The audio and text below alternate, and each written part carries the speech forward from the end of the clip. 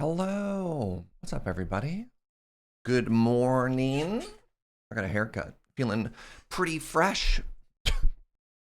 That's my intro today. We're back with more museum cozy time. I think it's going to be a fairly similar stream and a fairly similar vibe to yesterday, where we're going to do a little bit of a warm-up activity. In that we're going to spend, I don't know, a couple pickaxes durability, leveling some more of the site. And then we'll go back to the creative world. My plan today, by the way, I think it'll be close, but I think and feel fairly confidently that we can finish the facade today, which would be absolutely incredible. Like, just can you imagine? That's so much work. Oh, subs, of course. Good morning. Nevermore, thank you so much for 37 months. That's a long time. Glad to have you on while I drown in paperwork. I got you, friend. Ashandara, thank you for the 28. Hello. And Ben Smith, thank you for the quarter year. How's everybody doing so far today? You having a good one?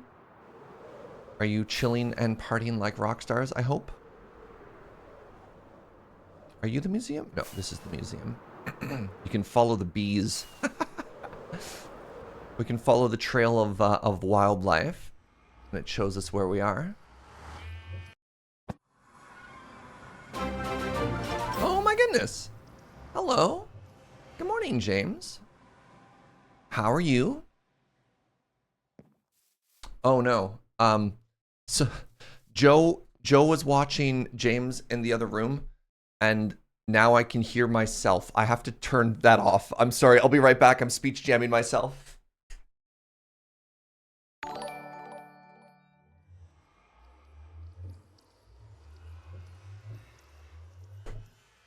Joe hopped in the shower and left the stream on. Hi! Good morning! What's up, everybody? How you doing? Oh my goodness. Subs. Captain Spam, thank you for the sh55. Alma, thank you for the sh56. Doesn't quite work. And Zag, oh my god, 60 months. These numbers are huge, friends. It's very humbling and very, very flattering. Oh my goodness. That folks have hung out for that long. That's a very long time. Yalk with the 5 bomb. Goodness. Good morning, friend. Omnilord with the 14. What is happening? James, I need you to raid me more often. Apparently, James comes bringing not only viewers, but a wave of generosity. Hi. Hi, everybody. Good morning. So today I'm hoping, I know I realize I'm also digging a hole. This should be familiar to the pit crew. Today I'm hoping to actually finish the facade for the museum that we're designing. I mean, if you've been watching James and I and or 9 o'clock, that should all sound fairly familiar. We're very close. We're very, very close. It's going to be a little bit challenging today. We're going to have to make, you know, a lot of interesting and creative art choices. But we might just be there. And to show people the scale, because it's hard to translate from a creative world to a survival world, just how large, even the smaller, even the reduced size, that's what these red, that's what these red poles are. Is though that's the width of this stupid museum. Why is it so big? Ugh, everything's fine. I wanted a project that was gonna keep me busy for a while, so here we are. Some of that gift you got was your 1 year. Congrats on the butterbean spleen. We've got a lot to store. I guess we do. I mean, that is not wrong, certainly. We are going to be storing one of every item in Minecraft. It's funny, because it condenses to like 60 shulkers, which, I mean, like this area is more than 60, but I digress. Yeah. We'll make it so pretty. Go follow James. James_LRR, most famously known for stealing my falling in hole bits.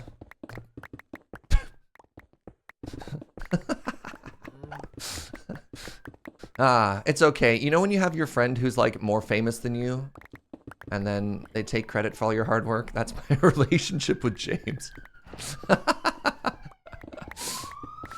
Good morning, Bellardo. James, noted thief. It's true. It's true. Oh, hello. Okay, you go that way. That's fine. You're happy to be the least famous? That's fair. You expected me to say Adam there. Adam can do nothing wrong. Nah. Nah. All Adam does is motivate me to work out more. I've been really good since I came back from Europe. I've been working out regularly. Today my plan is, because today's a workout day, 2 sets. So far I've only been doing 1 set of my workout. I'm going to try and push it to 2 sets. Channel Adam. Yo, McArg, thank you so much for 501 biddies. I really appreciate that. How many days have we survived on this world? I have no idea. The server's been running since 1.19. I don't know if we're at 1,000 hours or not. Maybe. Hey, what's up, Dappy Gosling? Thank you so much for 34 months. Again, thank you, everybody. It has been, I've been live for like 10 minutes, and there's just been kind of non-stop generosity so far. Oh yeah, this is also not hardcore. I mean, I've technically still survived it. You know? I'm still here. That's got to be worth something, right?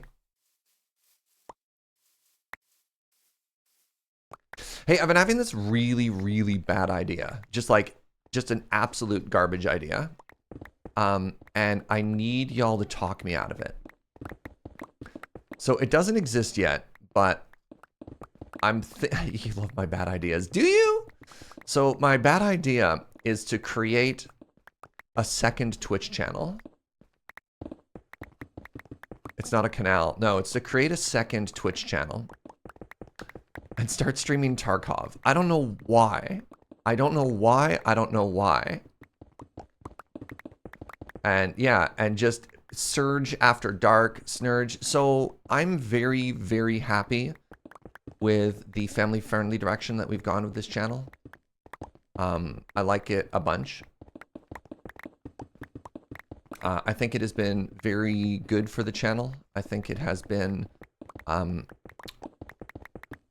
like a good business and a good brand decision. Do you know what I mean? And I don't, because it's hard, because like you're either family friendly or you aren't. It's kind of hard. You either is or you ain't, you know? And once you stop doing that, it's kind of hard to get that trust back. You know what I mean? But there are a bunch of games that are very fun and very good that are just not a good fit. I mean, not safe for work, because it's still the same. It's just like, it's more like normal Twitch. I don't know. Wouldn't it be the same as modifying the header line? Not quite. No. Like I'd have to broadcast to a whole different channel, right? Because you'd want. The problem with doing it on the same channel is it's the same thing as like one of your social media channels. You know, if like I'm trying to name one. If like YouTube, there we go, suddenly made you opt out of a new feature, you'd be like, that sucks. I liked it how it was. As opposed to if you make something new and it's opt-in, people can kind of choose to go to it. But yeah, I could use, hilariously with OBS, it wouldn't be that much work. I would just have to create a second channel, which would be very funny. Kind of does make sense to a degree. Yeah. And I don't think I'd change my schedule at all. I would just work more.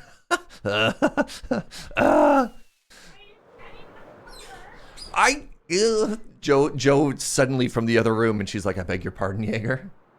No. It'd just be new stuff. It'd be only if I care, right? Like if I'm excited to do a thing, I would just do that thing, right? It'd be like, oh, hey, it's nighttime, and I want to for whatever reason, continue making content, we would do that. Because it's not like I don't do bonus streams in the evening anyways. It's tough. Problem with that, I don't know. Obviously, there are pros and there are cons. There are pros and there are cons.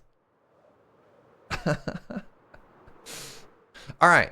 Yeah. I'd have to see which Twitch channels are available. The only concern would be burnout.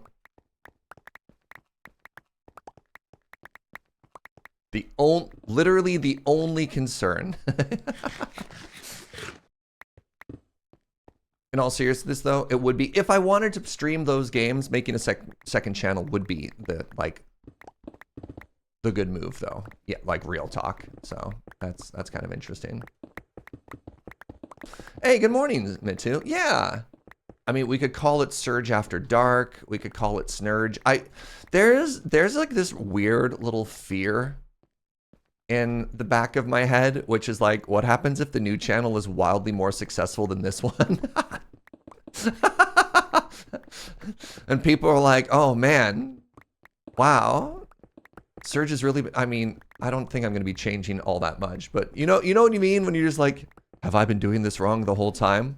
And for a long time, I actually thought that having two channels was against Twitch TOS. I don't know why I thought that. Or at the very least, having two partnered channels, provided like people care enough about the second channel that I can hit that milestone as well, was against TOS. And then Co-Carnage just straight up has two huge partnered channels that are both making bank. And I'm like, oh, I don't know where I got that idea from.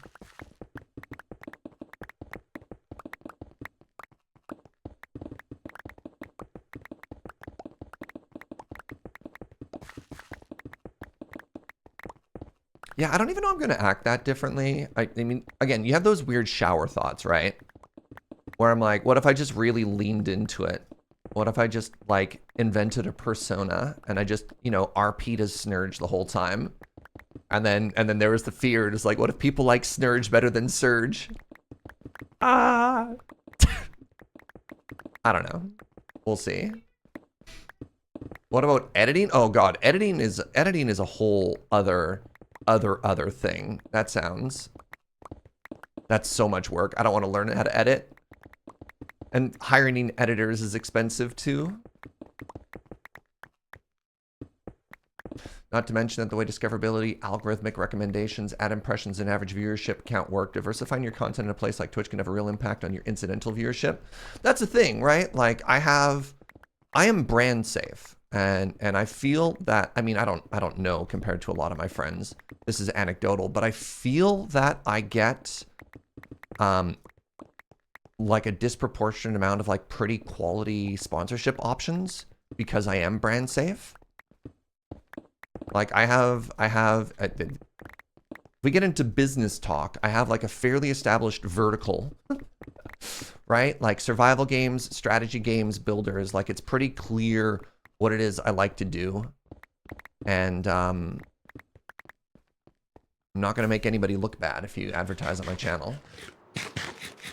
Less editing, trimming down dead time. Even if you cut out dead time, that's still editing, Omdrastrix. Like, editing is not necessarily just an artistic choice. Just the amount of time that goes into editing is hours and hours and hours of work. Even if you just want to go through and trim stuff. Like, there's a reason Lure has multiple people in an entire software thing. Like, have you heard sort of like what goes into Heather's job and Axe Hand and everything like that? And that's just I say just to trim ad breaks and cut around like certain scenes. Yeah, like it's yeah. Just cutting out dead time is still a tremendous amount of work. But yeah, I could do a variety week. I mean, again, the problem isn't variety, because I do a lot of variety on this channel. The problem is some games are family friendly and some games are not. And I just don't play games that aren't family friendly on this channel, right? What is my goal? I don't know. Switch it up. My goal is, ever since I came back from Europe, I wanted to take a little bit of I wanted to channel a little bit of the chaos gremlin energy of Olivia and Nadine. And I don't know, just switch things up, try and keep it fresh, he says, as he continues working on the same museum month after month. You know what I mean? I don't know. Just be like, just play around. See what happens.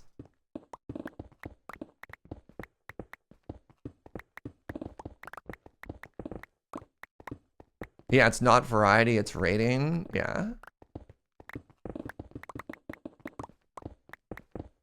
I don't know. There's some things that I still like. I don't think I'd stream Baldur's Gate.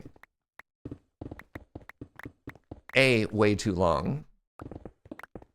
B, nudity would make me blush way too hard. Way too hard on camera. I'm just like, nope. No thanks. I think I'll just go die. Okay, bye.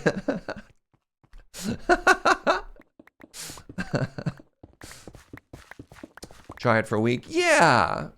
I just hope all the good... Don't go snatching up all the good channel names either, by the way. Don't go register twitch.tv/Surge After Dark or whatever. Don't do it. What's an example of a game you would stream a Kant Tarkov? Possibly also Project Zomboid. I really want to play that with Ben, but like definitely not family friendly. I mean, I could play that with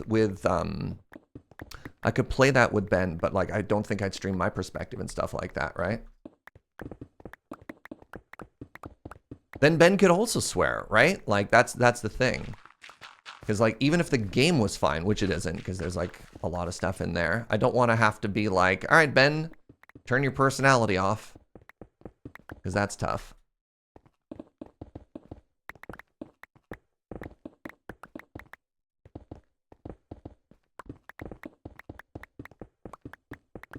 Snurge Jaeger _TTV. Well, the people who have TTV in their names have the Twitch channel. There can't be TTV, because TTV stands for twitch.tv. Do people put TTV in their name? Has it come full circle now? Oh, I've fallen. See? I've been doing the falling bit well before James. I listened to an interview with the Flesh and Blood content creators. Floating, you also have the pro movie jobs, and they say the ratio of produced content to edited content is 90 minutes for each screen minute. Yep. Yeah. I mean, that's not uncommon. A lot of stuff too. Like if you look at the amount of footage we shot for Road Quest versus the actual amount of like length of each day, same sort of thing. Oh god, the channel twitch.tv/TTV would be very funny.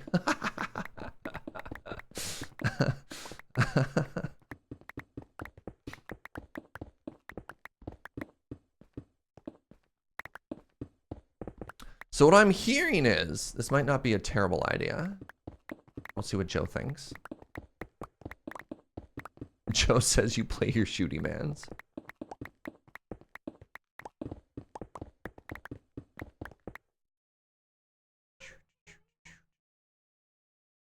I'm just gonna, for big like sporting events, I'm just gonna time that out really quickly. Please, no spoilerinos. Somebody might be excited to watch that game and won't want to have the score spoiled. So I'm just gonna time out that message real quick. Oh my god. Twitch.tv/darkroast. That'd be very funny. Don't burn myself out. Yeah, well, I mean, another thing that's going to happen. I don't actually know how much time I'm going to have, but like, I am going to be in Alberta for the majority of the fall and winter, right?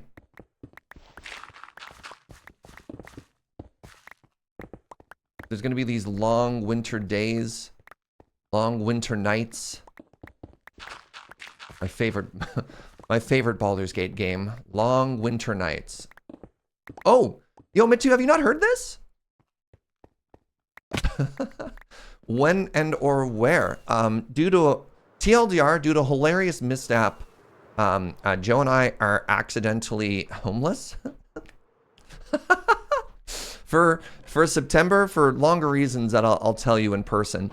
And so we reached out to our family, and they're going to be putting us up for September, possibly until as long as December. Yeah.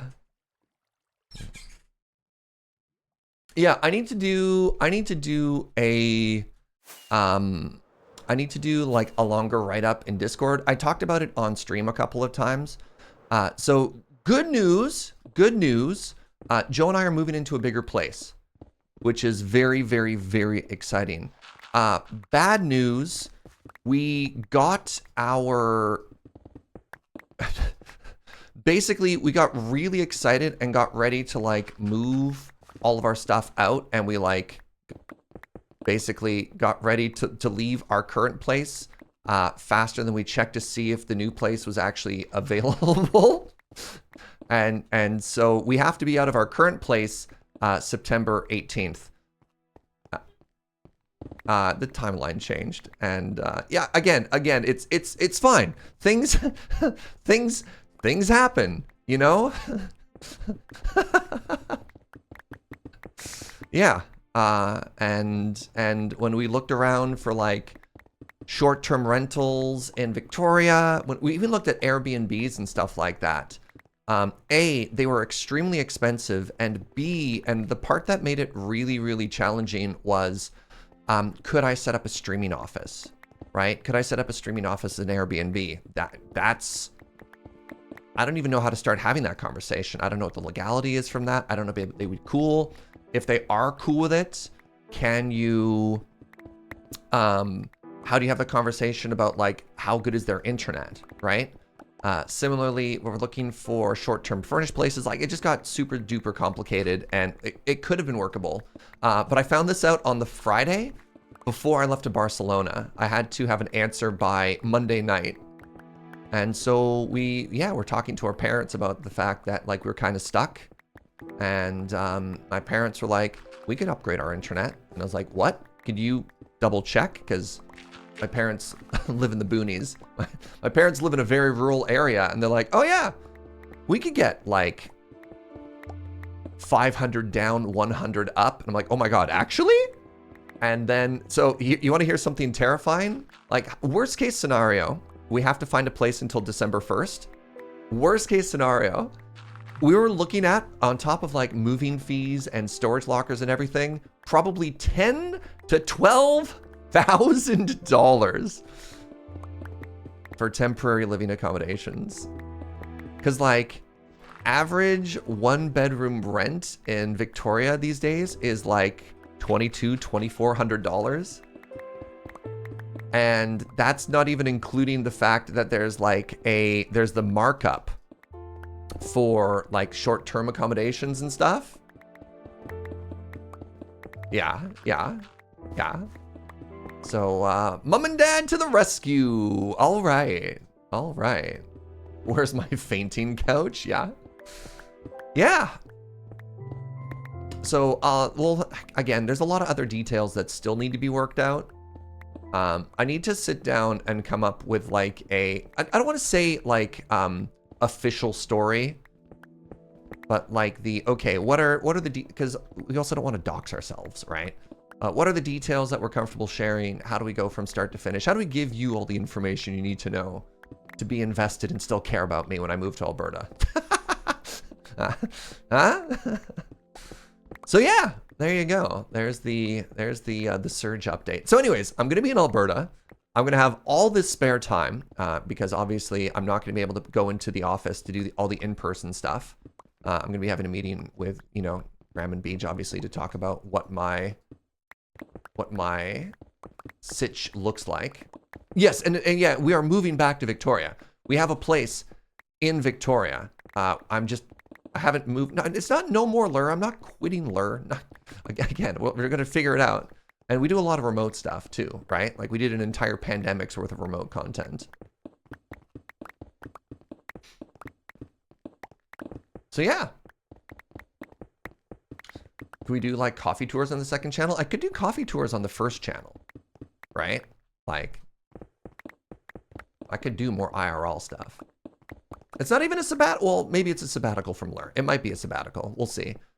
I do plan, especially for like the pre-releases, however many, could there be some? Like, there's nothing confirmed or announced, but if there were theoretically winter pre-releases, I would fly back for those, right? Like there are some things that are big enough deal that, you know, like that's a big part of my contract.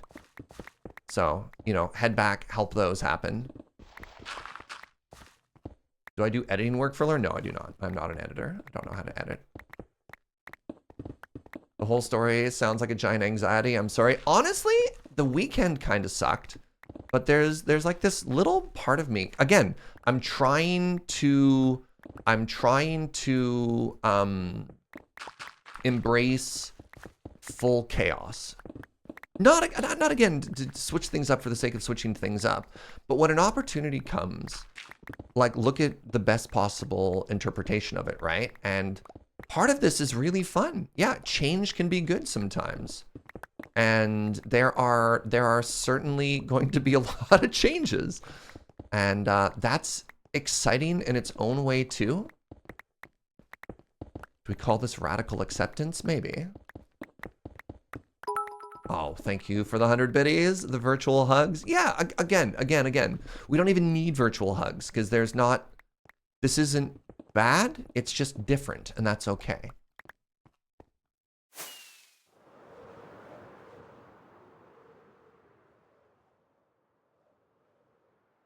So, I don't know, maybe suddenly I'm hanging out with Ailey all the time.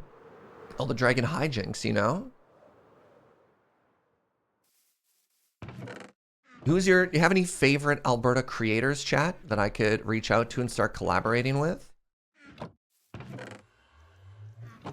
Do you know any IRL streamers that love to hang out in the mountains? Thought I said alien for a second. Close. I'm not sad to get to see you more than once a year, right? Right? Follows somebody called Canadian Kells, but they're in Saskatchewan. That's still pretty far. Oh, hello, Enderman. Continue that Barcelona energy. Thank you, right? Does my brother Jim live near Alberta? Well, he lives closer to Alberta than he does BC. But the prairies are still really far. I don't know, maybe I drive out to... Are the spike feeders in Manitoba or Saskatchewan? My West Coast bias is showing, where I'm like, I don't know, those prairie boys, they're all the same.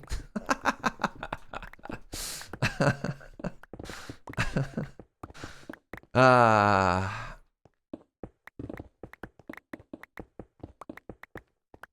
long would it take? Will I get a cowboy hat? So, weird little thing about, I think everybody in Calgary, somewhere in their closet has a pair, it could be old, has a pair of cowboy boots and a cowboy hat. They might not even know where it came from. They'll be like, what is this? I don't wear these. But the Stampede kind of just has that effect on everybody, even if you're not a cowboy. Everyone pretends to be one for about a week every year.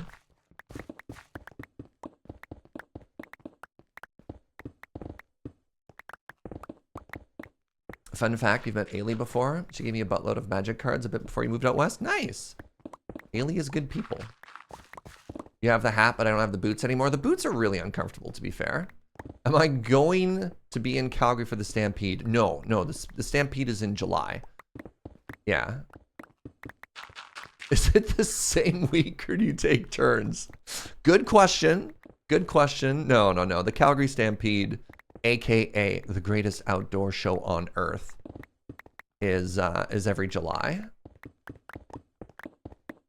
Cowboy hats are practical wear. I'm in the Seattle area and they're amazing for the rain. I mean, there's a reason they're as the word I want to use is ubiquitous. That's maybe not as long lasting, right? Like, yeah. They keep the sun off your head. They keep the rain off your head.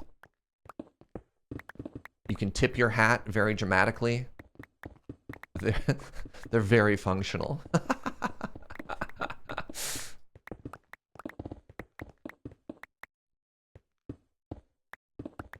I don't know why I keep refilling those holes, but here we are. Your glasses don't get wet in the rain? There you go. You suddenly start speaking with a drawl.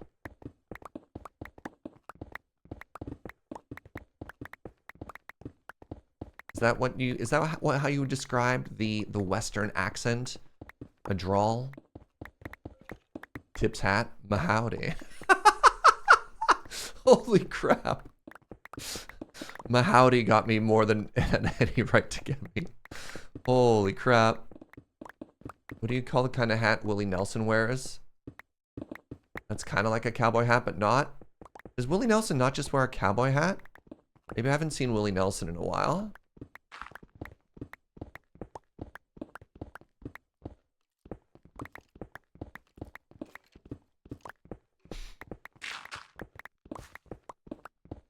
I don't know if I can name a Willie Nelson song.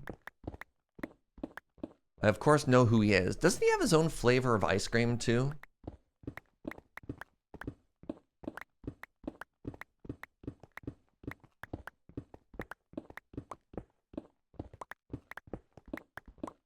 On the road again.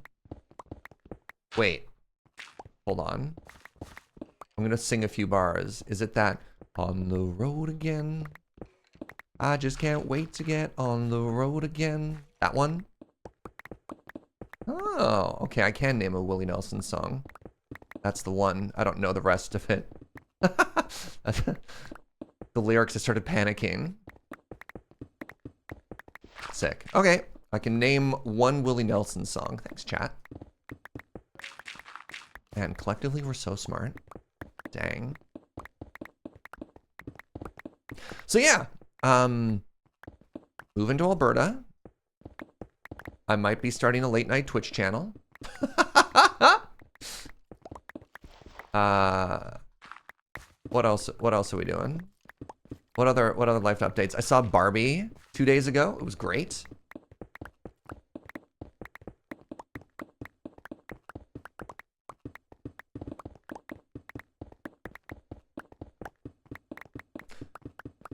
Will you stream as Surge or as Surge? Surge. Snurge. I don't know if I want to do a character. I don't know. Again, I was thinking about that in the shower. Just like, what if I do a bit where I am Snurge? And then what if people like that better than me? And then I'm just really sad all the time. No double feature. No, we went into a matinee. It was actually great. So we went into the movie theater at 4:30. I guess it's kind of late for matinee.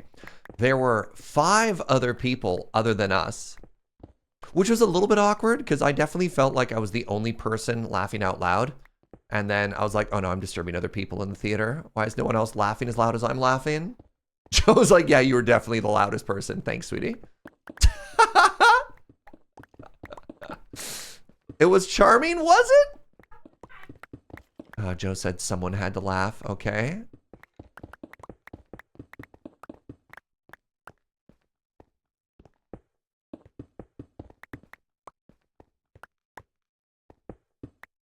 Streaming as a character or in a bit seems extra exhausting. Maybe. It depends. Sometimes it can work, but yeah. Ooh. What if I start a new branch office for Lur and Alberta? Somebody said Alberta. Alberturl. No, none of these work. What's up, Vale? Lur Central. So, like, we technically already have an Eastern office. Oh, Lurberta works pretty good. Lurberta, there we go. Don't Lur people usually escape Alberta? No comment. No comment.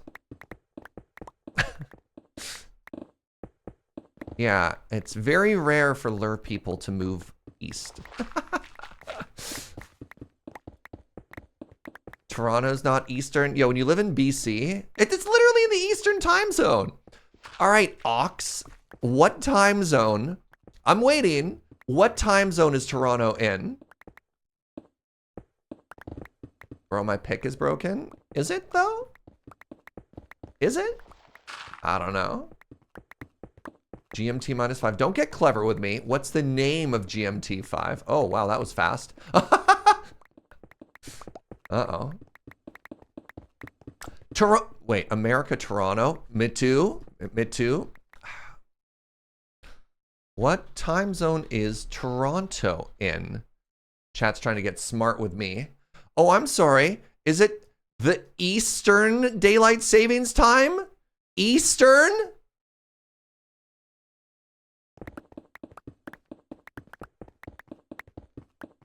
That's what I thought.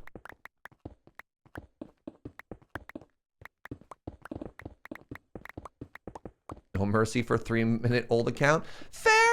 I would have given them one more strike, Raven, but fair. Like, you're probably correct.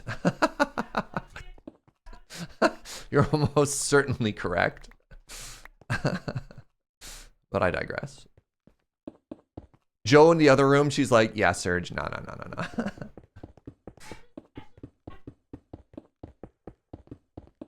Is Ontario in the east? It's east of me. Oh, am I full? I'm full. East Coast is Atlantic.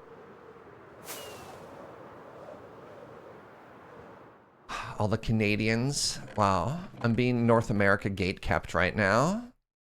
Oh yeah, Serge, you think it's east? Name 5 things west of it. Go.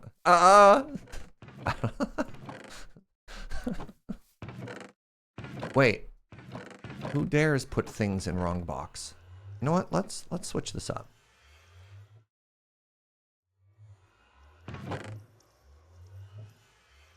There. That's worth my time. You're chilling in New Brunswick and still don't care about Surge referring to Ontario as out east? Nice, Master Gunner. Thank you.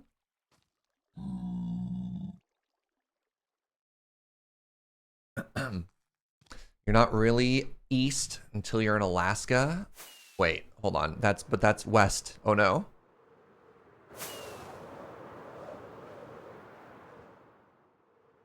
Just looked at a map. Weirdly, I live in the States are further north than Toronto. Well, Toronto kind of because of the Great Lakes. There are 2 places in Canada that dip below the. Oh no. What is the name of the swingy thing that is the majority of the border between Canada and the States?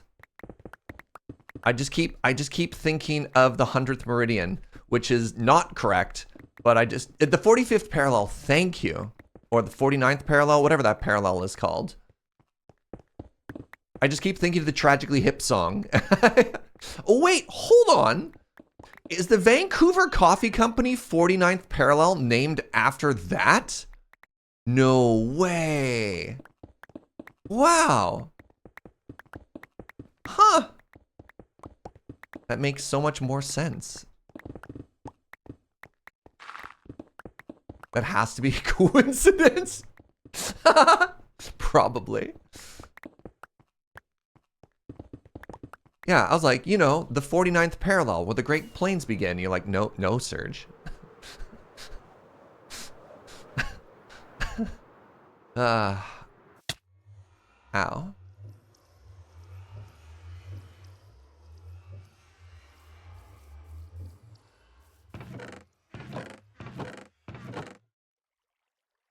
All right. Once again, we dig until our pick is almost dead. Then we repair. And then we design. Oh, I should be taking photos. Boop. Remember that you have to fly east for 4 hours to get to Toronto from Victoria. Exactly. Hello? Why am I in a hole?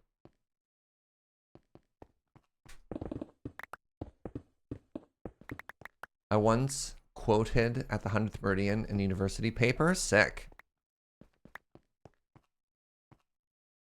I hope your prof was like, and bonus points for a hip reference. Check mark.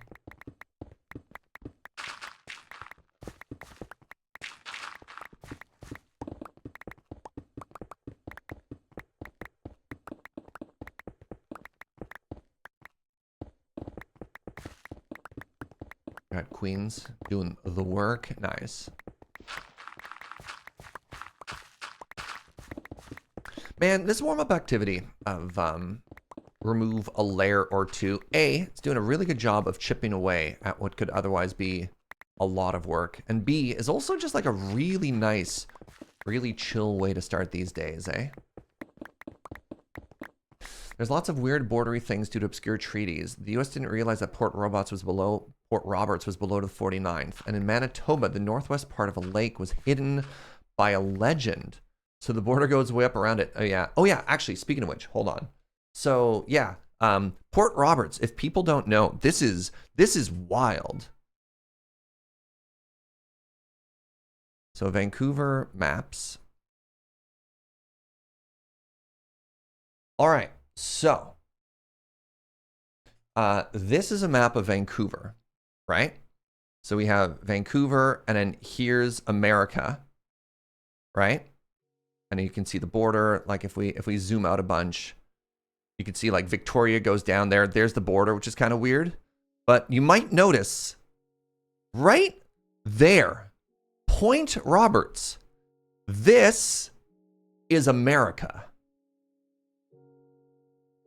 And especially during the pandemic really, really, really wrecked this, because this was a border crossing and that border was closed.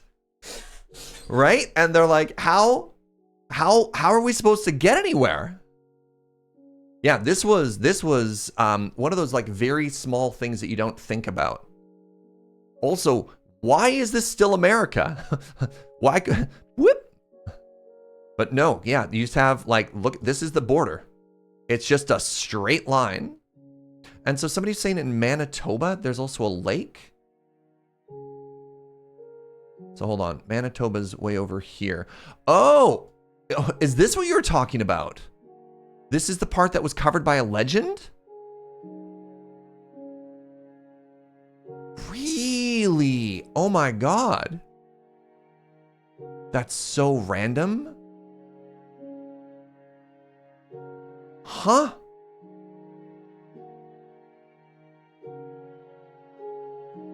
Wild.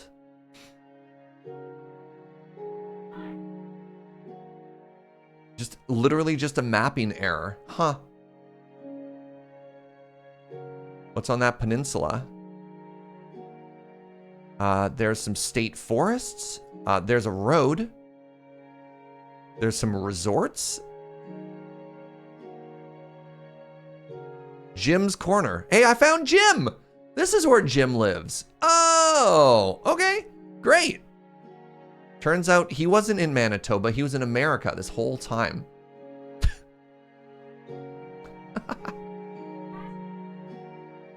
Do you know Jim from Canada? He was actually hiding in America this whole time. Ooh, they have a post office. Okay, so there's must be a little town here. Post office, fire department. They have an elementary school? Oh. Neat. Anyways.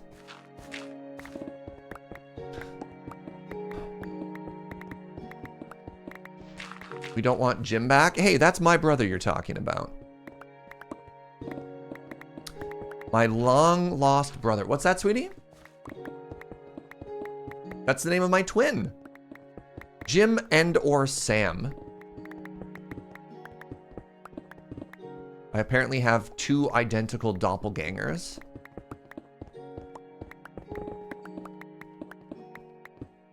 The border wasn't really an issue for all those towns until 2008 or so. Prior to when you didn't need a passport to drive across. Yeah, and I mean also like the big time, of course, was the pandemic. When it was just closed, just like hard closed. Jim and his good brother Midge. My Midge? Jim and or Sam sounds like the Kirk brothers from Star Trek.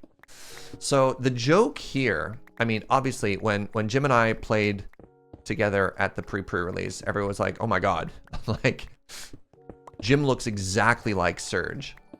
But down at Minneapolis, there's a big magic event. People kept coming up to Jim and being like, oh my God, Sam from Ristic Studies, I love your videos. And Jim's like, what? So people thought that Jim and I looked identical. And apparently people can't tell Sam from Ristic Studies and Jim apart either. And we're just like clean shaven white dudes with glasses, apparently. Hey, Mungo! Yo, thank you so much for 10 months, friend. I really appreciate that.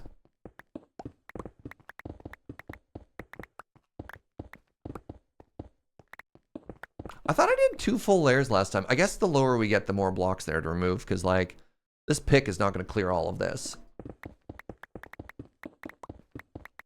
Where's that place where it's the US on one side of the road and Canada on the other, and it's an international crime to walk across? There's a lot of places like that, Thromborax. South of Vancouver. I remember at one point there was an accident on the highway, and I was trying to get to like an alternate route to get to the ferry, and I was in like rural farm country, and there were 2 like farm roads running in parallel with a ditch in between, and that ditch was the American border. Like it's, yeah.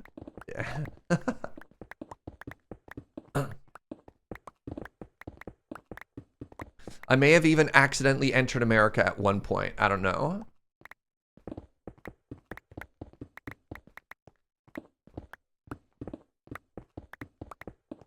We need to do a Jim Sam Surge Friday night paper fight at some point. We had joked about maybe going and hanging out with Prof on Shuffle Up and Play, where we do a bit where we'd all like introduce ourselves as each other.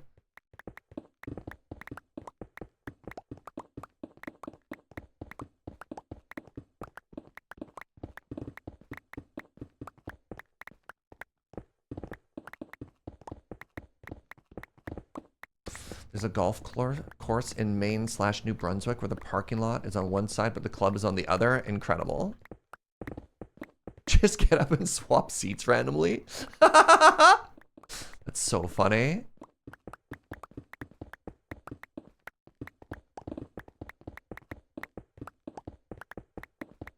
Yeah, maybe I reach out to Jim.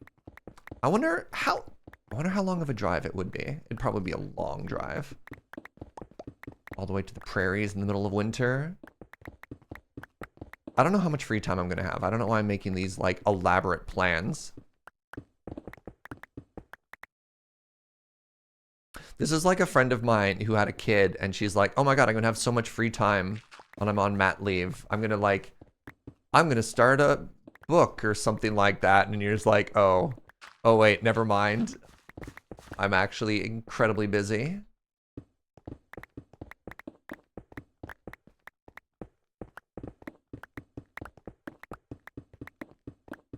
Lol, parenting and having time. Sometimes people, I don't know. When I lived in New Mexico, I had friends who accidentally crossed into Mexico because they got lost trying to find a skating rink. There's no border control. They used their skates to show the US Border Patrol the truth. Okay. Sorry. Incredible. Actually incredible.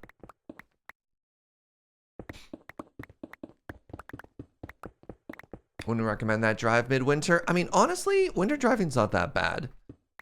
Like, if it hasn't snowed for a day and the snow plows get out, like, it's fine.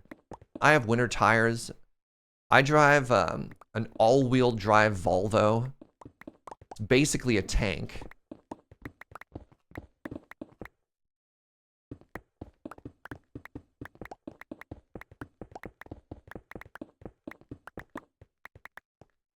The worst part about winter driving is the other drivers? Sure. What's that? Oh my God. Ah, special delivery. Hi, love. I mean, once again, I just wanted to do 1 pick's worth of durability, and she's gone. But I'll finish this layer.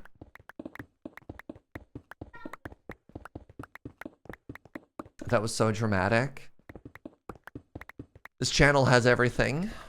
Drama, romance, political intrigue.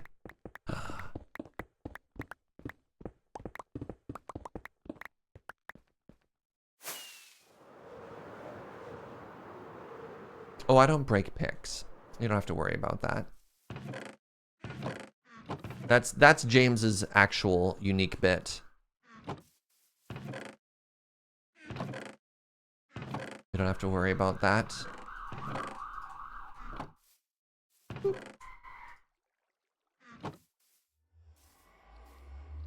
You know what I'm not gonna miss? I'm not gonna miss all these siren noises, that's for sure. Ooh, I'm gonna have to buy more rockets from Joe. How's your fireworks stock looking, sweetie? We have to go buy more.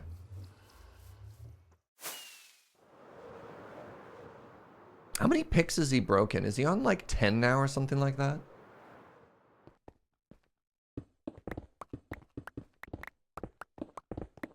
Poor guy.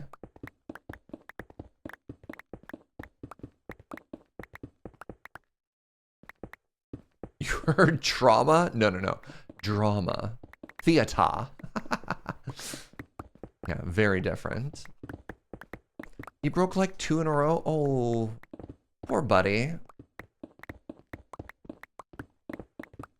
In like one chunk too? Devastating.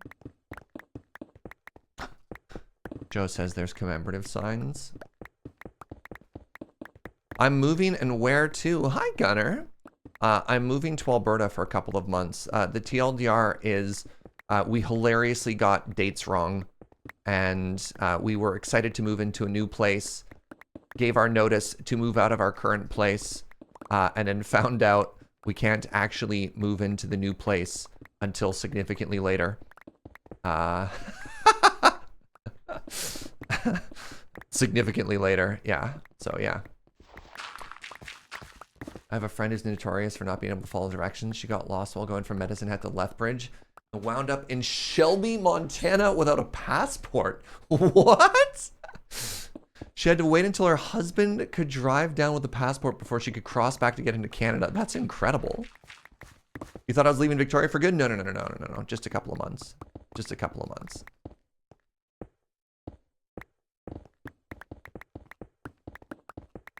God, can you imagine me having to tell all of my favorite cafes that we were moving?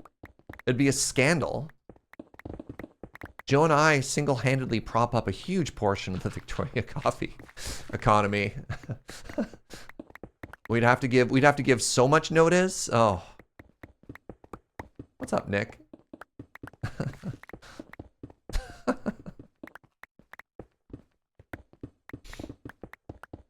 Speaking of which, man, we had some time to kill downtown. So we finished 9 o'clock. Oh, this is a little bit stressful. So I got these like new, very cute shorts. I'll stand up and model them for a second.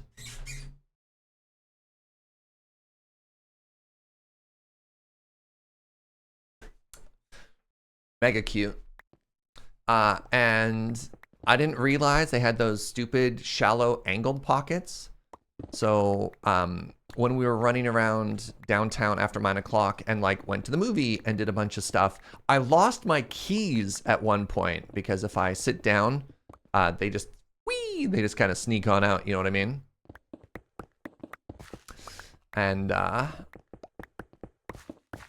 yeah. So anyways, yesterday, maybe it was Monday that we went and saw the movie. I digress. Anyways, yesterday, during the heat wave, we had to like run back downtown and run some errands and get the keys back. But it gave us an opportunity to go and try some of the absolutely delicious iced beverage offerings that all the cafes are hitting up right now. So I got to have an espresso tonic, and Joe the genius ordered a iced matcha lemonade. That was mega refreshing. Mega refreshing. Yeah. Good morning, T-Plane. I did talk about it a little bit earlier. This is the problem with Twitch chat sometimes is, you know, not everybody is there. But we talked about sort of like the financial reasons as to why we're going back to Alberta with family instead. But the TLDR is we could not find short-term accommodations for less than like $10,000 or $12,000. And that doesn't solve the problem of, even for short-term accommodation, could I stream there? Could I work there? Right? Like, can I work out of a hotel room? Oh my god, look at this Giga Chad skeleton. If we could find a short-term rental, would they be cool with me making an office in their space? Could their internet handle the requirements for content creation and stuff like that? And so when our parents offered us their place and told us that they would upgrade the internet to accommodate streaming, we're like, well, that's just kind of a no-brainer. Is at least storage cheap? Nope. No. No single part of this journey is cheap.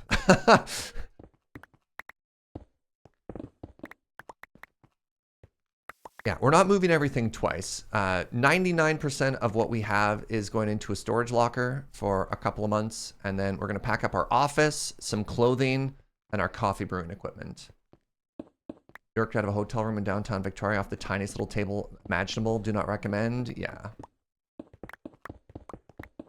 We'll be back in December. I'm not leaving Victoria forever, chat. All right. We're fine. We're fine. We're fine.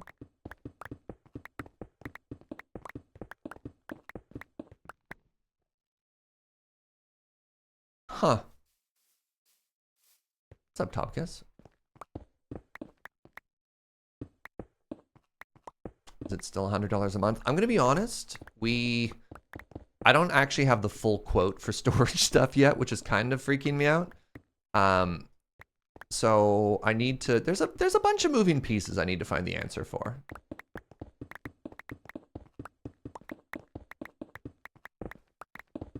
But that's a problem for future Surge. Today's Surge's problem is mining stone. Will the Bripe see constant use? I mean, I will be in Alberta. Bripe country, they call it. Moving pieces. I'm glad you appreciated my joke there. That was totally deliberate. I'm not leaving Lur. No, no, no, no, no, no, no, no, no. No, no, no.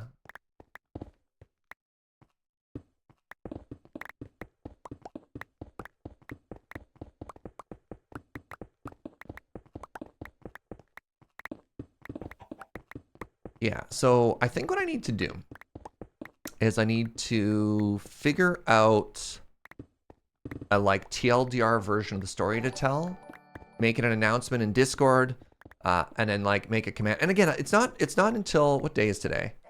There's literally more than a month until any of this happens. So I don't, yeah. We'll start talking about it more later. I'll make like a command, like exclamation moving FAQ. Hey, far too much sarcasm. Thank you so much for 54 months, friend. Really appreciate that. Hope you're having a great day.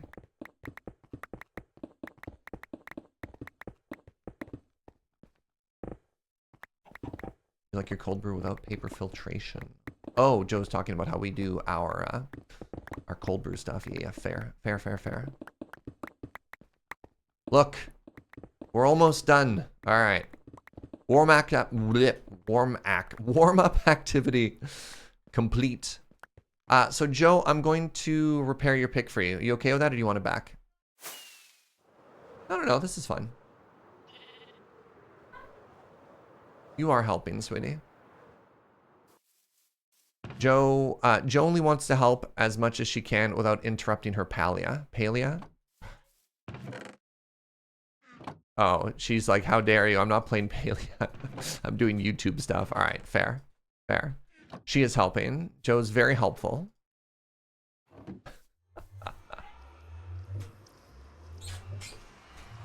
Oh my god, Joe is so addicted to Palia. I have never seen, I mean, she's never played an MMO before. But like routinely, I'll be like, it's very rare for me to go to bed before Joe. But I routinely have to be like, all right, Joe, it's 2 in the morning. It's bedtime, sweetie.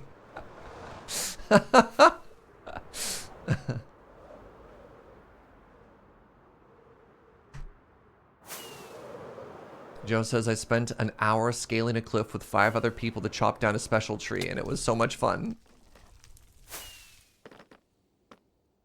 I'm like, Joe, it's bedtime. And she's like, I'm gaming. I'm like, all right, sorry.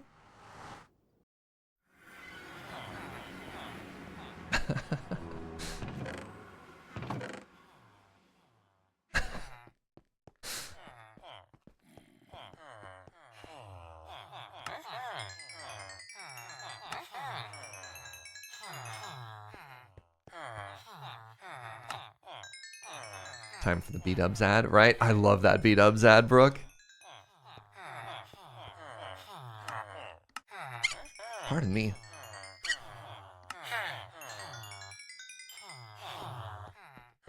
Oh, right. I was like, why is my pick taking so long? But it's repairing my, my elytra.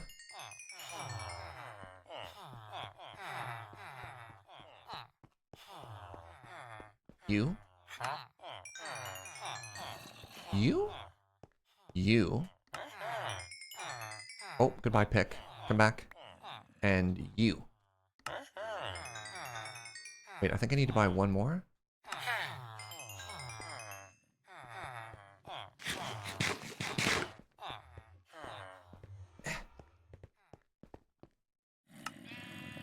Oh, that's so much glass. It's fine. Fine. Oh no. Are they all asleep? What's happening here? That's fine. That means I get 2 trades tomorrow.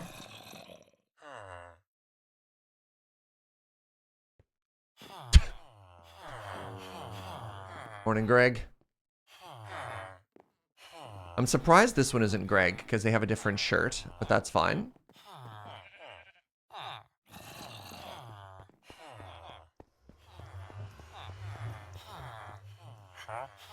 Now we play the waiting game.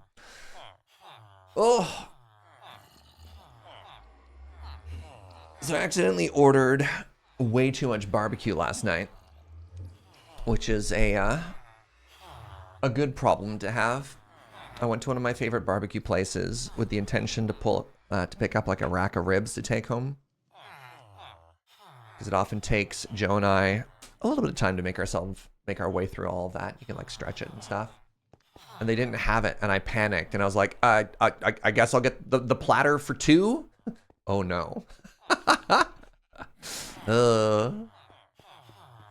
ended up getting one of those. You know how like every barbecue place has the mixed platter, which is just too much food, TM? That's what I wound up with instead. So we're eating like barbecue kings for the next little bit. Have I had a chance to think about the proposed villager changes in experimental? I mean, they're good. Villagers are so broken right now. I don't know how I feel about like the different biome stuff, but guaranteed trades is so much better than re-rolling. I'm sure they'll find us like a sweet spot that works for all, you know what I mean? All the barbecue places around me are order by weight. I have no idea how much meat 2 pounds of sausage is. I mean, that's very classic deli stuff too, right? You're like, hey, I want 400 grams of pastrami. You're like, I cannot visualize that. I also don't know why I picked pastrami.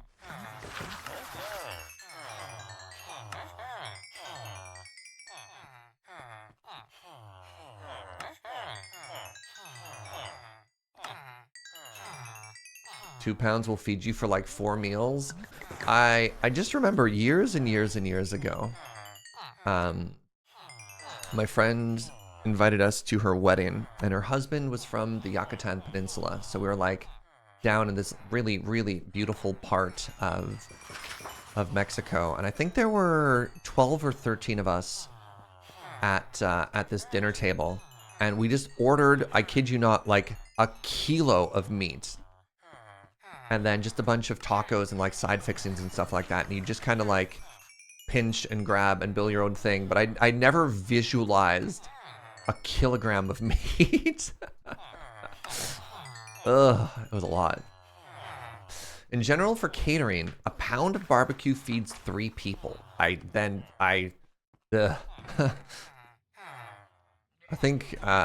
that math. I think they're being a little generous because I ordered the platter for 2, And I would argue that we have multiple pounds of meat with sides. Oh my god, they gave us like a pint. It's the only word I can think of. They gave us like a pint of coleslaw. And who needs that much coleslaw? The average human stomach can hold less than 2 pounds of food. Huh.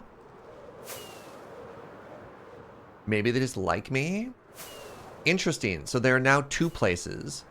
Like, you know, if you go for ice cream and you flirt a little, you get more ice cream. And apparently if you go for barbecue and you flirt a little, they give you an extra scoop of slaw. Okay, I see how it is.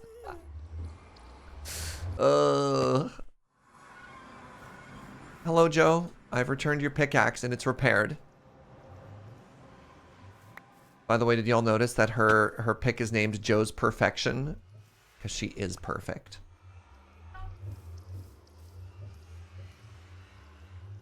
Bye. Bye. Bye.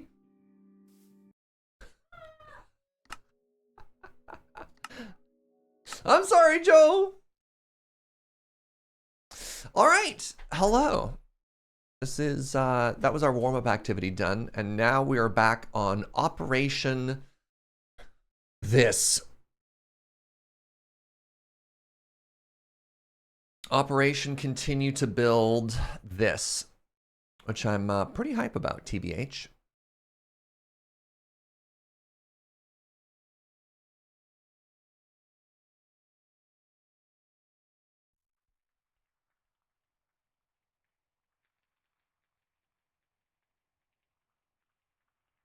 Hey, look, you built it. Nice. Well, we're getting there. We're getting there. We are, I think we're approaching the 40% mark. This is looking pretty cool. I think I actually want to start the day with a little bit copy pasta.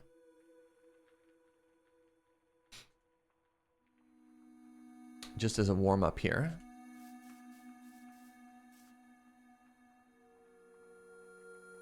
%. Do we have a Kanban? We don't, but I can guesstimate, you know? Did I say coffee pasta? No, but that would be delicious. No, I said copy pasta. All right, so we want from here. This is going to cause some issues. This is definitely going to cause some issues. No, I want to be from here. I want to be from here, and I want to copy to...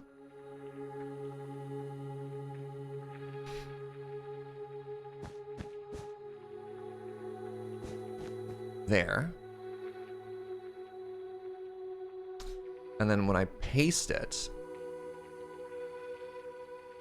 I want to be standing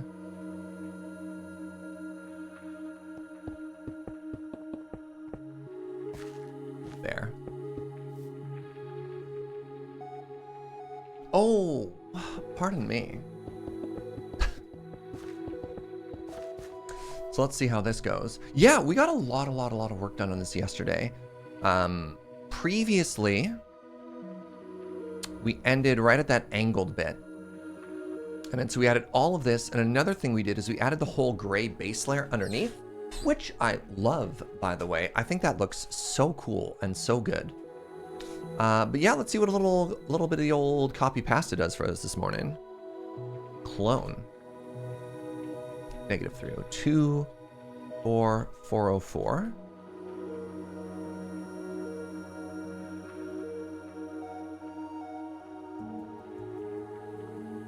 To -299. Let's go with 38, just to be careful. 417. Hey, Rainbow Wolf, thank you so much for 23 months, friend. That's almost 2 years. It's true. It's actually true. All right.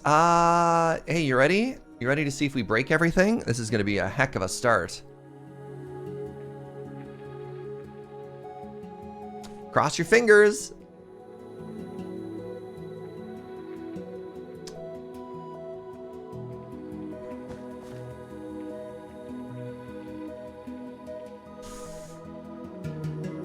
Oh, I can't copy paste it.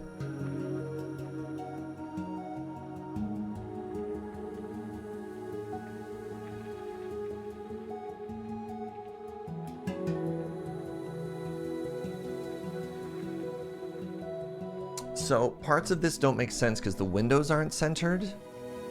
No, I think it does save me time. I am off by 1 though, which is extremely frustrating. I don't know if I can mirror it either.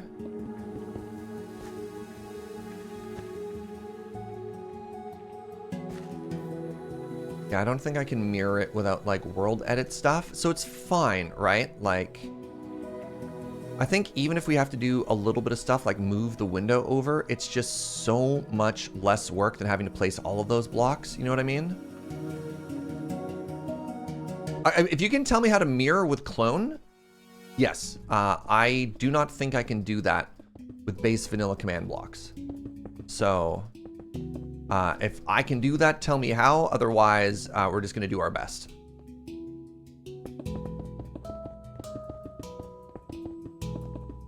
I am but a baby when it comes to Minecraft command prompts.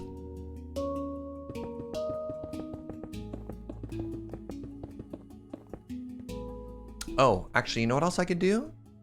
I could fill this with air, and that would save me a bunch of time. So...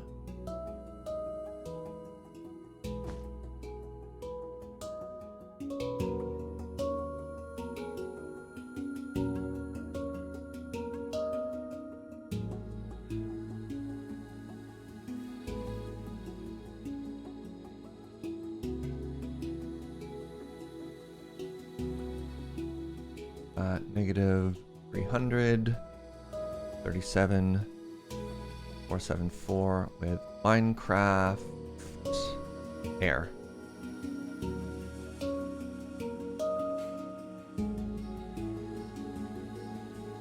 Should be able to copy most of it. The middle bits don't need to be mirrored, just the outer bits. Yes, but yeah, again, I don't know how to do that, so I'm not gonna worry about it.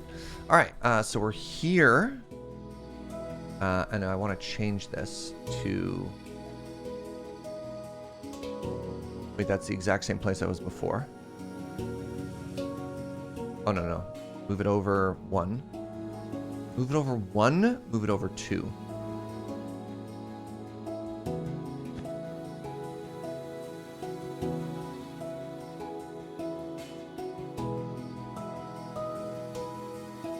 You know what? That's good enough. I think that saves me a ton of time. Because then, yeah. We have the those blocks in the corner there, right? And then so if I do this now.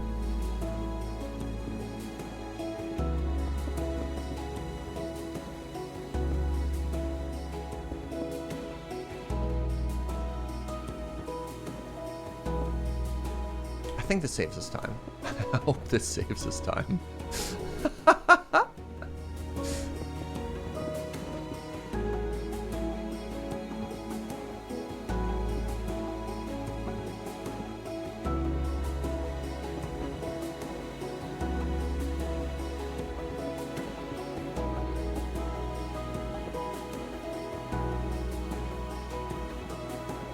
I don't know what this is.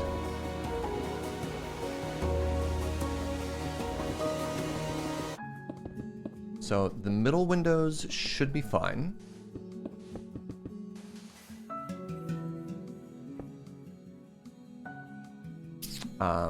Sorry, these windows should be fine, and I just need to flip this turnwise.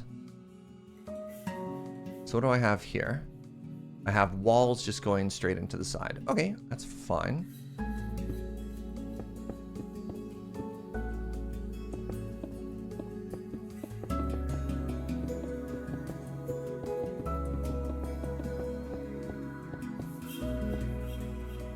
So I believe it was like this. 2, 3, 4, 5. 2, 3, and then you put a slab on top of it. 5. We had like this.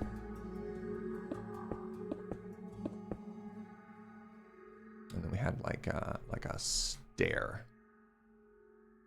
Something like this.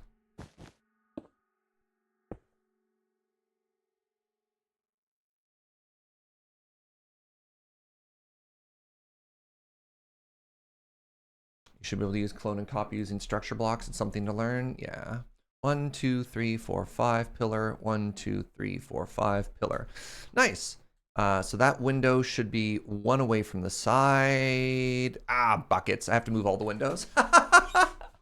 You know what? Again, it's not all that bad, right? It's not all that bad. It's technically fine. So it'd be like this.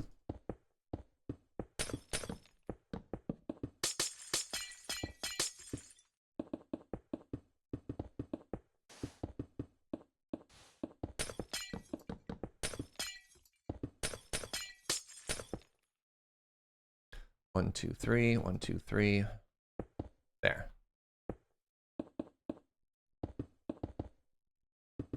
I still believe this is significantly faster than doing it all from scratch, right?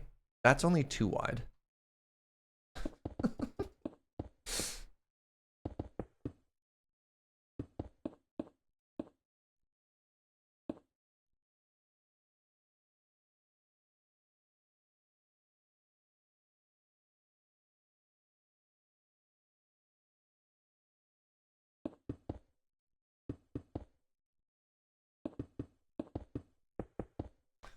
We'll just get this all done, and then we'll retexture once everything is kind of in place, you know?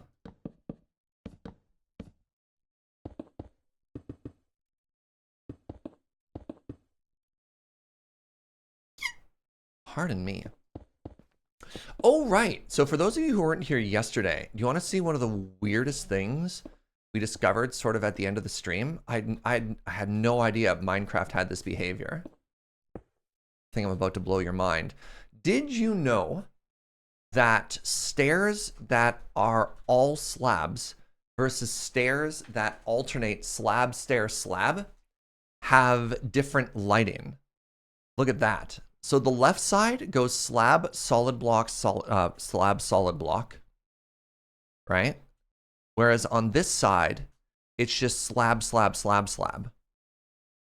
And when viewed from a distance, if you mix it in, you can actually add really interesting texture to your staircases by putting in solid blocks every now and then. So you see this like mixture of shade of like shadow and not shadow on the staircase that makes it like really interesting and really textured? You get that just by adding a solid block.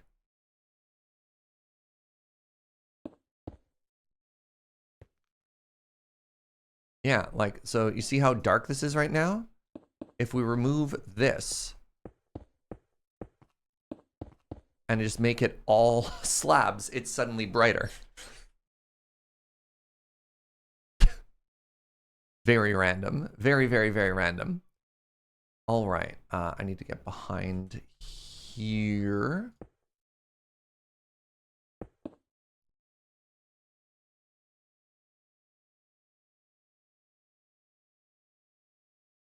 Does a double slab? Yes. Double slab is also just a block for the purposes of making the lighting. Yes. Correct.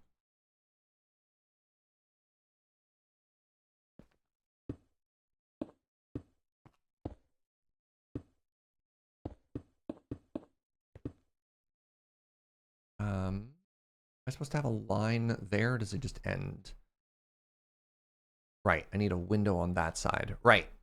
Yes. So window there. Anyways, I think it's 3 blocks over. 1, 2, 3. Okay. So now we need to move this over so that it's here.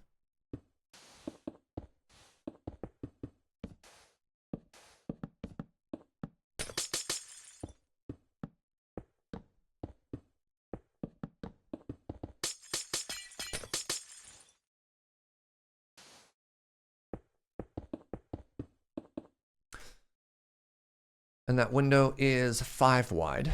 1, 2, 3, 4, 5.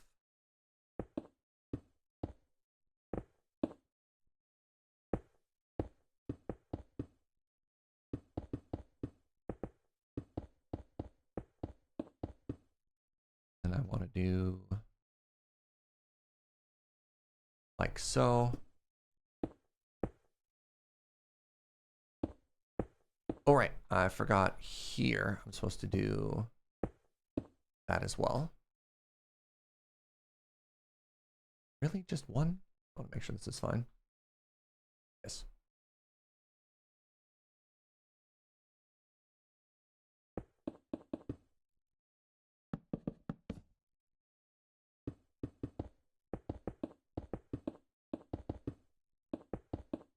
Is that right? No, that's absolutely not right. All right, good talk. I was like, why does this window feel so thick? And we found the reason.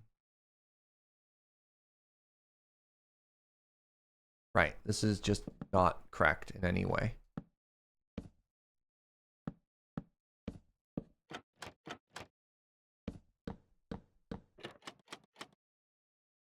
All right, so that's fine until, again, until we do like an actual proper texturing of everything. All right, again.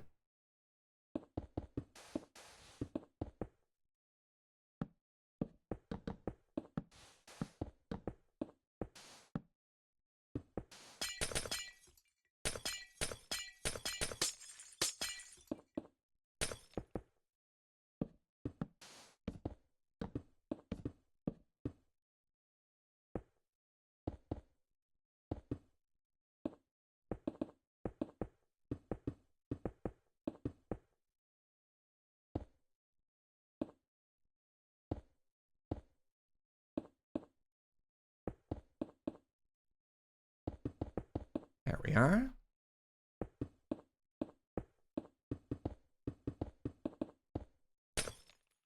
How many of you watch Building with B-Dubs, by the way? Because he recently did one of the coolest things I think I've ever seen in survival Minecraft for stained glass windows. And I'm just like, he's an evil genius. He has to be stopped. Like,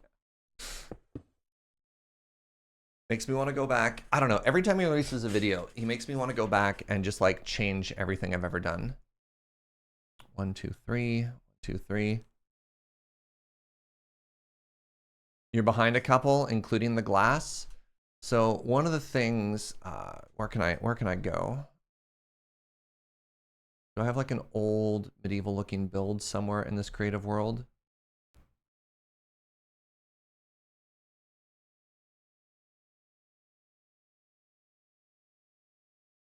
Not sure.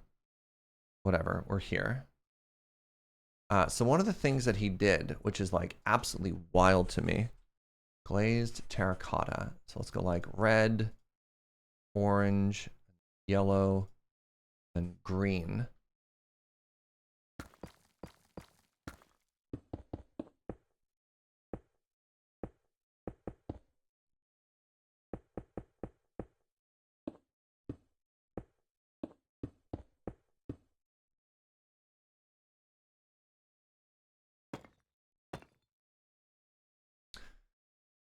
You look at that and you're like, oh, that's not good. And then hit it with this.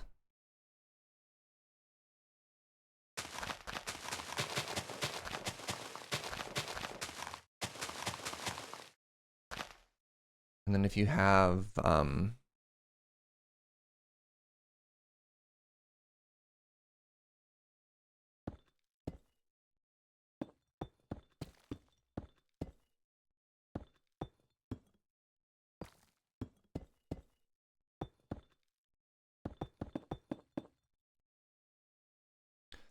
but anyways, when viewed from afar, you're just like, oh my God, that is like a stained glass window mosaic, right? Like if you're looking at an old school cathedral, right?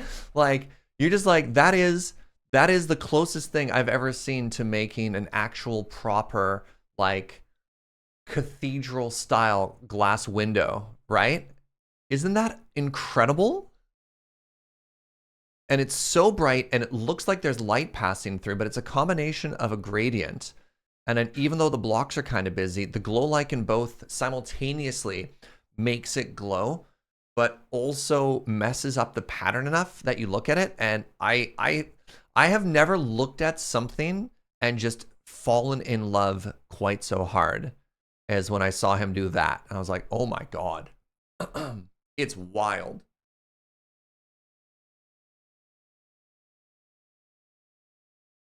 Just absolutely incredible.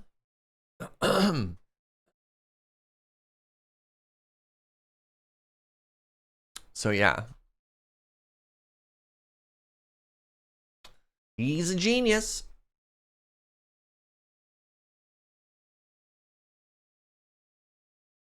All right, have I fixed this short of a little bit of texturing? I think I have. So let's get our build palette back.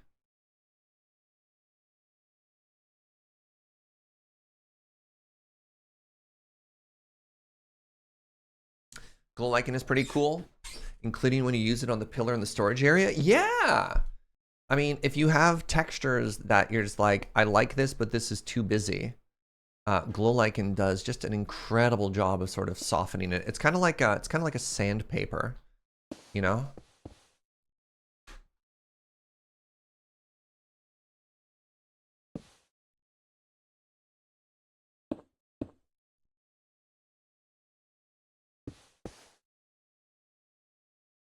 All right, that's pretty good there.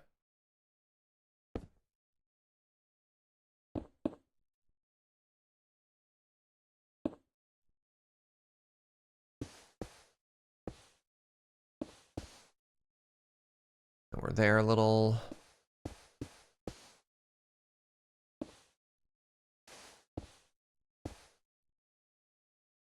That's just wrong.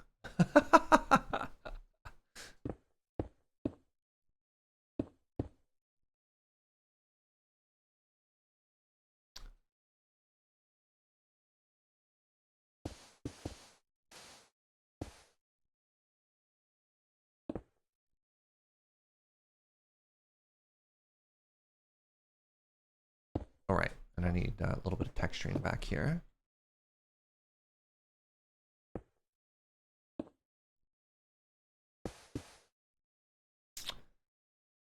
Yeah. All right, now, next thing. Move this window to this side. Too high. Wait, hold on. No. No, no, no, no, no, no, no, no. No, no, no, no, no, no, no.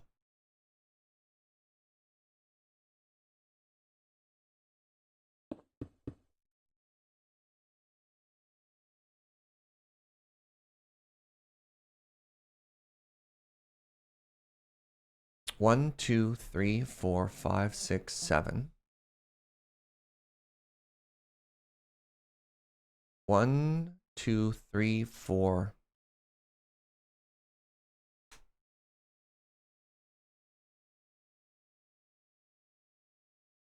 It's off by 1. Oh, man. No, no, no, no, no. Don't leave. Don't leave. Oh, buckets.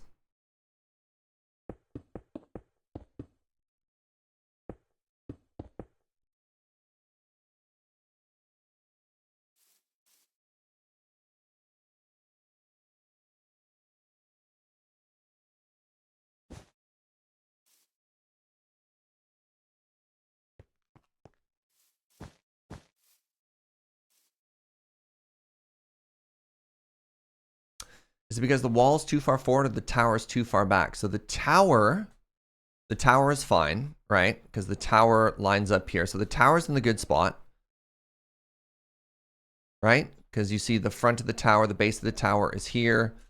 That all lines up. No, the wall is 1 too far forward. I don't know how. So the wall is supposed to be at 300.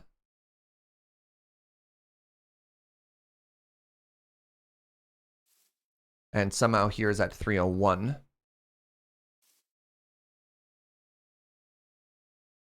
It's on brand. No, not today. All right, so I think we've learned what to do here. So we do this.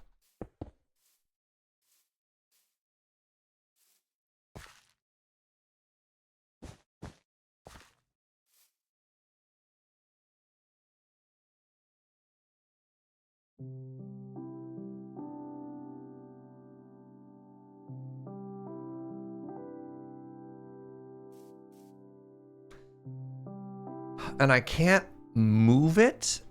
I actually have to pick the whole thing up, clear it, and then move it a second time, which is something we learned. What happens if I do this? I don't trust that.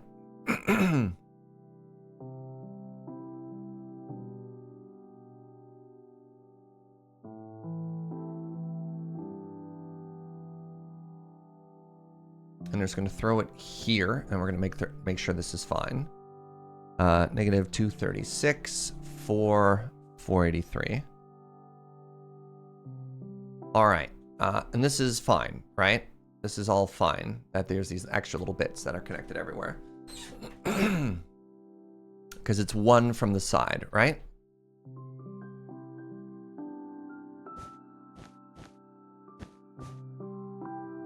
So that's actually perfect. And now what we do is, now that we have that, we come to here. And then we clear this. So we do fill negative 304, 4, thank you.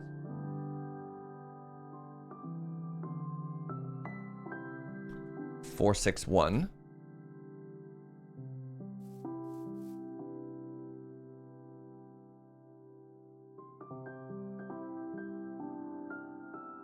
We're learning a little bit. Like, we're getting faster, we're getting better, we're getting smarter.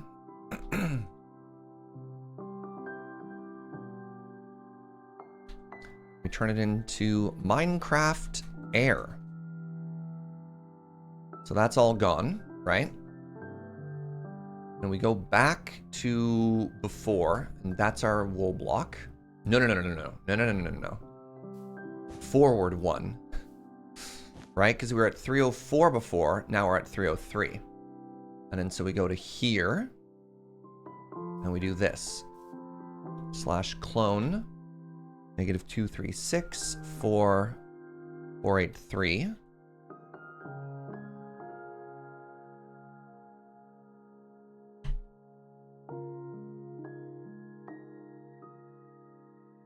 $232. Say 40 just to be safe. 496. All right, we see the dirt marks there, so we want it back 1. Negative 303, 4, 461.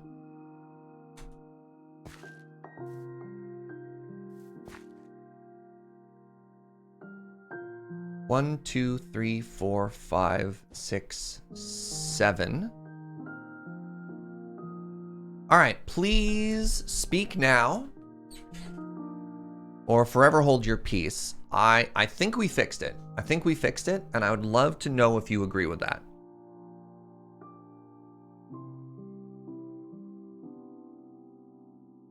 You'll continue to hold your peas? Good. I'd expect nothing less.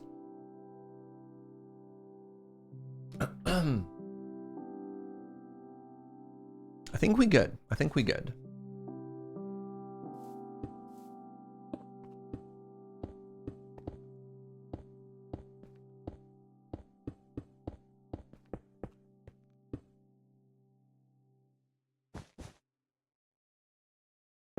Oh, that stressed me out to a level that I have hard time putting into word. That was excellent English there too, Serge. Good job, Serge.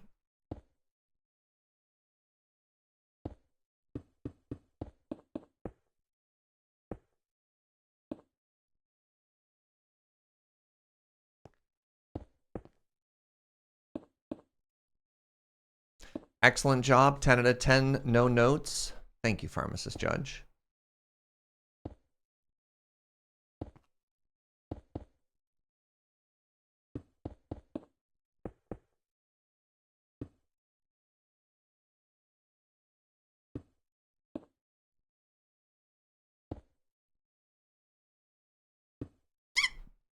Pardon me.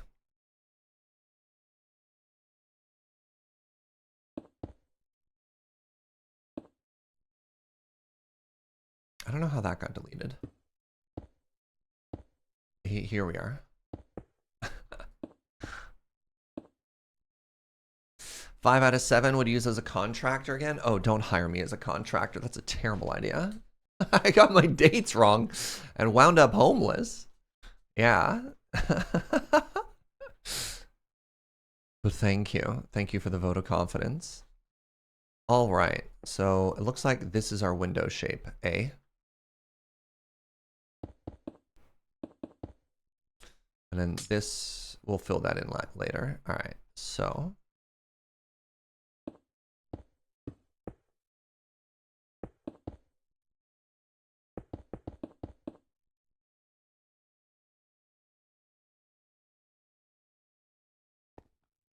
and all these dimensions look right to me.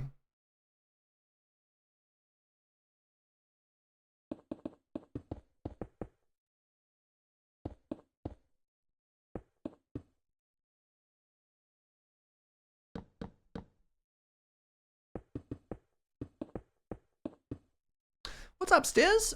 Good morning, friend.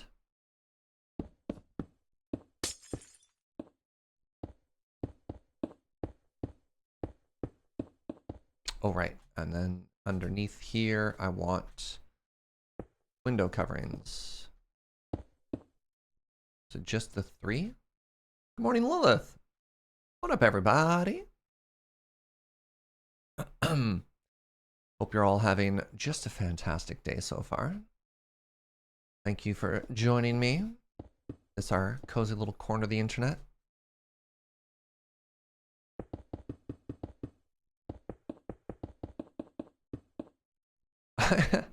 I like that in my mind. This was sort of like the easy warm-up activity. I was like, all right, before we have to get into the difficult creative process, let's just do the real simple thing of just copy-pasting everything that needs to be moved over. Because, yeah, that'll be easy.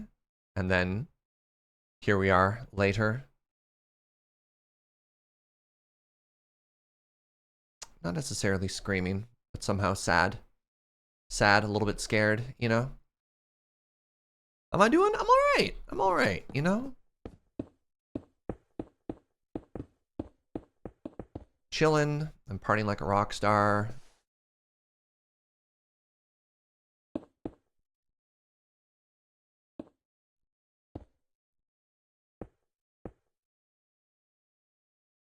Right.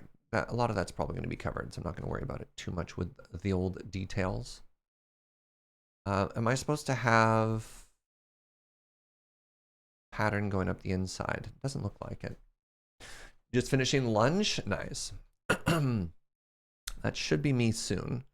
Do I have one final window? I do. This is only a 4x3. And it's this tall.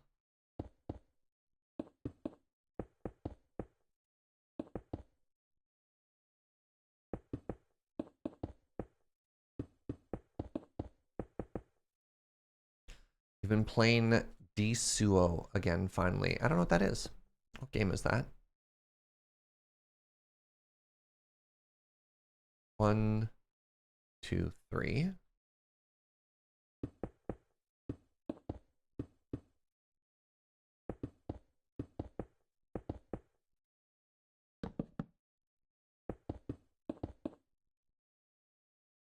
Have a frame underneath? No, you don't.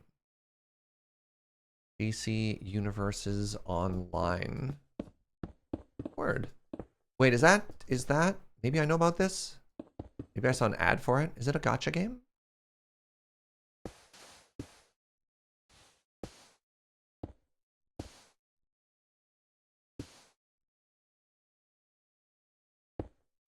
It's an MMO. All right. It's a new digital card game. Huh. That isn't Snap. Okay. I don't know. I'm not trying to pass a judgment or anything. I just haven't heard of it.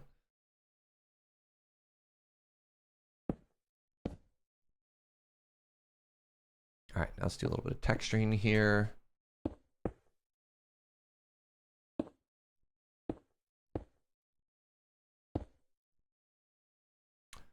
What card game isn't a gacha? That's fair. That's, yeah, I mean, you're not wrong.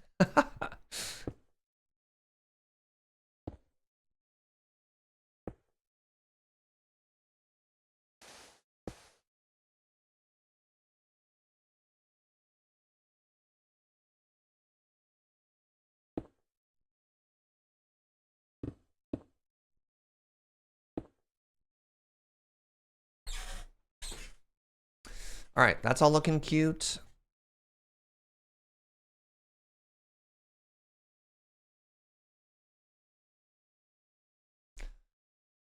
Now that we're over here, man, this like middle mouse click to auto replace is such a game changer.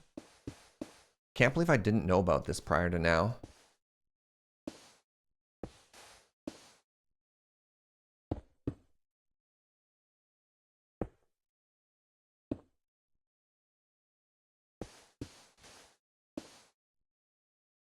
I feel like a big part of my life was just missing. No, that looks bad. I love that.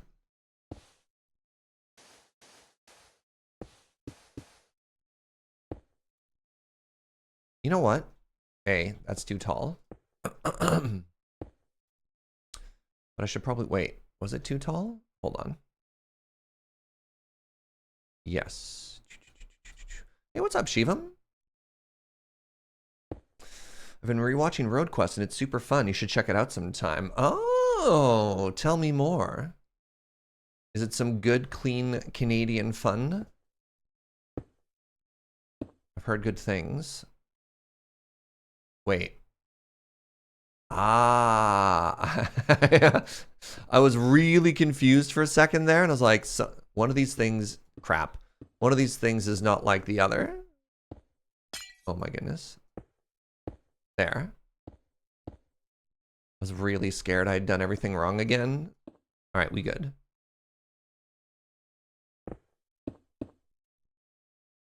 It's got a lot of gorgeous vistas of the far frozen north. But how do they drive when I assume they get everywhere by dog sled? Oh, those wacky Canadians. What do they think of next?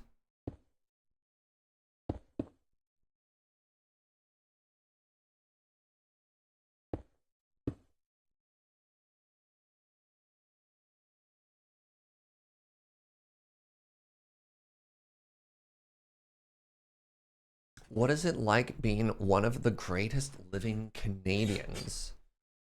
You're asking me this? Oh no. Something has gone horribly wrong.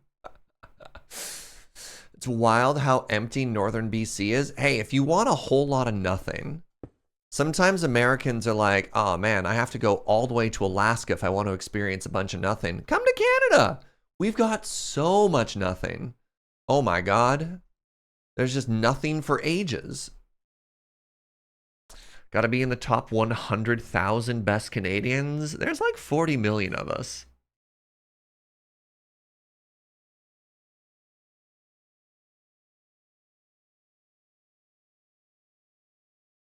Canada. It's the nothing before the nothing of Alaska. Exactly. Just drive through Iowa, but isn't, I don't know. All right, I guess there's lots of parts of America that are also filled with nothing. I'm sorry. Sorry, I tried to take your nothing crown. All right, let's do some counting now. Also, let's just make sure everything is correct, just for my own peace of mind.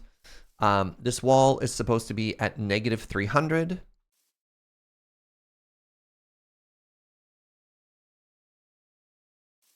This wall is now at negative 300. Okay, thank goodness. This wall is 1, 2, 3, 4, 5, 6, 7, 8, 9, 10, 11, 12, 13 blocks wide. This wall is now 1, 2, 3, 4, 5, 6, 7, 8, 9, 10, 11, 12, 13 blocks wide. Okay, awesome. Thank goodness. All right, now we want to do 1, 2, 3, 4, 5, 6. All right, 6, 2, 1, 1, 2. 6, 2, 1, 1, 2. 1, 2, 3, 4, 5, 6. 1, 2, 1, 1, 1, 2, and then here. Let's double count that, right? 1, 2, 3, 4, 5, 6. 1, 2, 1, 1, 1, 2, and then we're here.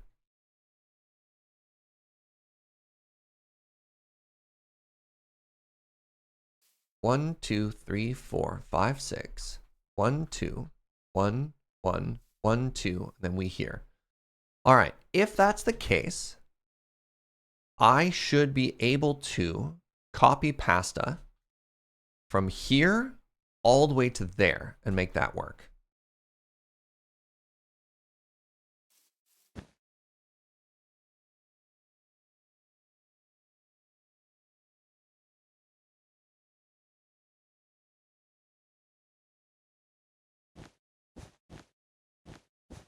Would you agree?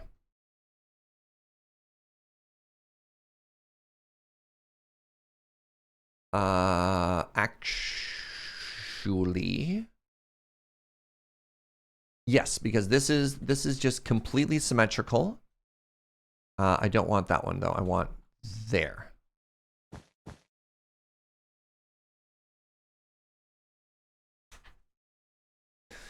I'm likely missing your process. Does the entire side need to be completed in creative if it's going to be mirrored and built in survival? So my plan is, once this whole facade is done, Harvest, is I want to get a tool called Limatica, which is going to give us a blueprint. And then I want to basically import this whole thing and plop it down so we can actually see how it looks and where it's going to fit into the survival build. And that'll give us even just the barest bones idea of how much work and how many materials this is going to be. So I want to, because there are blueprint mods that just show up, and then we collect all the resources in survival and we place them all in survival, but we can actually visualize how this works because we don't know if it's going to fit, right?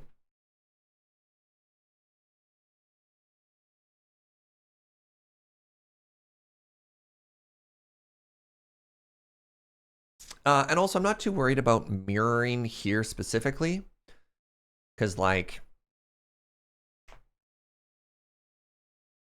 if there's a little bit of repetition in the patterns, the scale is so big, I'm not too worried, right? And if you think you have a better idea, please, please let me know.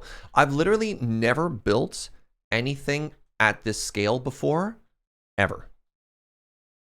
I've made builds that I think have wound up larger, but those have been, I want to say, like components, if that makes sense. You know what? I want to go back and block just in case.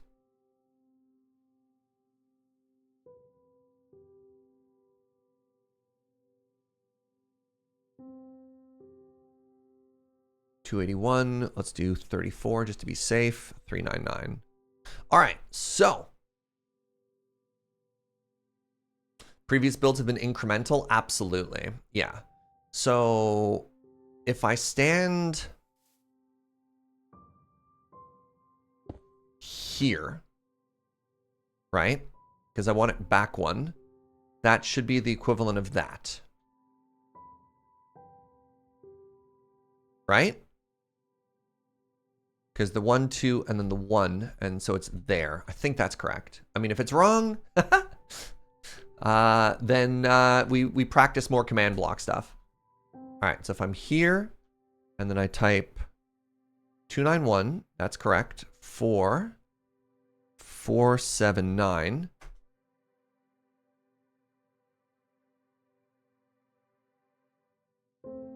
Four, 7, 9.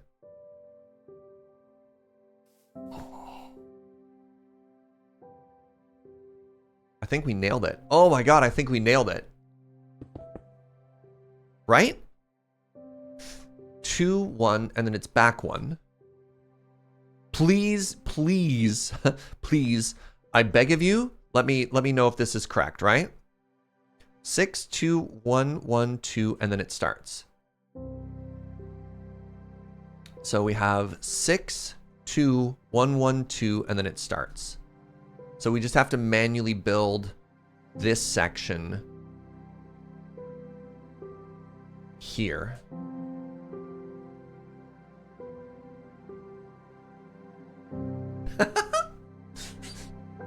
Sorry. Oh, I'm so excited.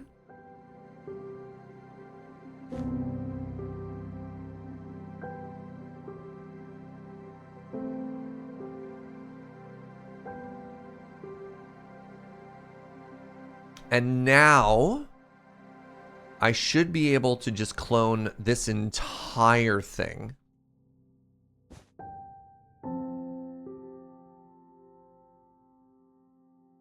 This is a little spooky. This one's a little spooky.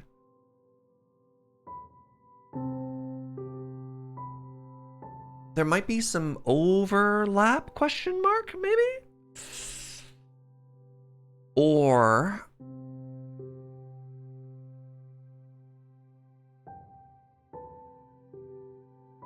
well, no, because this side is actually empty still. Hello, good morning, Heron.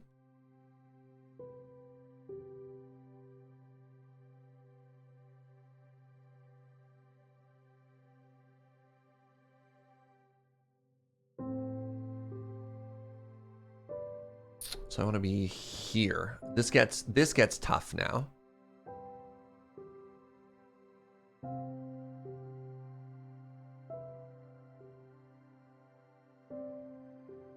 And then I need to go to...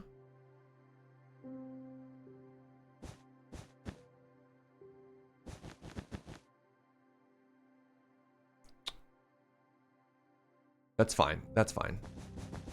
If I don't have that, that's fine. I'm just worried about... oh. Neat.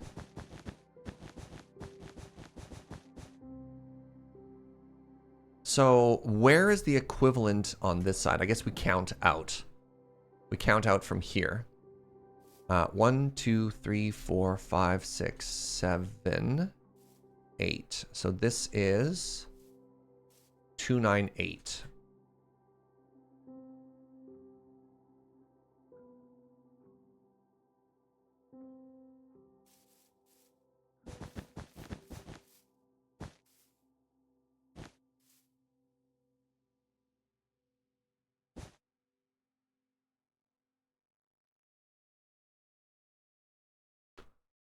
I want to make sure I'm standing on it at the correct spot.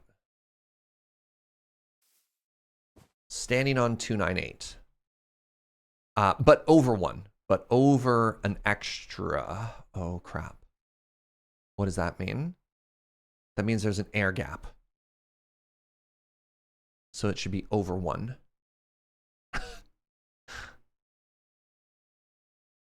Here? So this is my assumption. My assumption is it's going to be here. And then the red line is going to start in the corner. Right?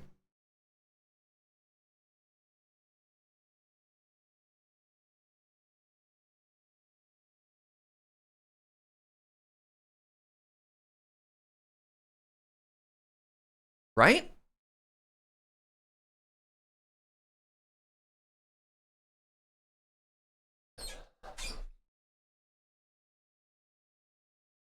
Why is no one reassuring me?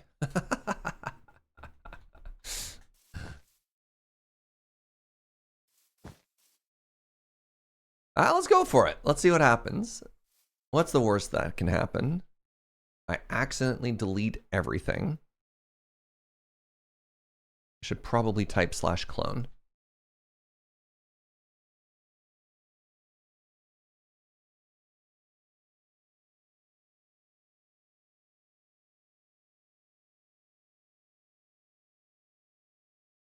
-288, sh50, 375.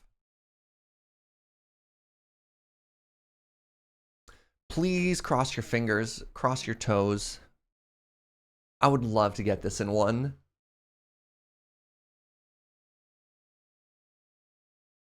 -299, 4504.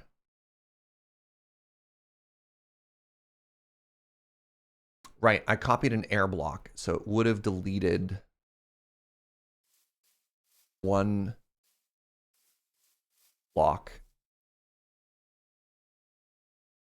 It's off by 1.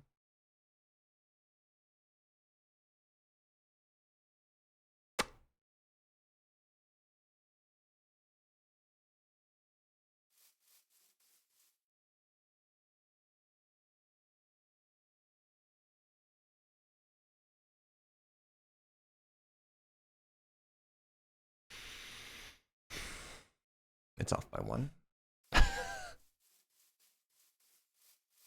How? This is correct. I think what I need to do is I need to go back and... I don't know why I copied an extra air block there. It should have been here.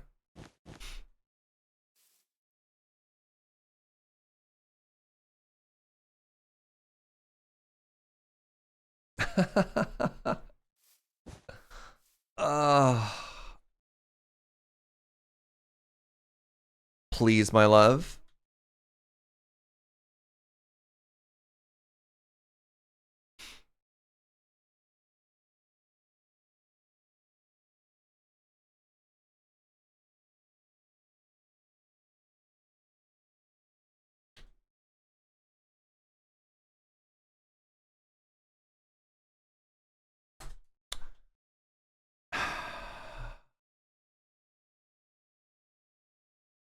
So give me 1 second here.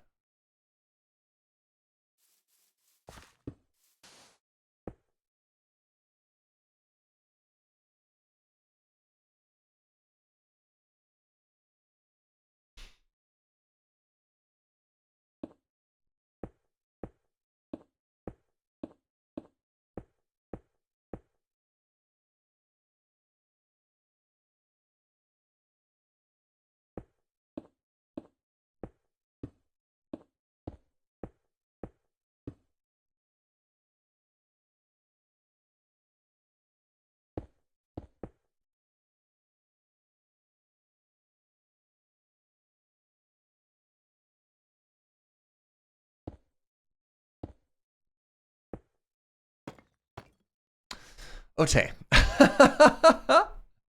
So I do this, I move it back over, and then I come over to here, and then we moved it over 1 this time, right? So now we are here, and we're in line with it. And then if we're over here, and then we're in line with it again, right?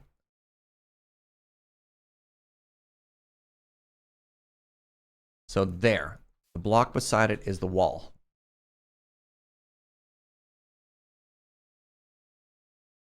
So we'd lose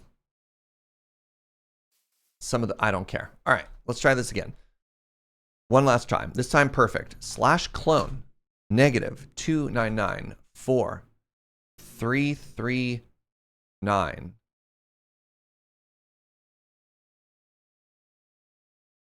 We got back from donating blood. Good for you. Heck yeah, friend.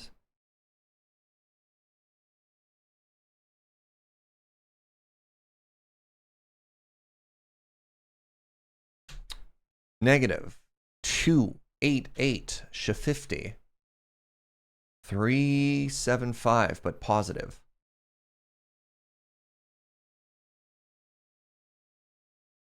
Speaking of hoodies, there's a hoodie that Ken wears in the Barbie movie at the end that I really want. It's like fluffy and rainbow pattern, but base white. And it says, I'm Ken Uff. And I'm just like, oh, it looks so good. I want that hoodie. All right, cross your fingers, cross your toes. Let this work. I think that's okay. 1, 2, 3, 4, 5, 6, 7.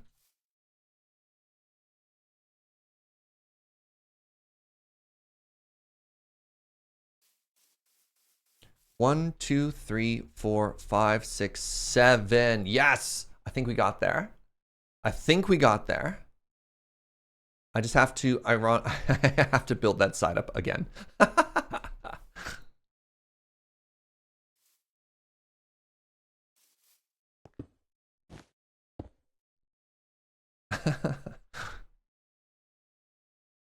All right, where was I?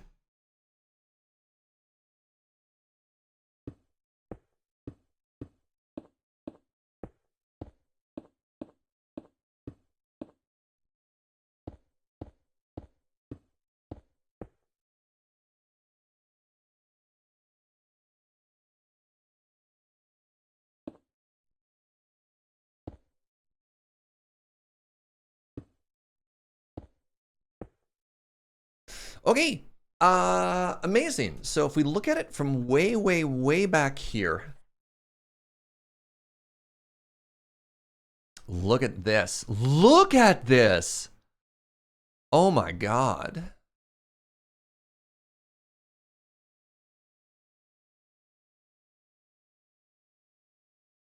Let's go. Oh man.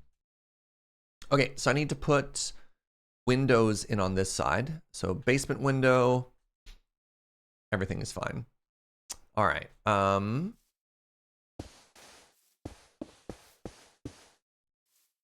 So I believe, can't see anything. It's got some leggies. It's getting there, right? It's certainly getting there. So one away from the side, I need to put in a window here. You know what I need to do? I need to take a photo. And that'll help me out a lot here.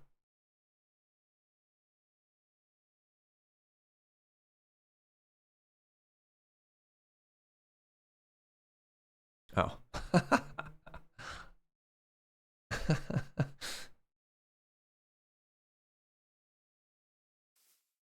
All right. So it is 1, 2, and then there's stairs on top.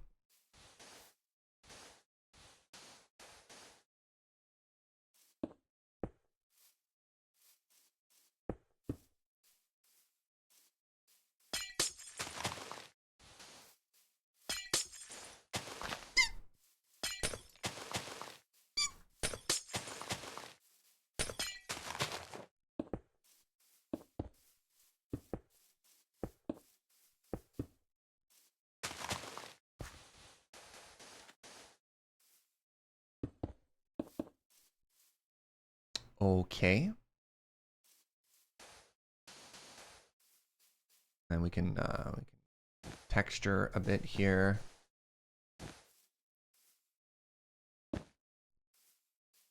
Good. And then we do 2 solid layer, 1 layer, 1 stair. I don't know why that made me very happy to say. 1 layer, 1 stair, 1 layer. And then we want a window now. 1, 2, 3, 4, 5, and then bitty. God. And then it's also 1, 2, 3, 4, 5.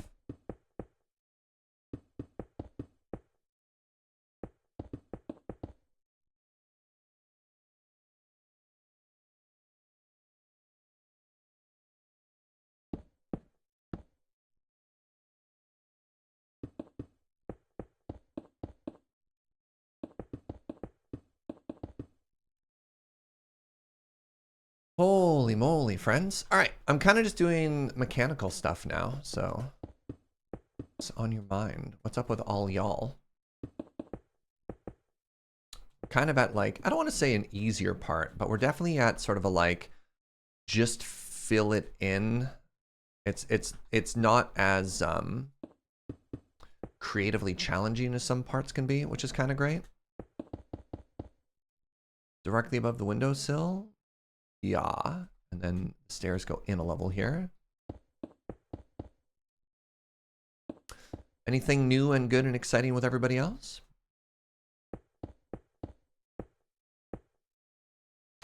So now that we're here, 1, 2, 3, 4. Oh, this one's slightly shorter. 1, 2, 3, 4. And then the glass goes in. Okay.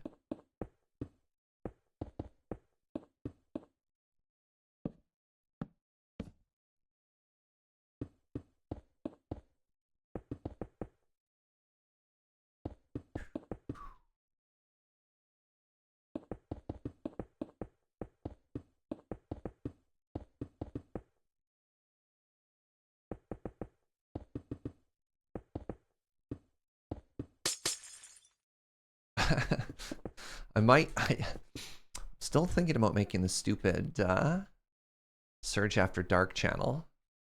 It's very funny to me. 1, 2, and then this. Wait, 1, 2. Yes, 1, 2, and then the stairs. Perfect. Perfect.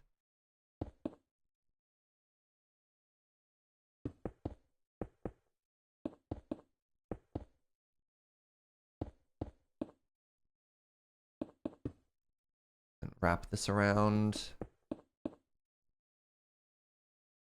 Then we have to continue this. Okay. All right, so that's like that. How do I do this? 1, 2, 3, 4, 5, 6, 7, 8, 9. 1, 2, 3, 4, 5, 6, 7, 8, 9.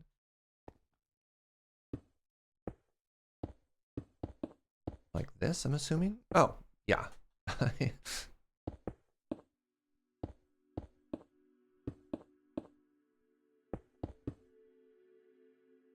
1, 2, 3. 1, 2, 3. I'm home ill today. Oh, I'm sorry to hear that. That means I don't have to do library story time outside in 90-degree weather. That's fair. I'd love to watch a Surge After Dark channel. Enjoy watching play roguelites and games like it, but they're not always family friendly. Yeah. So the one concern I have, and I don't know how many of you would share this concern, but I feel as though I would have to semi-seriously commit to it for a bit. To at the very least, hold on, what am I doing wrong here? 3 windows. I see.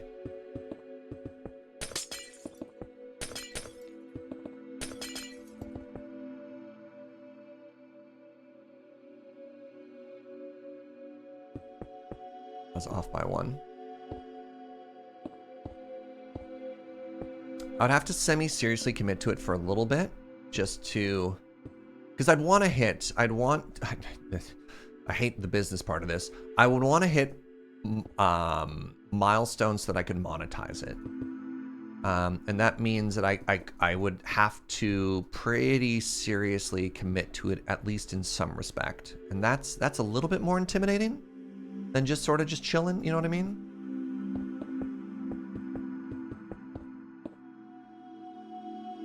The occasional evening streams on this channel without the family-friendly tag would be fine. That's the issue, Chrono. I talked about this a little bit more. I don't want to say extensively earlier, but like you can't, at least MO, you can't really part-time family-friendly. Like family-friendly is a big enough deal that for the people that it matters to, you either is or you ain't. Right? You can't really flag back and forth between it, because if a person wants to watch with their kid, they need to trust that the vibe is always there. And if it's not, that's kind of a big deal.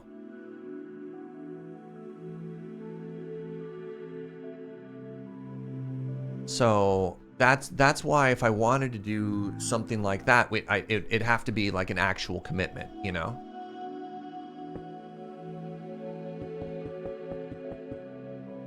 For the people that like family friendly isn't as big of a deal, you're just like, just do Surge After Dark, which is what people said for a long time. But for like families and stuff like that,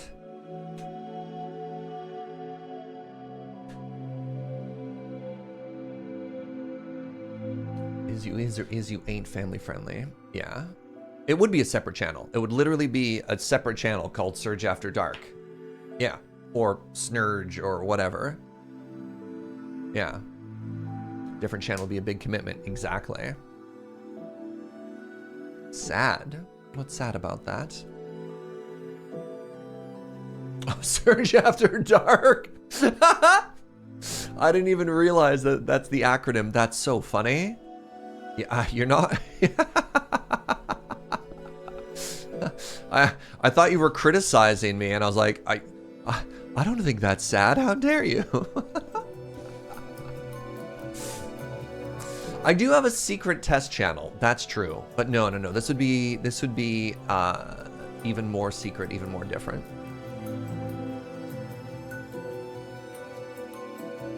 You're laughing with me, not at me. Thank you. I think this is correct. Do you think this is correct? It looks right.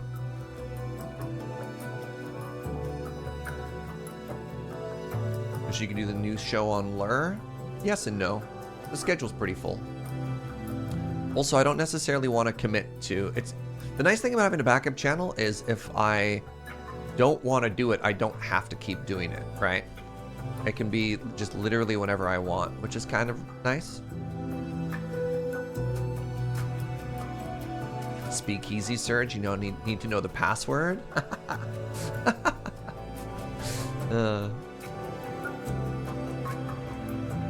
And, you know, if I get bored with it, then it kind of just vanishes anyways. Okay, I think this is good, which means I'm now going to texture it.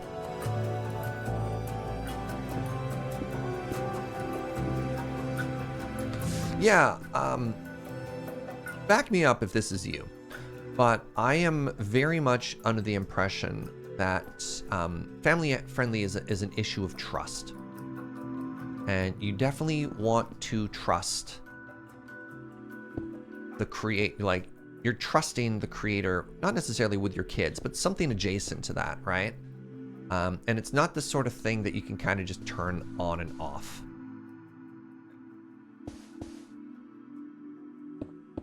Which is why I'm very hesitant. And like I've struggled this in the past, and I'm very actually happy that I've sort of more so committed to it. I think it has been overall a good move, a good business decision, if you will.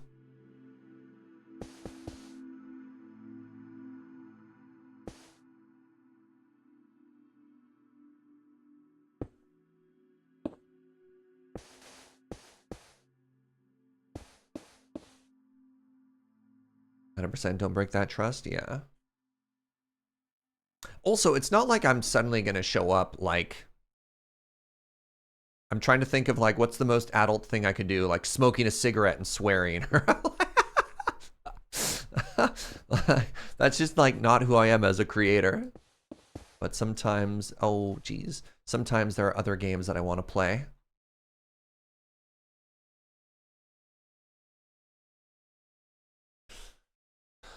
See the return of Punk Surge? I just show up and I'm like, anarchy in the UK, and like flip the bird.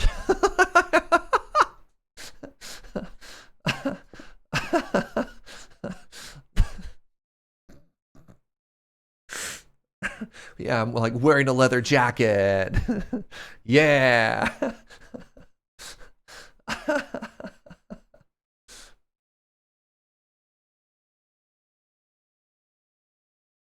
As a teen librarian, I work with a lot of authors that bridge appropriateness with age levels. Yeah, but I think books have a different entry point than a stream. The hop on, hop off is pretty different. Like you tend to read the cover of the book, or at least check in before you just kind of pick it up and dive in or whatever. Yeah.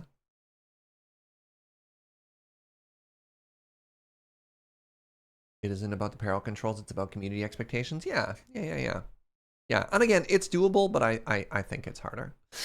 Oh, Tay. I think... Oh, this is bad.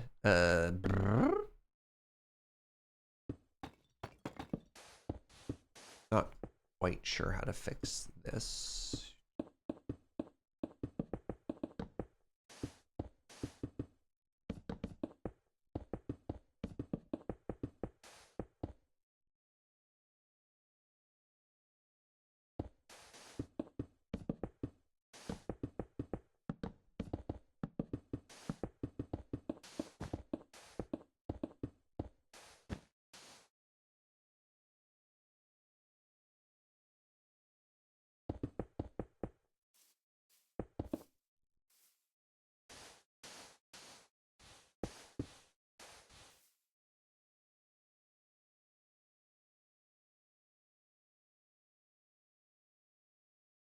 What's up, Snackback?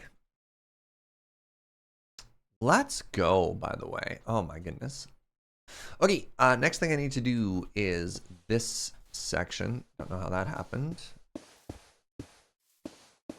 And I believe this was glass.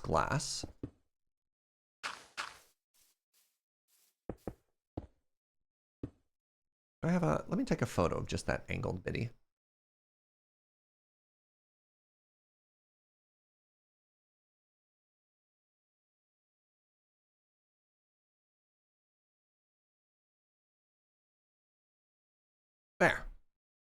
So now I can do it in reverse.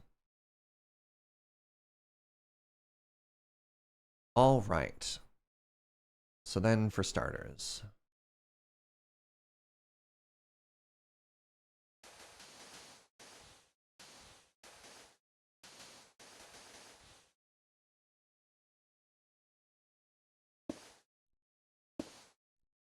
Okay. I need some of these now. So it looked like here. Nope. Looked like here and here. Looked about right. Oh, there's supposed to be a window. No, there isn't. No window. So we're here. And then we just go up.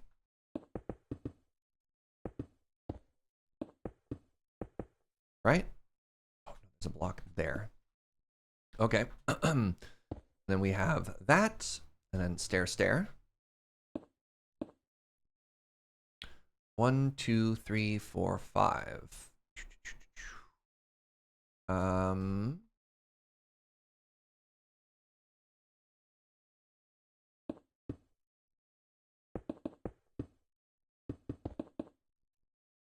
2, 3, 4, 5. It's just 2 glass.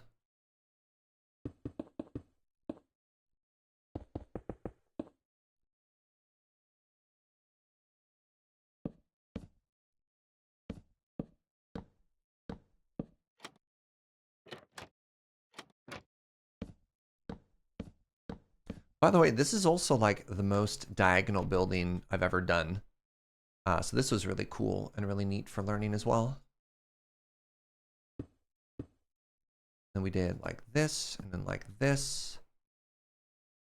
Then once again, we had like this. And then we go 2. Whoop.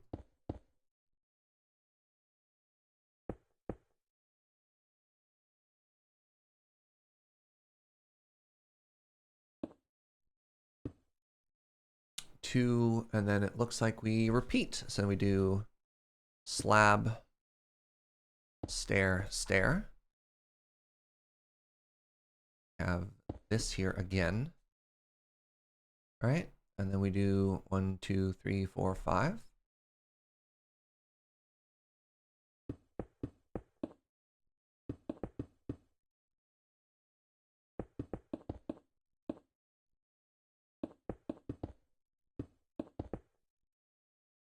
Yeah. 2, 3, bip, 3, bip, 4, 5, bip.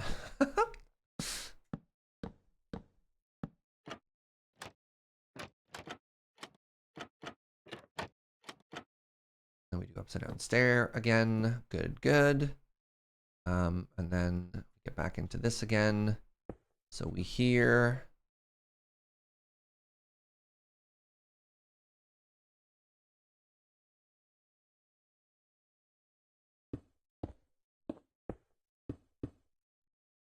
Like that?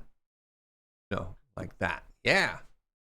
As a magic judge, do you need to do X amount of judging and like to renew your license every now and then? So in the old days, that was absolutely the case. To keep your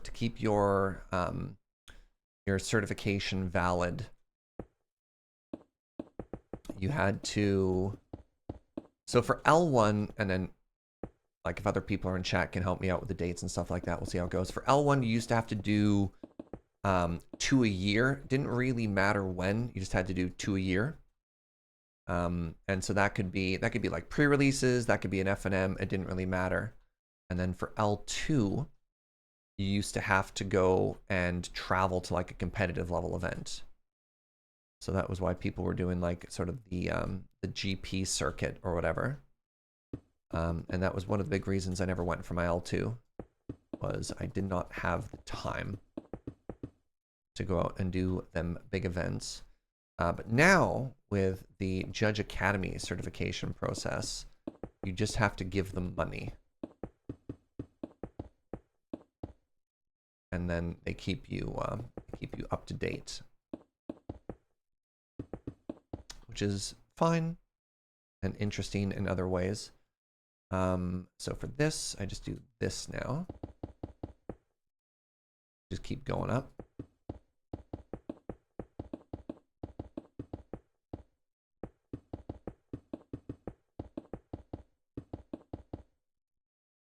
And then we're here.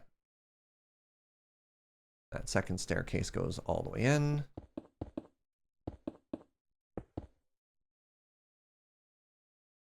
Seems like a system that rewards skill and commitment. The new one, I mean, I don't have any issues with the new Judge Academy program. Honestly, like the old program was bad. I mean, it was fine, but it was really just sort of driven by people who were probably going to do it anyways. Like there wasn't really a good reward or incentive or anything that was going there. In quesadillas, thank you so much, sweetie. Yeah, like a lot of people complained when Judge Academy came out, just because, like, I don't want to have to pay, which, you know, fair enough. I didn't have to pay before. Make sure that that's correct. No, that's the wrong side. We're at this side now.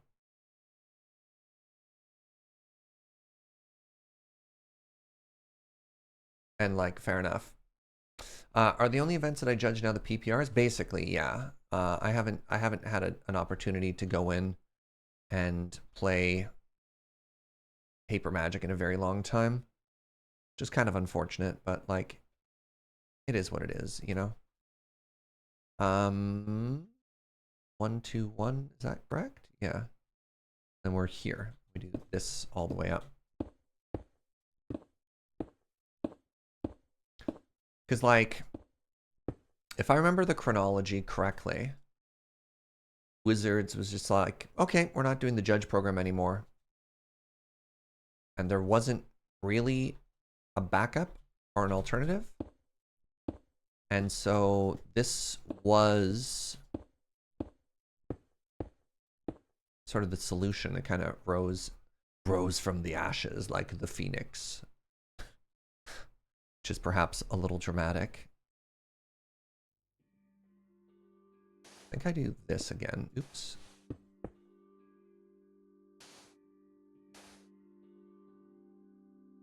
Right? Yeah, I do.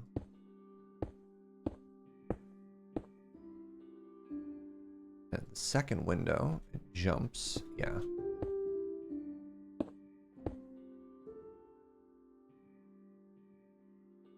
Are the L2 judges pay to go to pro events, or does WotC cover the bits of the expenses? So judges pay to be certified, and then events pay to hire judges to judge their events.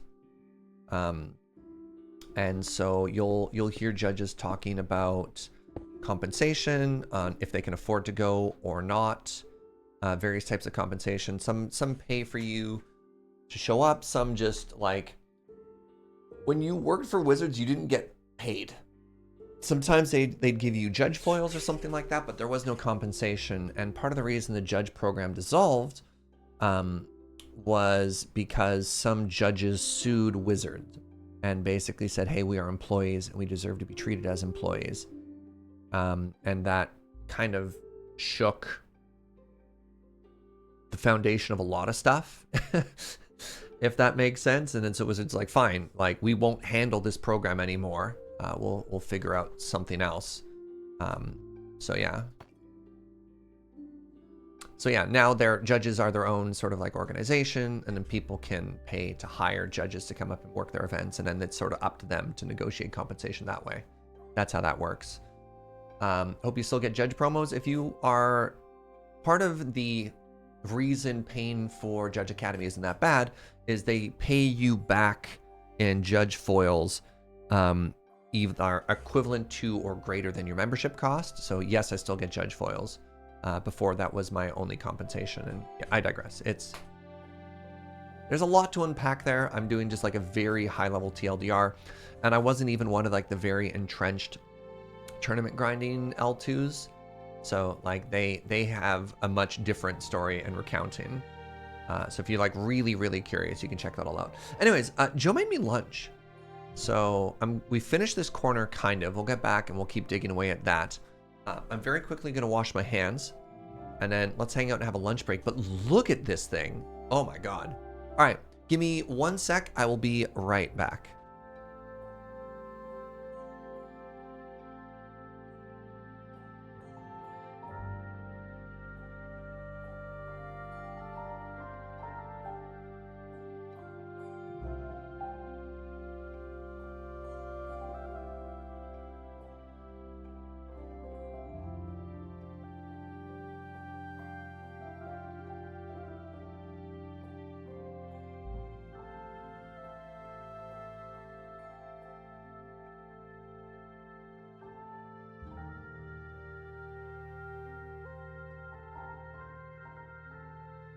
Hello, welcome to lunch. On this, our lunchiest of occasions, you can ask me questions about life, the universe, anything. Well, maybe not anything. Anything, asterisk, don't be weird. Today's lunch is quesadillas made out of the leftover barbecue we have and a scoop of the 18 pounds of slaw they added. What is the best fruit? Ooh. Coming out swinging. What is my favorite fruit? I eat bananas and apples the most, but that's because I'm Canadian. Best fruit. How about the pomegranate? Can you have my lunch? Well, then what would I eat, Paul? Riddle me that.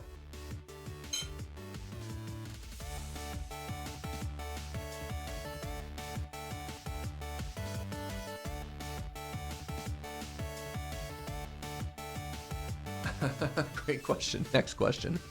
Favorite Canlander deck? I will always answer with whatever is currently sleeved up, which is currently Black-White Curse Box.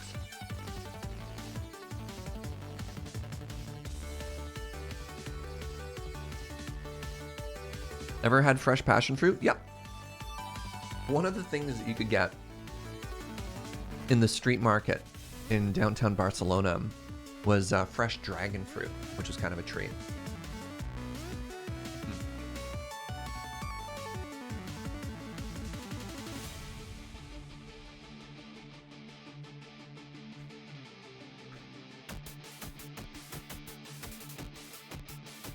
So that was very exciting.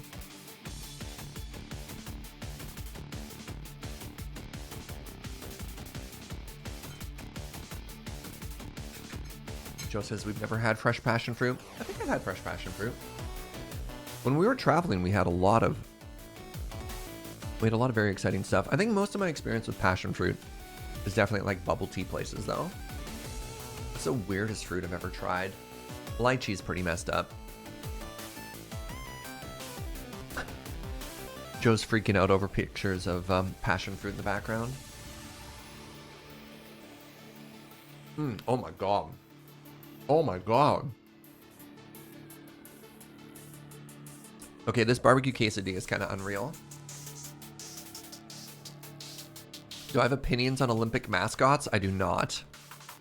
But go check out Graham's new video on his G-Vlog channel.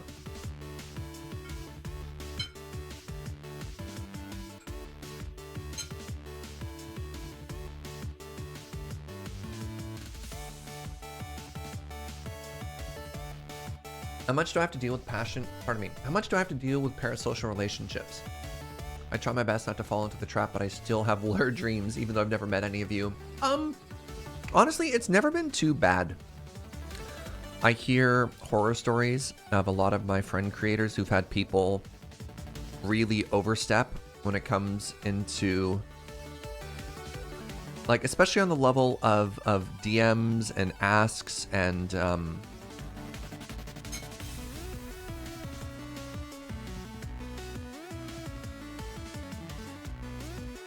especially people who are just like, hey, I give you money, therefore I'm entitled to a certain amount of stuff. I've luckily never been in that situation. Turns out we've got a pretty cool, cozy little corner of the internet over here.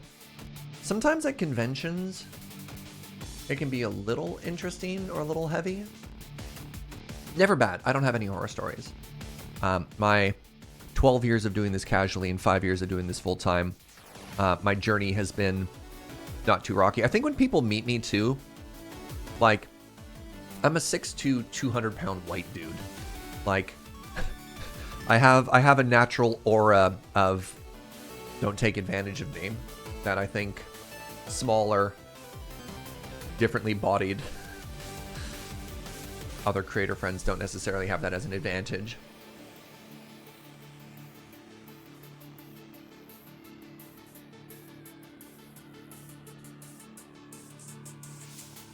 Our fan base skews a bit older, which might help with the parasocial. Parasocial isn't necessarily always an issue of age or not. It's just a difficulty in misunderstanding boundaries.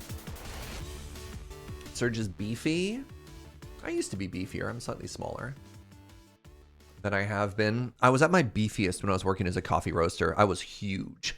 Oh my God.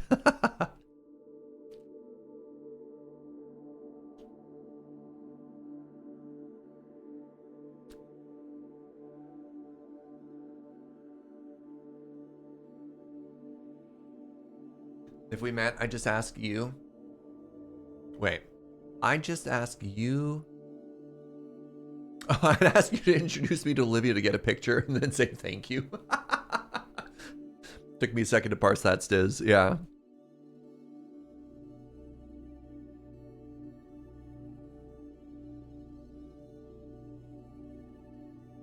If we met, I'd be like, go ahead, Serge. Go ahead, Paul. Yeah, I might meet you. Are you on team? Are you on team Come to Canada? Or no?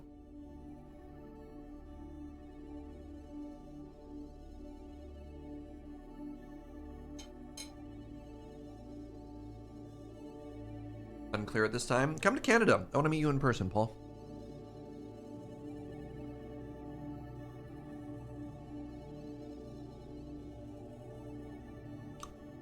Come to Canada. Bring a Highlander deck. We'll go to YJ. And we'll play in the Monday Night Canlander event together. That's my promise to you, Paul. If that isn't a sales pitch, I don't know what is. Was I a benching barista? No. It turns out coffee comes in 150-pound like burlap sacks. And so you don't have to go to the gym if you work as a roaster. You just get swole. Just by nature of doing your job.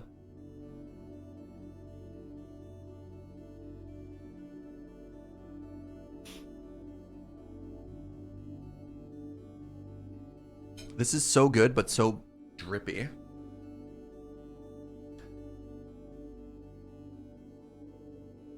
So there's meat and cheese and barbecue sauce in this quesadilla. I love every second of it.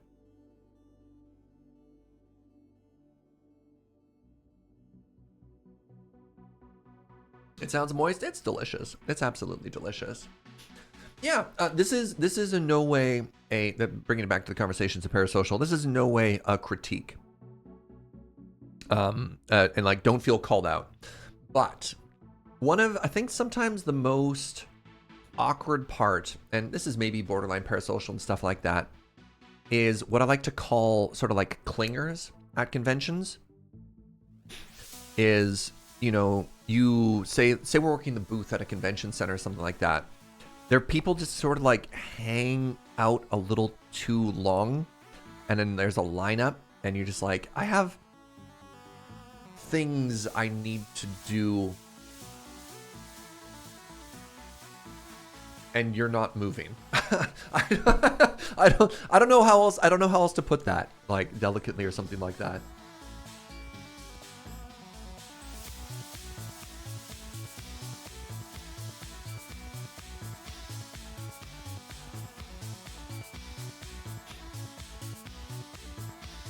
Convention is work and hanging out at someone else's job is always awkward. Yeah. You're at the booth to hang out, but also I need to work to get this line cleared. Yeah. Yeah. Hey, Nibbles. What's up, friend? Oh my God. 21 months of the God sub. Your sub can drink now? Yeah. And obviously it's tough, right? Because there's that weird line of like, sometimes other people are also hanging out at the booth because they want to hang out. And so like there's this weird sort of thing where the booth is simultaneously like a workplace, but it's also a social place. And then there's just like this like, ah! My social anxiety was so much when I stopped by the lure table at PAX South. If there was anyone else, I would not have. That's fair. And I don't want to discourage people from coming up and saying hi. But it is sometimes the only difficult part of the convention experience of just being like, yeah. Scuba, thank you for 18 months. Thank you for using your Prime here too. I can't drink, but my sub is now officially an adult. Thank you, friend.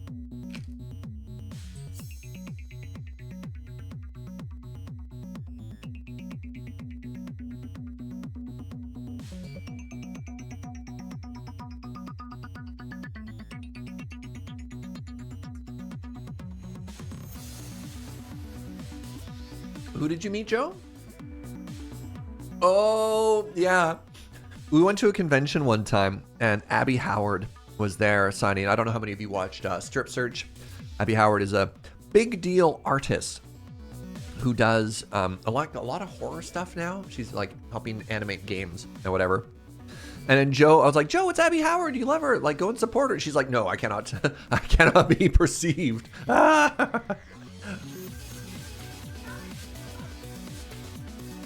Yeah, Joe was like, I'll just walk by the booth. I don't want to talk to them.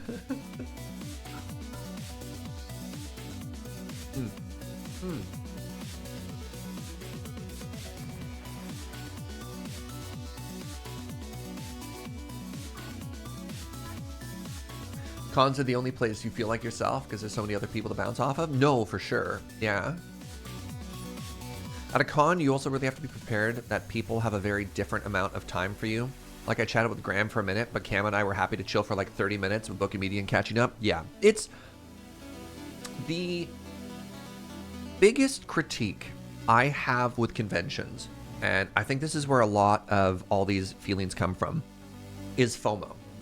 Like, you're at the convention and you want to do everything. You want to be at every social lunch. You want to be at every dinner.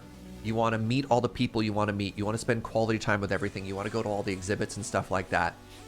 And it's really, really, really hard to like take care of yourself and be not overstep. I don't know. Like, even I have an issue with it. So, for example, Barcelona, the hardest thing every single day without fail was dinner. Because everybody wants to have dinner with everybody. And if you have more than 6 people in a group, it's impossible to get a table anywhere. So everyone had to be like this very polite, very understanding, hey, my dinner party is full. I'm leaving. I'm going right now. And you just kind of had to be cool with the fact that, like, sometimes it would work and sometimes it wasn't.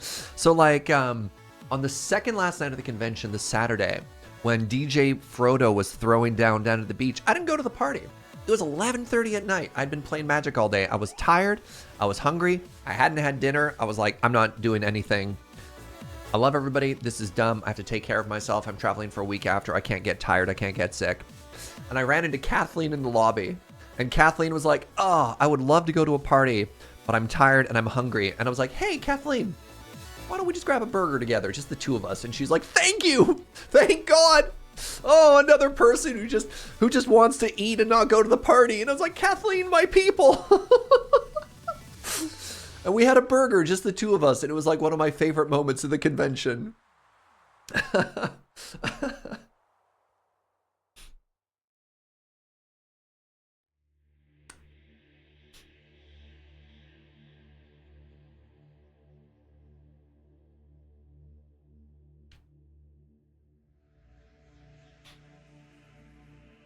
So, like, I get that. I don't know. This all started as a conversation on parasocial relationships and stuff like that.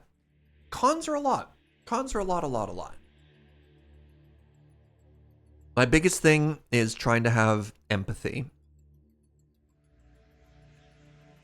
The one that really throws me through a loop When I go up and meet somebody and they're like a huge fan of, and they're like, I know who you are and I listen to your thing and I follow you, etc. You're like, gah. Yeah. At a con, you also have to be really prepared that people have very different amounts of time. Oh, right. You got that one already. The lure booth in particular I find hard to approach. Not everyone's fault. But the lure booth feels like commerce where you can exchange money for goods. But you can also just like talk to me at your booth sort of thing. Yeah, it's tough. I remember how happy you were, Serge, at Magic Van years ago when I was like, I didn't bring a deck with me. What if we just went to Revolver and got coffee? Didn't we go to Meat and Bread as well, Raven? I think I remember specifically coffee and a sandwich. Maybe I'm mistaken. Yeah. I think that's the only time I've met you in person. I need to go to all the cities my mods live in and buy them coffee. I got to buy Uno a coffee. I didn't give Kits enough time. So, we unfortunately weren't able to meet. But we'll see. I owe my mods so much.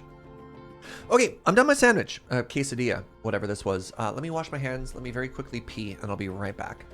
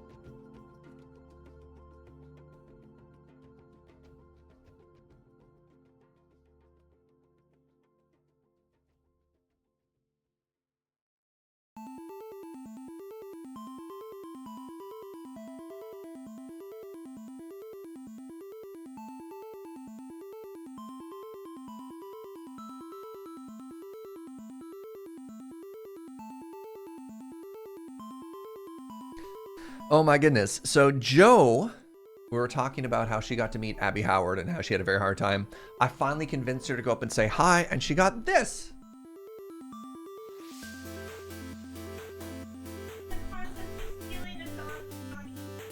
Yeah, Joe was like, have you ever been outside of a cafe and somebody just leaves their dog there and all you want to do is like take their dog and run? That's the energy here.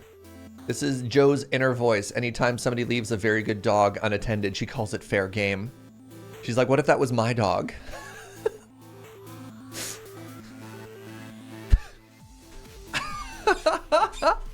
Yeah, it's like, they just left it there. This dog would be so much happier with me.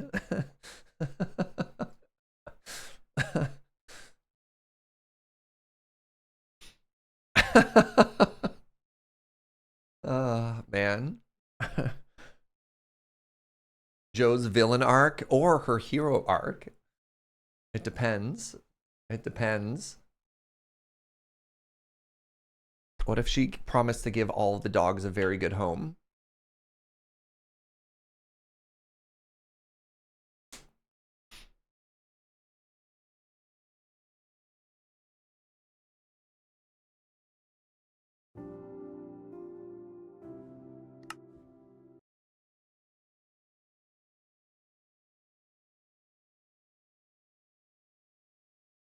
I joined the server, didn't I? Man.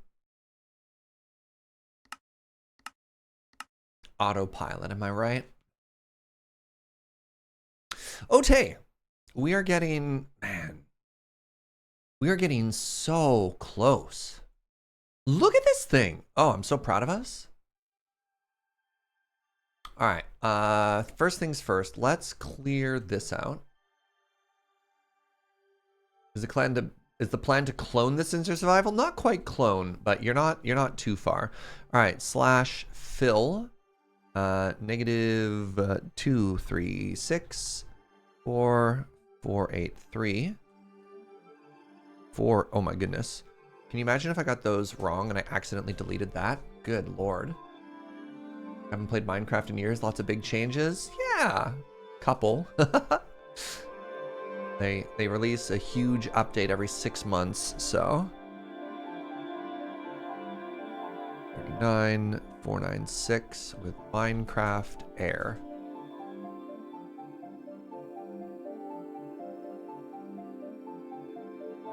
It's this is certainly getting somewhere, eh?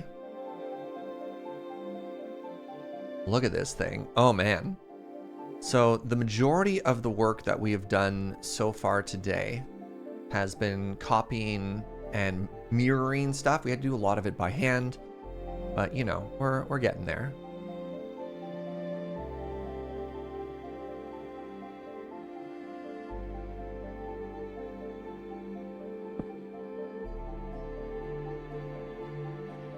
I have a backup of this. I don't, and I really should. Let's do that right now. How do I do that? Single player, delete, perfect, edit, make a backup. Where'd it go? I don't know. Yeah, we're kind of at the point now that losing this would be really scary. You know? Like suddenly like panic inducing levels of scary. All right, I want to finish this corner, which I think is maybe the one section that's missing over here. Yeah, I was correct. So we put just a little guy window over there, which is kind of cool. So let's do this.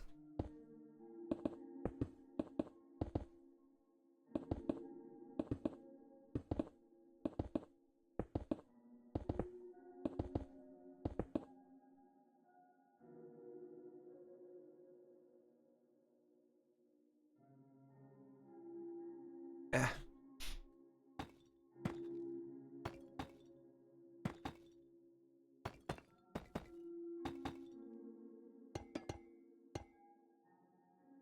Wah.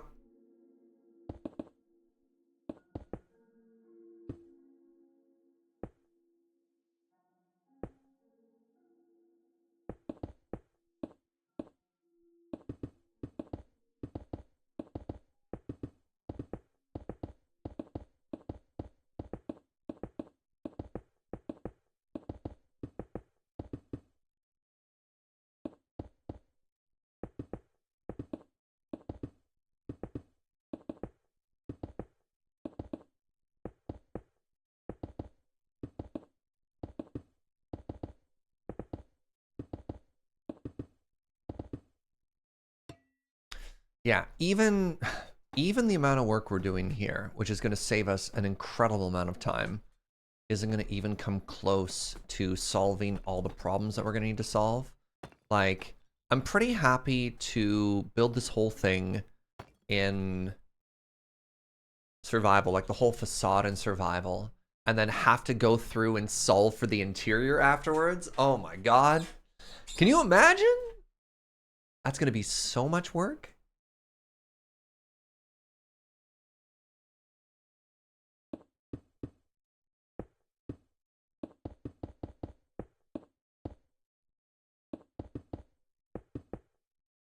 All right, so we're here now. I believe I do like this. 3. Oh no, it just goes into a wall, huh? All right. All right.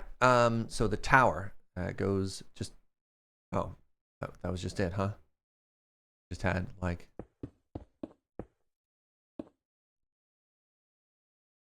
All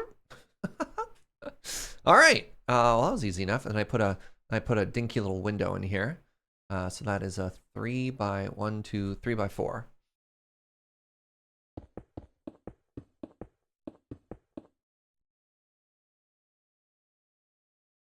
So once this is done, will you be playing on the server, or is this just a personal project? So this is a blueprint, if you will. So the goal here is to conceptually solve this and then use a tool sort of like Limatica or something like that, and then imprint a blueprint and then use that to actually make a copy of this in a survival world.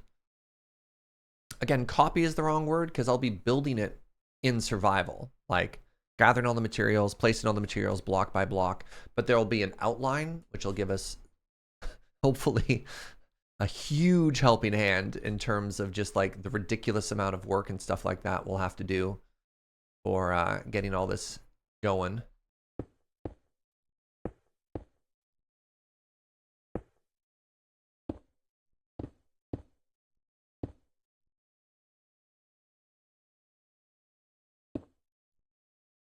Does that make sense for like on the server or whatever? Sorry, Joe's like, I don't know if you answered their question. I thought, hopefully I did. A painstakingly created replica, something like that, yeah.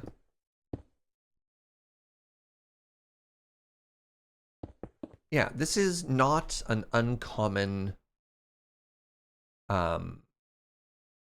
occurrence, especially with like large YouTubers and stuff like that. They'll very often build the design in a creative testing world, and then again, not import it, but then once all those problems are solved, create that after. And like realistically, I don't need to make the entire facade. I just think it'll be easier. Like, as some folks have pointed out, we probably have enough information now that if I really wanted to, I could probably just build it and solve the rest, but I think this will be easier. Also, I'm having fun, so. Hi, James. The Dabbler.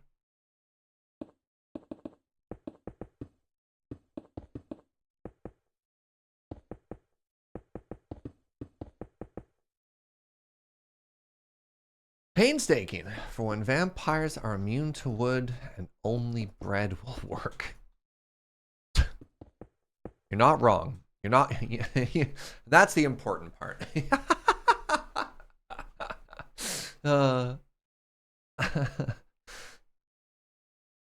All right, let's add a little bit of texturing here.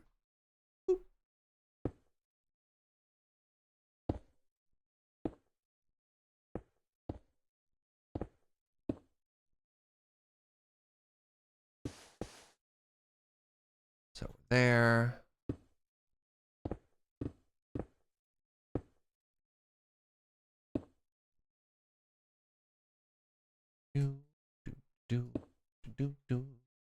What's up, kits? Yeah, we're getting somewhere, you know? We're getting somewhere.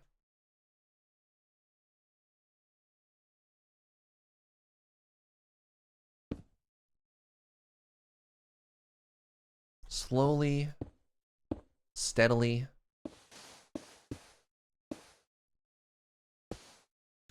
Something is happening.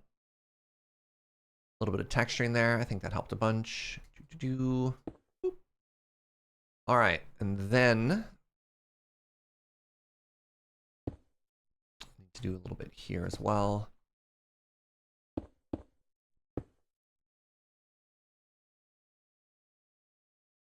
Start to just free fall a little bit there for a second. Always exciting.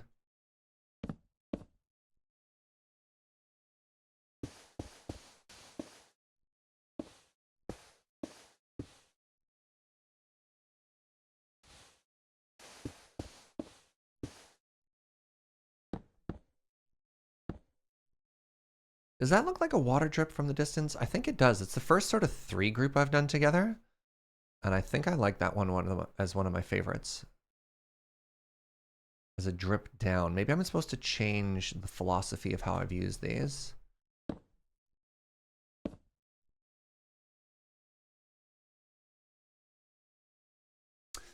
when I'm doing the texturing, am I imagining like a weathering effect? Sometimes it's complicated. Sometimes it has a little bit more to do with like breaking up an area as well.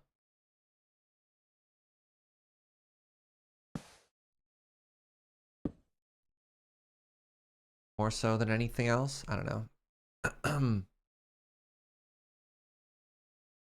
I love that there, actually.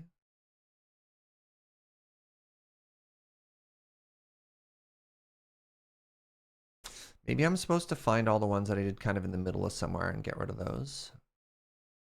That corner one's good. That one's good. That one's fine. I can't get directly under the window because I don't have the color. What if I did this? Does that help? Oh my god, so much. Oh, dreams come true. All right, where else can I do that? That helps so much. Does that help there too? Does that make that better? Does it look a little bit more weather worn? It does. Okay, hold up.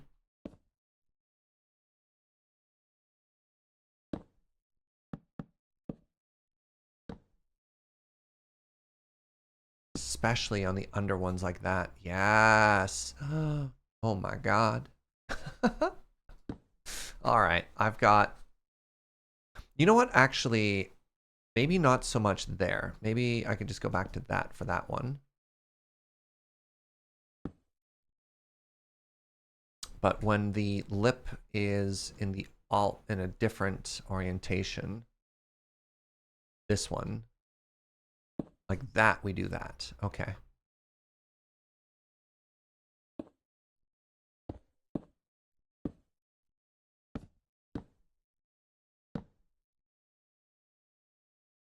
Yeah, big fan.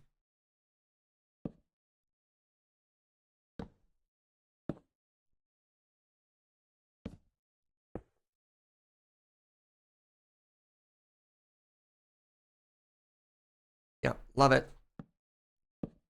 What up, butter?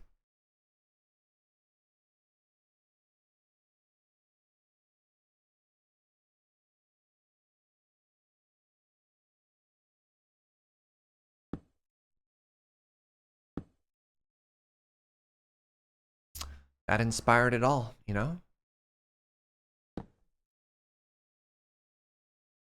What if I try... I wonder if this is too much if I do it like that. Or if that actually helps sell it a little bit better. I think that helps sell it a little, you know? Honestly? Yeah, that little bit of like water drip effect on it. It's perfect. Okay, I need to make some changes.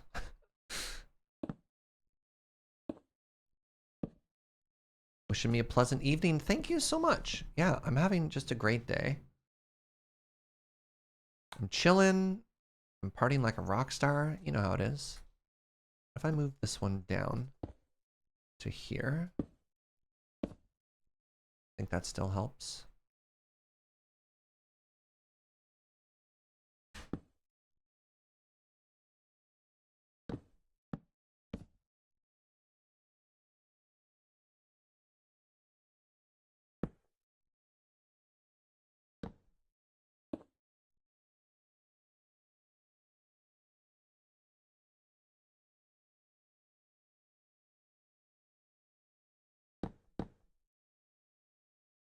We've kind of gone back and forth with that birch this whole time, and I think I like this version the best. Right? At first it was, I didn't want to say it was like busy and everywhere, but we did kind of have a fair amount of it. That's a little too much of the same there.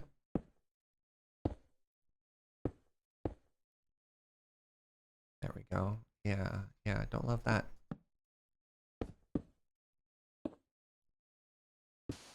And this is why, like, a creative world is so important for something like this, because imagine if this was still, if we were trying this in survival right now, just how absolutely exhausting this process would be. we had to fly around and find every instance of something like this. No bueno.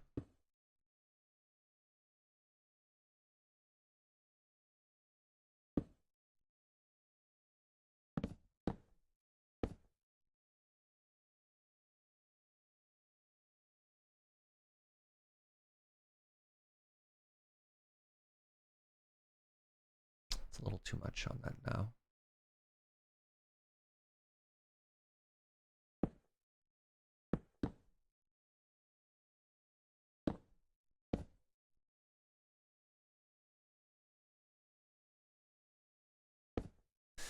The project like this would not blame me for copying this into a survival world, not just using the blueprint. Nah, again, like, there is going to be a certain level of satisfaction of doing this in survival, right? I don't know. Like, I know what you're saying. Sometimes it's nice to have something big to chew on for a while. I think is maybe the only way I can describe it.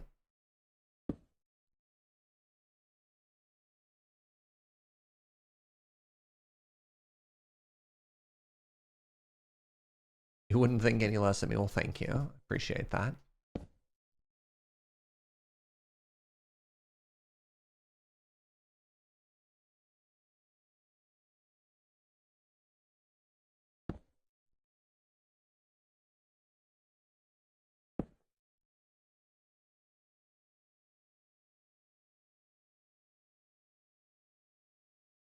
Just kind of zooming about, you know, swapping out blocks as one does. Look at that. Oh, man. Okay, well, I've been putting it off for a long time now. And maybe it's finally time where I can't put this off anymore. But I haven't solved these corners.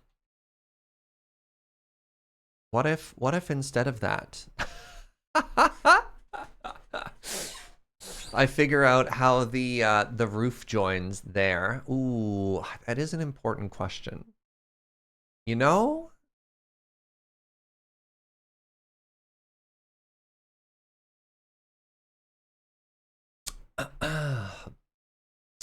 MO, it's probably pretty important that I solve this right now, you know? Yeah. Yeah, and this part broke too. All right. Soon. Soon, but not yet. Soon, but not yet. Yeah, yeah, soon. What are the sandstone UFOs for? I don't know if I know what you mean. What's a sandstone UFO? Does that go until they meet at a point? Wow, it does, kind of.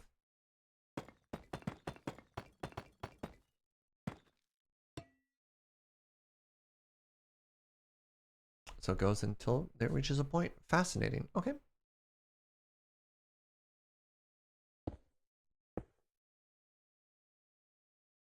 Single sandstone blocks in the air. Those aren't sandstone. Those are wool. And those are reference points for when I've been copy and pasting and moving stuff. So if I have to grab an entire tower, for example, that's where I was measuring from. And I could probably go through and clean those up. There's sort of a chance that I had to go back and do it again, so I kind of just left them.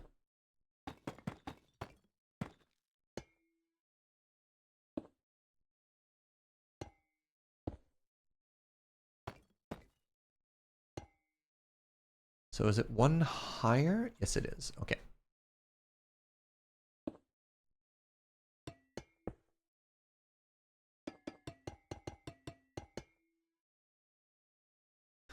Okay, so that roof is done. Ish. Did I do the back of these towers too when I copy pasted them? Kind of. Kind of did it. So I need to do... Nope.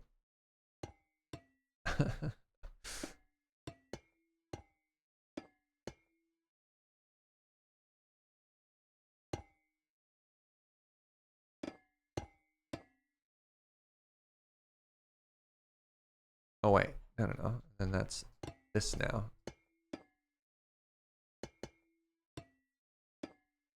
This build. What?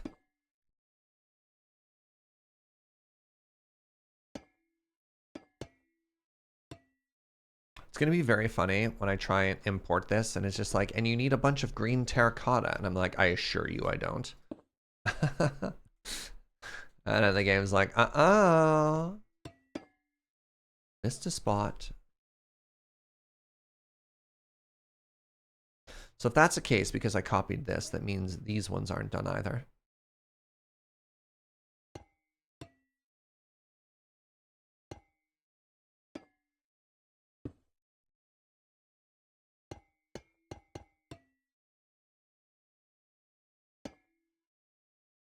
Oh, maybe I just didn't copy back far enough. Nope.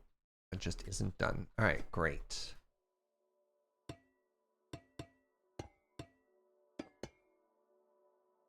This is looking sweet. Thank you. No, honestly, this has been like just a tremendous amount of work over a tremendous amount of time. I think we're... Does anybody have a ballpark idea of like how many hours we've spent in creative now to get to this point? Be kind of curious, you know?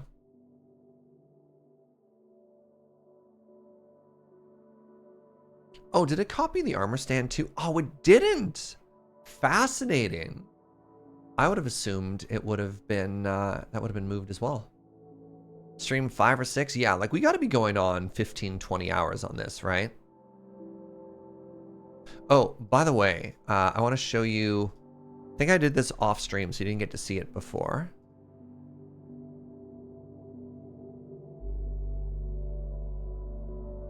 So you can't, of course, have an armor stand in the middle of 2 blocks, right? You have to place it. So what I was doing... Crap.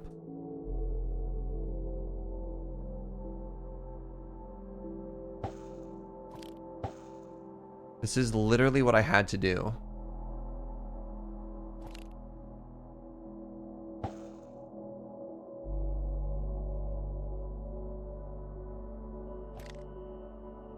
To get that armor stand where I wanted it to be.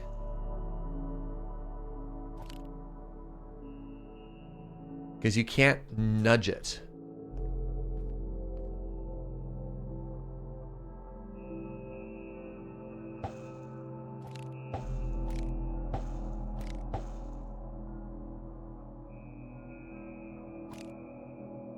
There. That's how I place that armor stand. And if you tell me it's not perfect, I don't care. On the grand scheme of things, it's good enough, okay?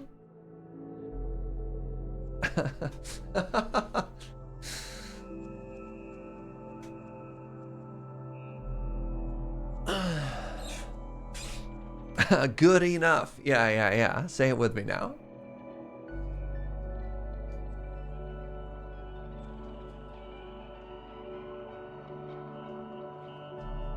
You know what? Actually, my brain's getting kind of full. So let's take a break from this and let's go back and let's mine some more dirt. And then that'll just sort of give me a chance to brain a little better. Because, oh, there's only so much of the creative building I can do. And then I just get tired. I don't know. This is my first mega build. Is this normal?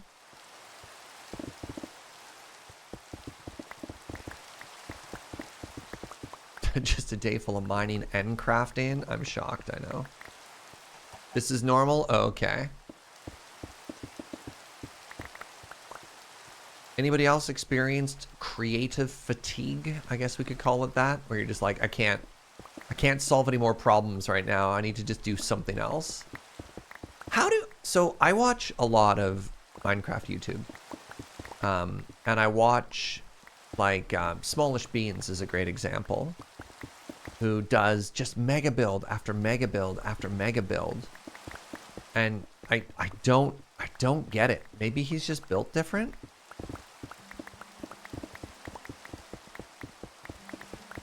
But he'll do videos where he's like, yeah, I did a 24-hour marathon stream And this is how far I got. And you're just like, my guy, how?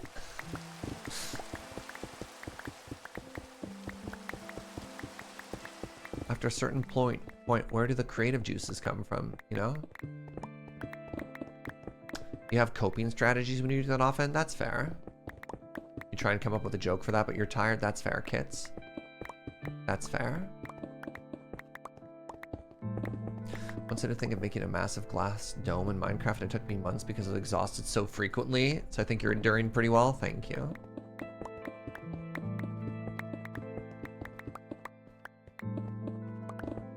So here's my goal. I don't know if it's realistic or not, but here's my goal. I figured I'd state it. We'll do another layer.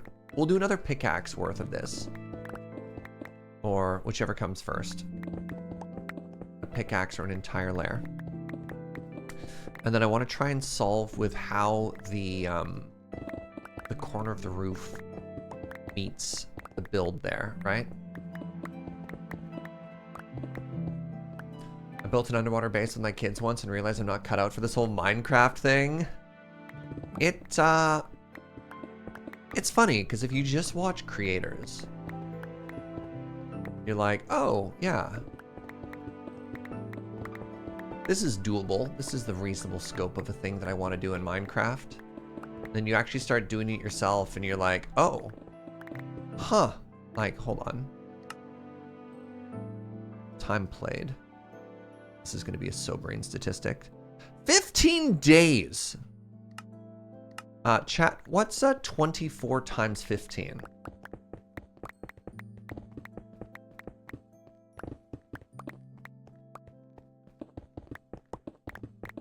$360.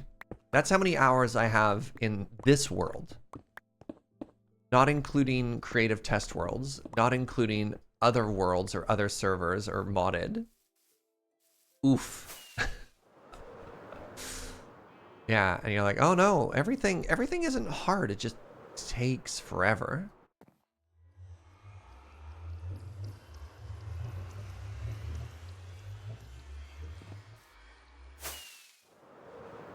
Like, I can't even imagine how much time it's taken us just to clear this mountain.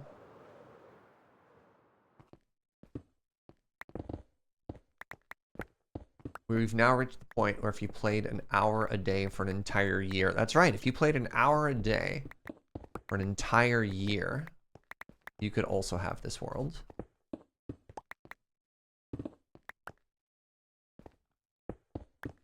Oh, interesting. You think it shows time played in single player? Let's find out.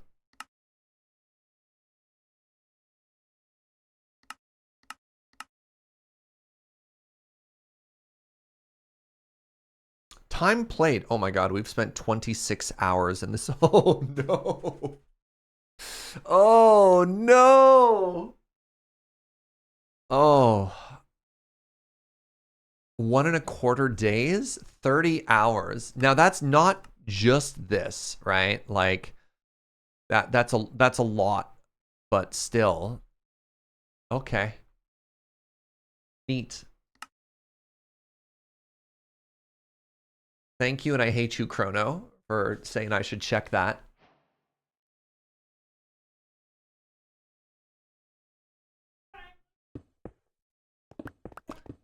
Yeah, Joe was like, Joe has one blessing, which is that the Switch doesn't tell you hours played.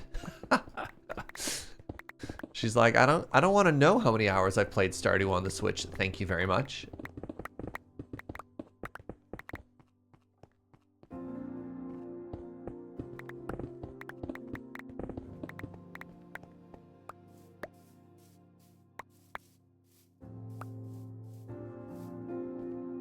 Wait, you can also see your hours played on Switch? No, don't tell her.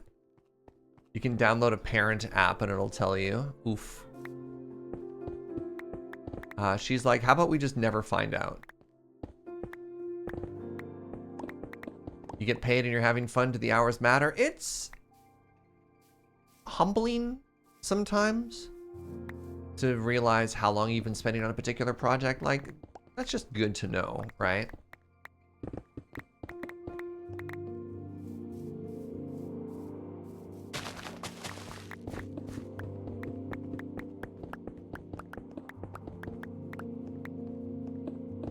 Hey, Joe. Could we do afternoon coffee a little earlier today? I've been sleeping really well, which is really unusual for me. Maybe because it's hot, maybe I'm still just a little bit jet lagged, but I've like actually been getting to bed early and like sleeping well. It's been pretty spectacular, TBH. I'm a little tuckered this morning.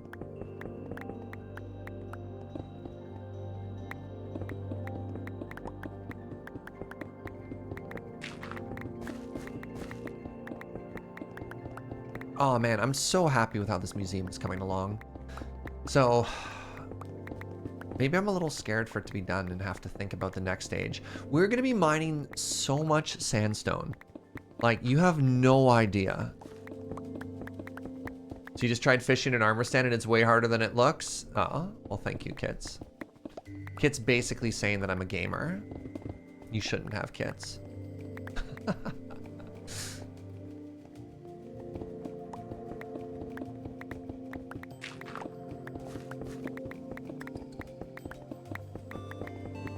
Need to make the backside and the inside. I think you're set for some time. Well, in the creative world, I just wanted to do the facade. Now, one part that we do have to solve for the, I mean, I'll bring up the reference image really quickly.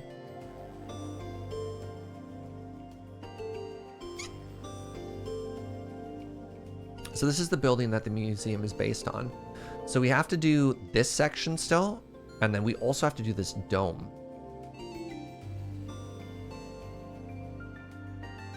And when we do the dome, it's also going to give us like a rough understanding of the footprint.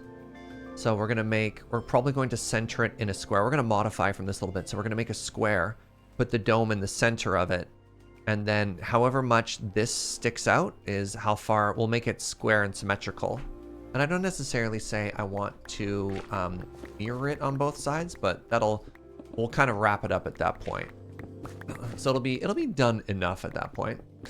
Can you get sandstone from masons?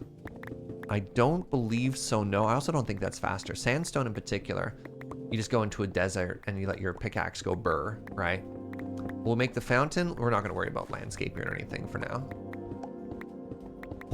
One enormous problem at a time. I will not be answering questions outside of that. But do know that a build isn't complete without landscaping and terraforming, so.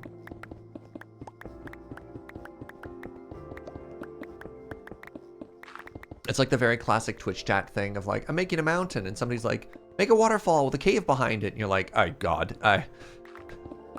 please. Not right now.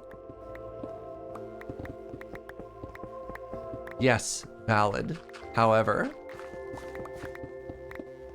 I'm so tired.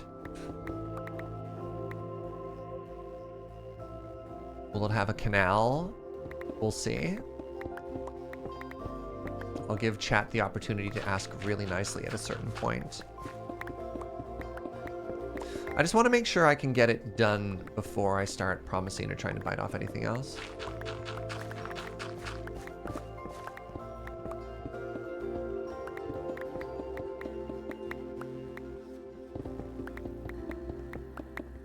Oh, this is such a good brain reset. Oh, so apparently 1.20.2 is changing diamond generation. Have y'all heard about this? Oh, I'm full. Yeah, they're buffing the amount of diamonds that spawn in the world.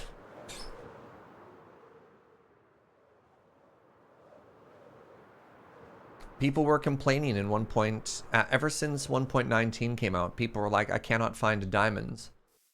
And so they are adding, like, I think a significantly buffed diamond appearance rate.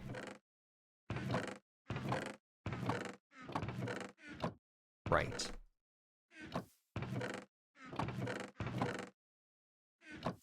What do you think? Were you on team I could have used more diamonds? Also the possibility of major villager overhauls. I'd be shocked.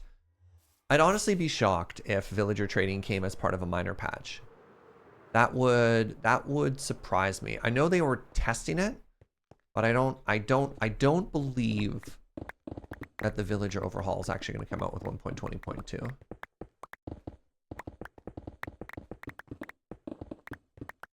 Diamonds was a big bottleneck that was not needed.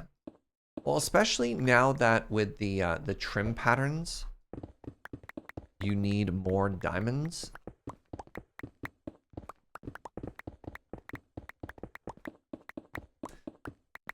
But I'm going to be curious. It's going to be curious to see how much the diamond rate has been buffed.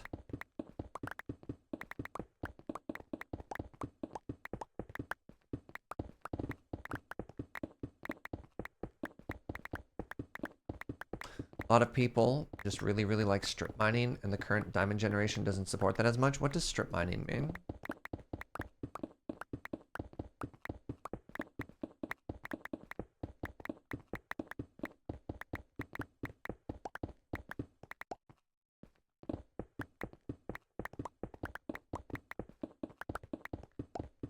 Like, you just like to clear, I don't know, like in the old days, God, I can't believe I've been playing Minecraft long enough that I can say that.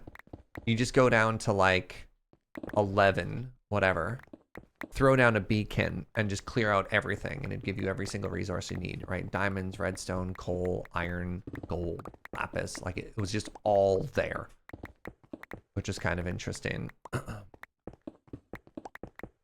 And now you kind of selectively pick your height, which I think is fair enough, right? Like, you don't get coal down deep. You don't get diamonds up high.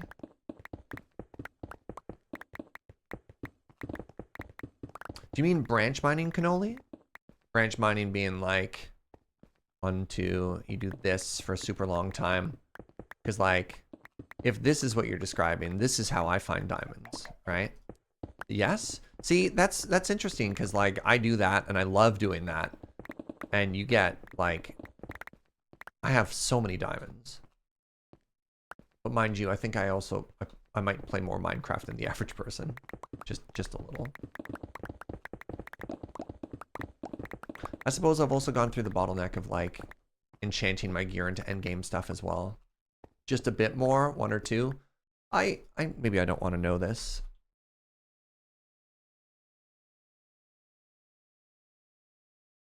How many hours have I streamed Minecraft at this point?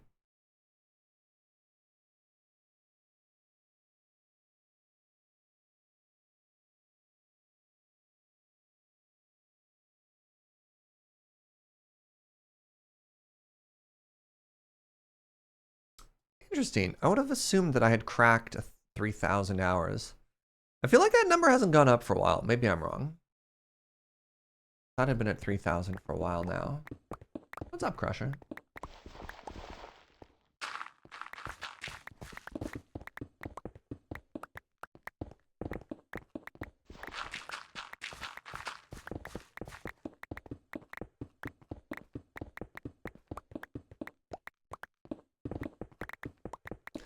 Alright. We should go sleep before the spooky scaries crawl out at the shadows.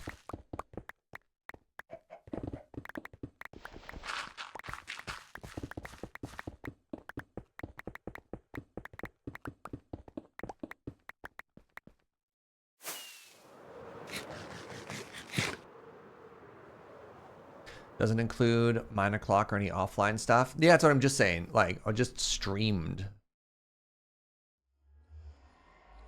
Yeah, 9 o'clock is an interesting one, because I've done 9 o'clock for 5 years now, question? Yeah, it doesn't include, I mean, there's a couple of hours, but like prep work of Minecraft or Desert Bus bits and stuff like that, which is a non-zero. Hello? Rude. So 3 hours a week for 5 years, plus minus the ones I don't do it. Surprised that Satisfactory is my 4th highest with 167 hours. I always remember those seasons as short. They're pretty intense, because we've done 2 of them with Fuji now. And like, we do some pretty huge mega builds. I think those days with Fuji are also a little bit longer. Sometimes playing Minecraft, I'll just end early. But like with Fuji, we have a goal and we just kind of go until it's done. Long sessions. I mean, I think I remember Factorio. been really long days too. Just because like we had to get through all of Factorio. I think Fuji had 1 week of vacation. So we were doing like 8 to 10 or 6 to 8, maybe 9 hours a day.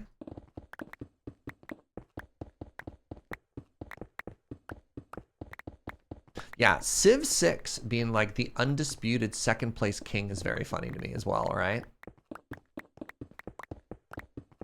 What are we doing for World Cup? What do you mean voting for World Cup?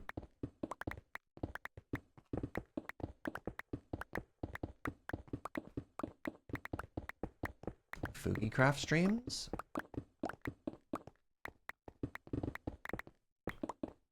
Sorry, can you give me a little bit of context? Is that just playing Minecraft with Fuji? Or is there something called FugiCraft that I don't know about? I haven't really been paying attention to the World Cup. I got a buddy who does that, but as a Canadian, I'm not mega invested as much as, say, Europeans would be. Just playing games with Fuji? Yeah, that's fair. I should get in. I should get another, like, Fuji project going at some point, too. We did a lot back to back to back. As a Canadian, it's all about the hockey. I just don't watch. I don't consume a lot of sports media anymore. Oh, this will actually be an interesting change. My dad is like mega into hockey. And so maybe all of a sudden I'll start watching hockey again. That'll be interesting.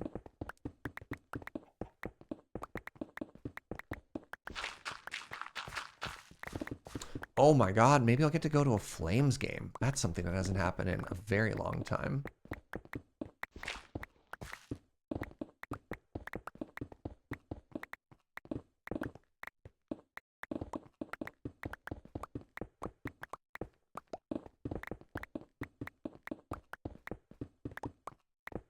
One of my good old, old friends is a huge Flames fan. Who and or what are the Flames? Pardon me. So the Calgary Flames are the local NHL team for Calgary.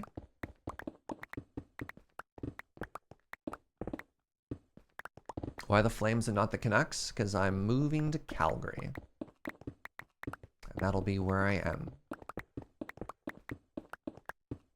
And I imagine between my dad and between my bud, somebody will want to take me to a game. You didn't know that? Oh, what's up, Trick? It's temporary. It's temporary. Yeah. Talked about this a little bit at the top of the show, but in case you missed it, we're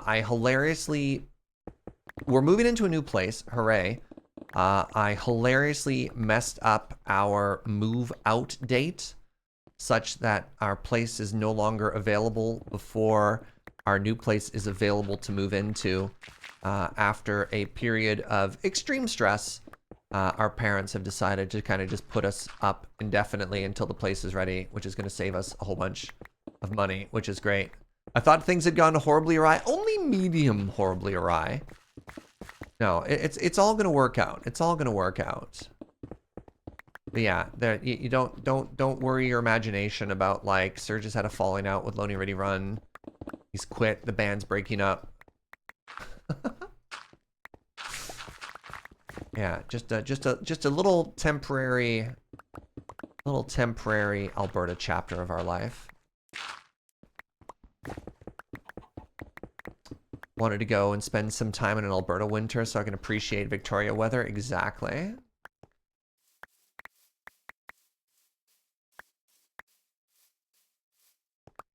When you're hanging out with people who are into sport, you pay more attention. Yeah, exactly. I've got one good friend who's like very, very, very into soccer, World Cup, football to the Americans. And I kind of care vicariously through him. How far is Calgary from Victoria? 1,000 kilometers, which is nothing but a short hop, skip, and a jump for Canadian geography. You left for 2 hours and nothing happened? It's a big dig. It's a big dig. You're also moving to Calgary. Oh. They've got really good coffee now, which is exciting to me. Calgary's not really a day trip to the moon base? Yeah, nah, not at all. Right, 1,000 kilometers and a huge mountain range as well, and an ocean. Don't forget there's technically an ocean between Victoria and Calgary. I have to get on a boat, and then I have to climb mountains. Joke was people don't move from Calgary to somewhere decent. I mean, Calgary's okay. I don't know. When I was 18, I couldn't get away from Calgary fast enough. But I think that's also just like wanting to move out and kind of do your own thing, right? It's a strait. It's hardly an ocean. Taste that water and tell me if it's salty or not. That's how I define if it's an ocean. Will I be going to the Banff Film Festival? No. Is it famous 3 4/5?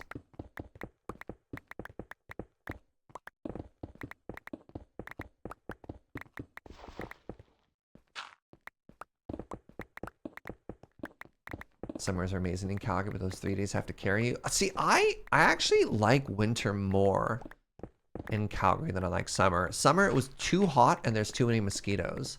Secret Tech, one of the reasons Victoria is so great is it doesn't have as many mosquitoes as Calgary, the prairies do, or like other parts of Canada. That's I'm sorry everybody else in the West Coast, everyone else in Canada. I've let them know our secret. No mosquitoes.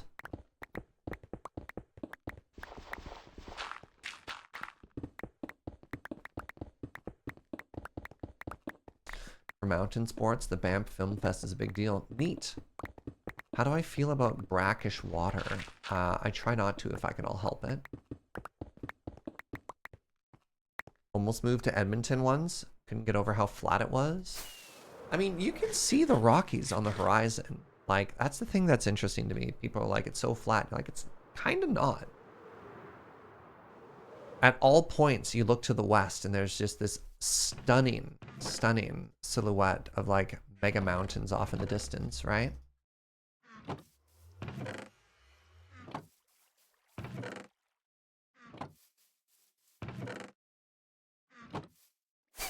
Pardon me.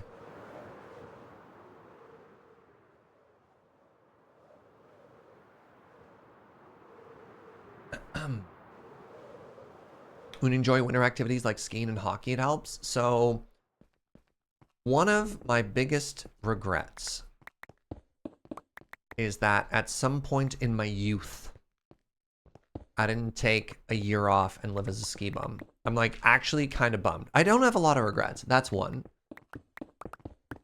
But I'm not saying I could do it this year because the ski season starts in November, which is when I'll, you know, be on my way back. But I might be able to get some skiing in. That sounds kind of great. Hey, what's up, Mazray?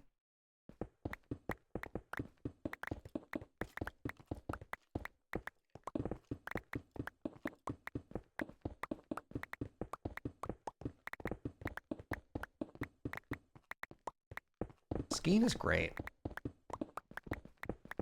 Maybe I'll even... I've been wanting to do this for a long time, and I don't know if I can make the tech work, but I've really wanted to try and do a, like, IRL on the ski slopes stream day. Where, like, ski down on the run, right? Forward-facing camera. We do our thing. I don't know, you probably hear the sound of, like, wind and snow. And on the chairlift back up, you swing around and you like chat and be like, okay, what's up? How you doing? Yeah. And you talk that time. I don't know if the mountains that I want to ski have good enough reception to pull that off.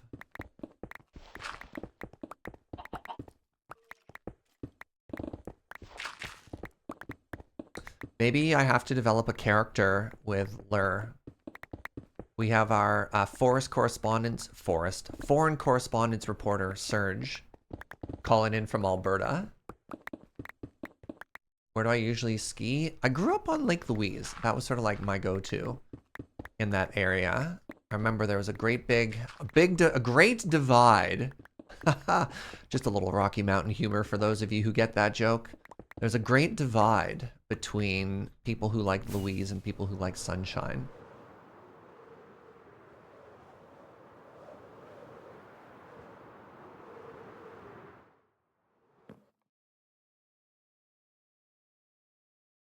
Maybe I need to get like a signal boosting backpack or something. How sick would that be?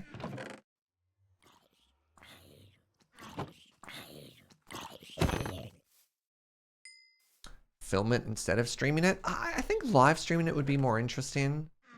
Because otherwise, I'm just doing a bad job of like what other people do a really good job of doing. And again, I'm not an editor. I just think specifically that loop of like live stream downhill, IRL chair chat uphill would be kind of slick. Man, I already have a hard enough time like going into a cafe and chatting, but can you imagine trying to share a chairlift, which is like this it's kind of like the equivalent of an elevator with somebody who's live streaming. I'd have to go on like a super quiet day and try and always get on a chair alone or something like that. Ugh.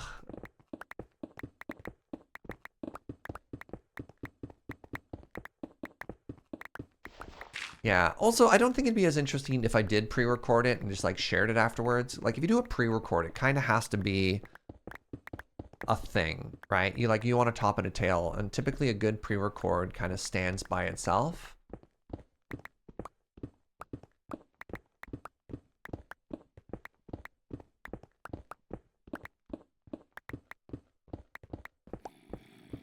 How many people would be on a chairlift? So, well, I'd be my own camera person. This would not be a two-person thing. This would be like, I would hold the camera and ski. I don't know. Did I move out of beacon range? There are 5 blocks in the middle that are out of beacon range, yeah. No, this would be a single-person operation. This would not be like a whole team or crew or anything like that. Just be me sort of figuring stuff out. Again, this is something, oh, there we go, back in beacon range. This is something I think about, right? Thought about for a while. Skiing's a huge deal for me. I don't know if how often this has come up.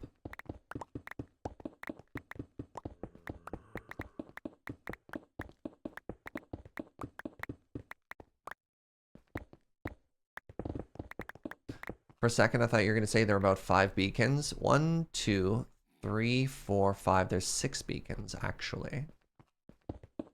And I laid them out wrong so that there's dead spots, which is very funny. Never been skiing, too afraid of breaking your legs? Fair. Depending on what you do, you typically don't break your legs. Ankles and wrists, on the other hand.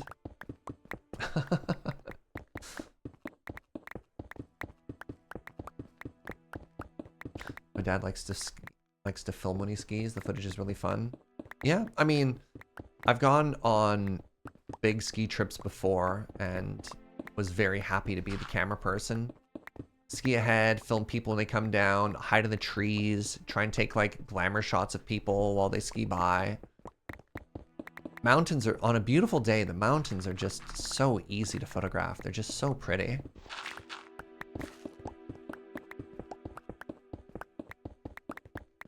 We'll think about it. I tell you what, we'll think about it. If it turns out there's an equipment thing, maybe I can try crowdfunding it. Be like, all right, chat. Need a backpack. I need an external battery to plug my camera into. I don't even know what folks are doing for IRL streaming these days, if like my cell phone can handle it or not. While I was in Europe, the girls convinced me to reinstall Pokemon Go, and I'm gonna say my phone can't even handle Pokemon Go for more than like 2 hours without the battery dying. I don't know if I can IRL stream an entire ski day. Just being up in the mountains in the winter is what you like the most about skiing? Yeah, for sure, right? It's like, I don't know, I think of the same as like boating. You're just like, man, this is just a beautiful day to be on the water, which is beautiful. I don't even necessarily need to care about the boat, just my surroundings. What's up, Beta Zed? Thank you for 27 months. I really appreciate that.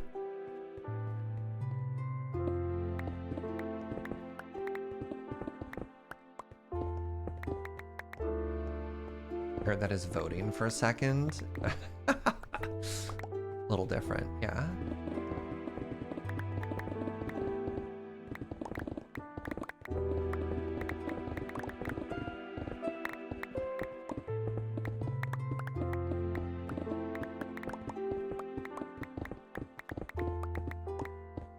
So watch out for that, I guess is what I'm trying to say.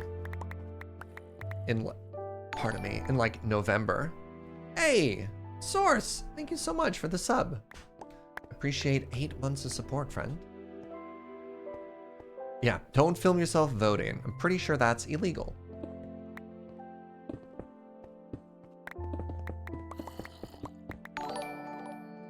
An allium! Thank you so much for using your Prime here, friend.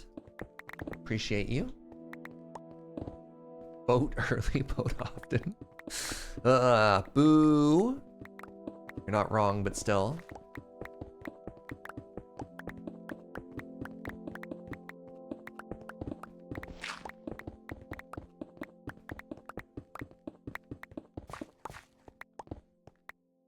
After a stressful move at the beginning of July, my friends and I who moved together split the cost and got a 5-man inflatable boat for the lake that's nearby.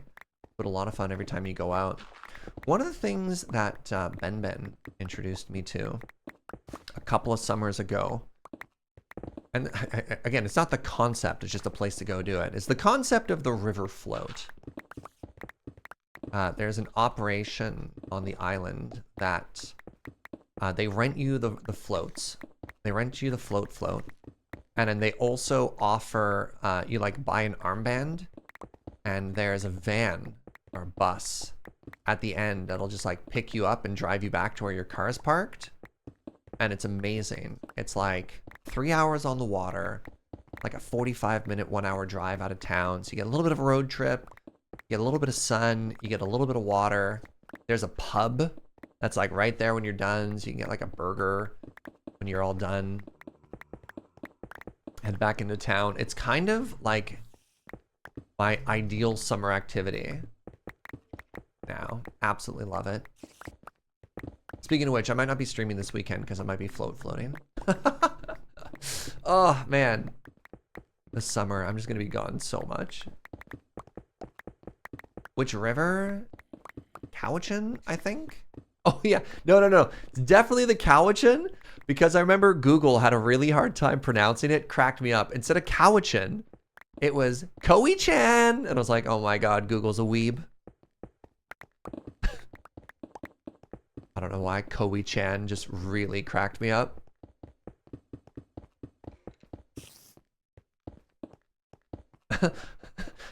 We're almost at Koei-chan boating uwu time. Nope. Can't do it. Nice try, kids.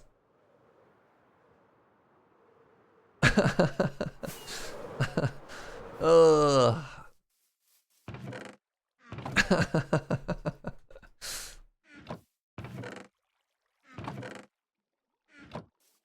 Oh, that made your face do a thing? Yeah, same. Same, though.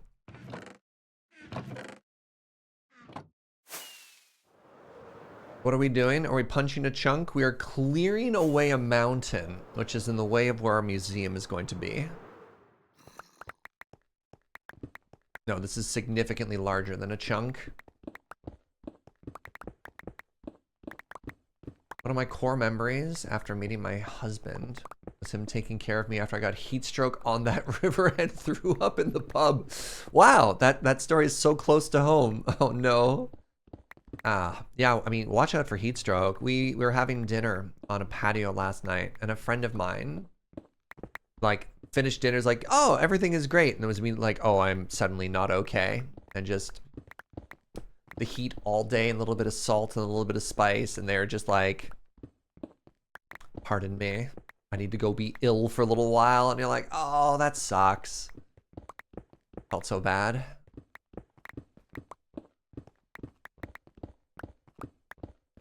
Or I hadn't hydrated on the river. Oh yeah, for sure. For sure. We always bring another boat specifically to hold a cooler that has like snacks and stuff. Actually, one of the amazing things that happened one time we were up there is a very entrepreneurial or enterprise, whatever you want to do. There's like houses along the river that have little docks. And there was a family that came out and had an ice cream stand on the river dock. And so you like, you know, you paddle yourself over there and they have, they hand the ice cream out in butterfly nets, and you could also like take the garbage and put it back in so nothing ends up in the river. And you just tap to pay. It's so clever. They didn't even gouge us, right? I could expect them to be like, oh yeah, a dilly bar, that's $12. No. Couple bucks, still a lot of markup. They're making good money off that too.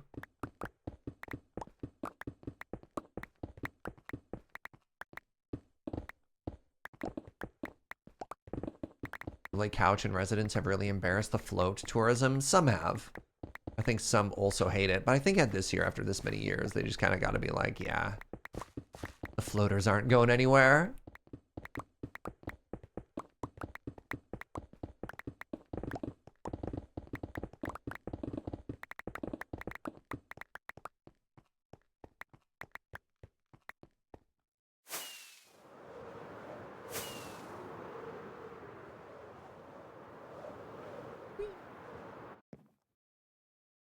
One of these days, I'm gonna mistime the click, and I'm going to collide with the bed, and I'm going to die. Today is not that day.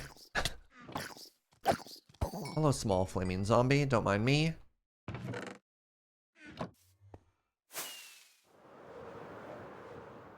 Heat stroke is how I discovered I can get debilitating migraines. That sucks.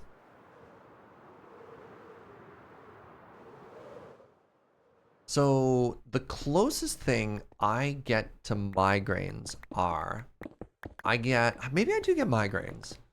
I get the like haloing and headache behind my eyes, if that makes sense.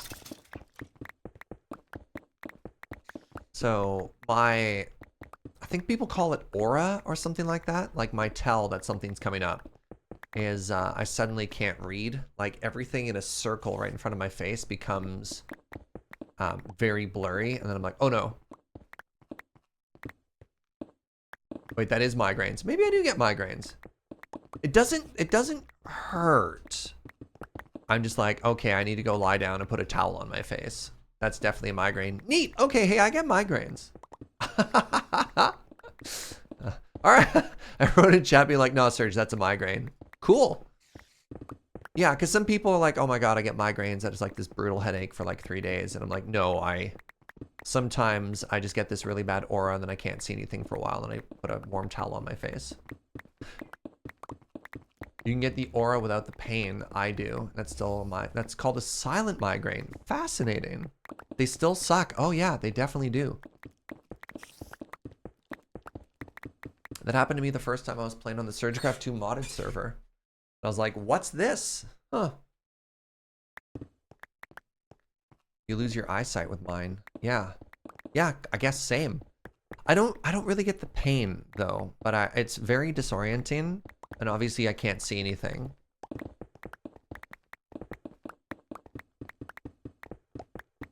Normally I'm just like, all right, time to go to bed.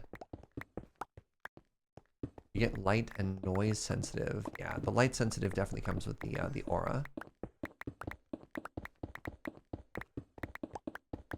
You get debilitating pain for like a half a week? That sucks. I'm so sorry to hear that. Yeah, Kathleen gets like the multi-day migraines, and I'm just like, oh man, I'm so lucky that's not my life.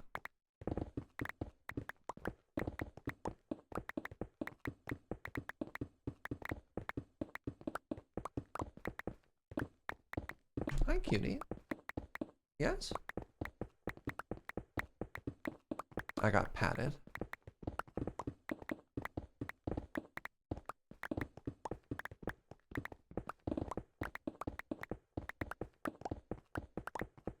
You organize your quick bar the same way you do in that order. There's like a little meme going around in the Minecraft channel in Discord where there's a bunch of different orientations and people were talking about how do you organize your hotbar.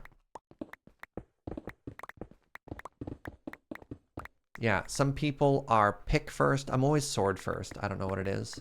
I kind of settled on this a long time ago.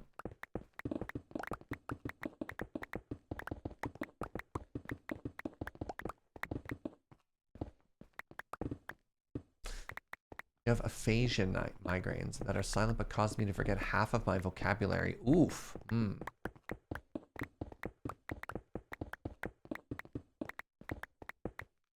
You do sword, axe, then pick for you. Interesting. So what is your thought process in how you organize stuff? So I have it sword first, because if I ever have to fight anything, I want it to be the easiest button to hit. And then I do pick, shovel, axe, because that's sort of the order in which I typically break blocks. And then I basically never have the hoe on me. And I always have food as the very last spot. If I have torches on me, they're typically in my offhand. Y'all organize stuff. You tend to use axe for the fight? It depends. In a new world, I use axe until I get a good sword. I think axe is just better than sword until you get enchantments. Sometimes I have bow on too. If I have bow, it's normally right here. If I have food, if I don't have rockets, it's there. If I do have rockets, it's over one.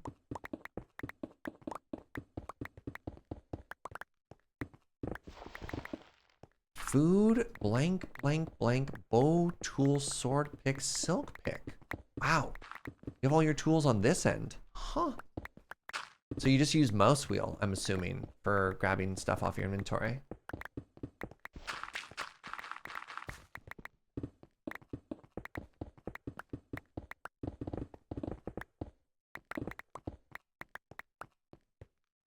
Yours is random. How do you live like that? How? Yours is random? I play a lot of survival games, and I always try and make it similar. Like, if I'm playing a game that has Minecraft-style tools, always the same order, too. It's wild.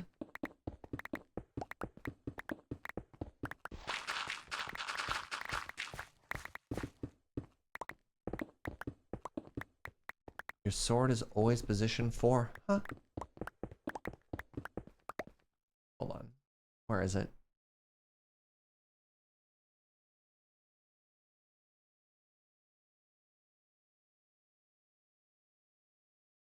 Yeah, this is what people were talking about. So, like, where are you on this, right? Are you a sword number 1? Are you a pick number 1? Axe, shovel, or hoe, right? And so I'm on team A3 no hoe.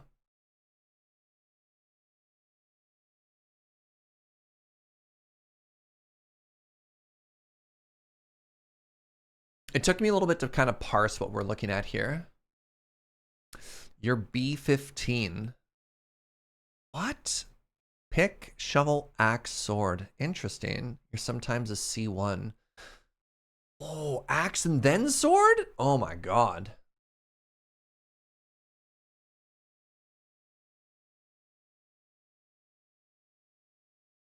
A3 no ho. Eric, you're clearly a person of distinguished taste. Yeah, so there's that image is in Discord. C1, no shovel, no hoe, extra pick. See, I don't, unless I'm doing a mining session, if I'm doing a mining session, I will have 2 picks. I'll have Silk Touch and then Fortune, or vice versa. C1, no shovel. No shovel? No shovel. What do? You just like punch gravel? No shovel.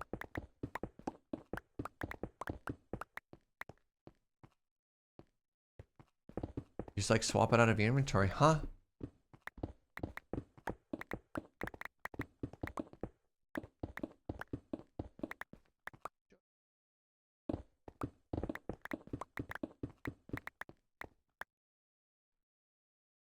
I'm begging Joe for a coffee. He says it's a process. Which coffee are you making?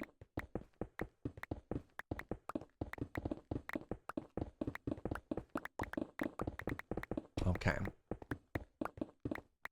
She's not making the bougie stuff, which is fair. Well, careful. One of those says is a geisha as well, so. She's like, I don't want to make the bougie stuff. I'm like, careful. We have many bags of bougie coffee in our house right now. You keep other tools in your inventory, but I walk around with a bow, pick, and other things in your hotbar.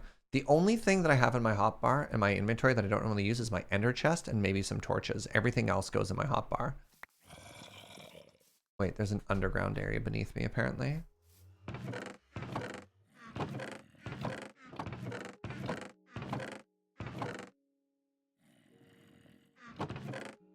Wait, am I out of room now? I need to make more chests. And we got so much hill to go still. Wild stuff.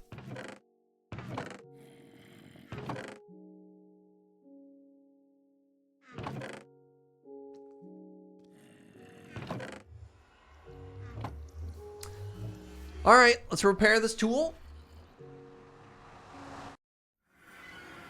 I hope we can find stone when the time comes for the stone portion of the museum to be filled. I think we'll be fine. I very much trust in our ability to have everything we need. I'm just gonna go to the Ender. It's been a while. It's way faster. I don't need to villager trade.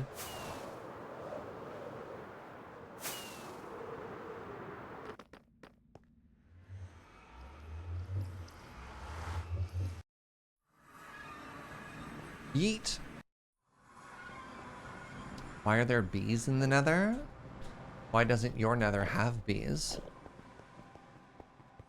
They're so happy.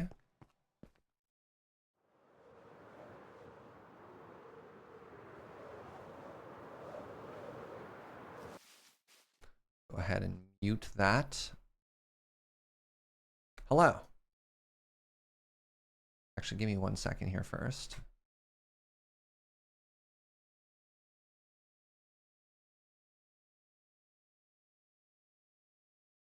Bee farms are faster in the nether.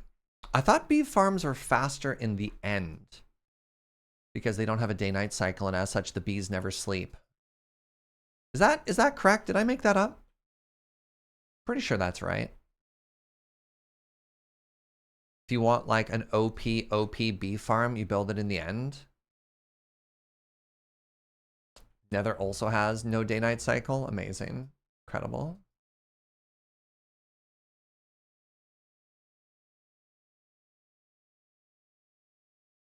You know, one thing I kind of wish you could do in vanilla Minecraft, I kind of wish if you had a bunch of levels, you could just like use those to repair your stuff. You know what I mean?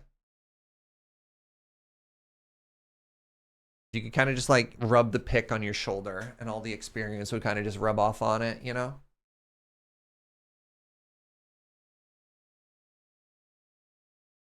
Ow. All right, there we go.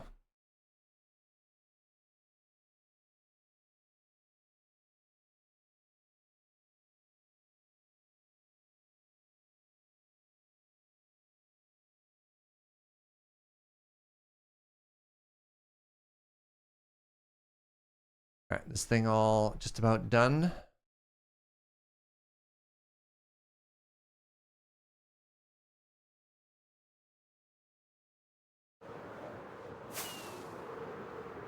Modded lets you make experience. There's a different mod that lets you just like, I think if you hold shift right click on an item and it has mending and you have experience, it just uses it, I think. I believe that's the case. I don't know. All right, very quickly, let's finish this off. Yo! Cannoli! Oh my god. Cannoli has just subbed for 6 months in advance. Thank you, friend. I really, really appreciate that. I hope you're having an amazing day. Dear viewers, if you have access to a heart emote, I'd love to see some in chat right now. A little warm welcome here. Be sure, if you're enjoying the vibe of this community, hop in Discord.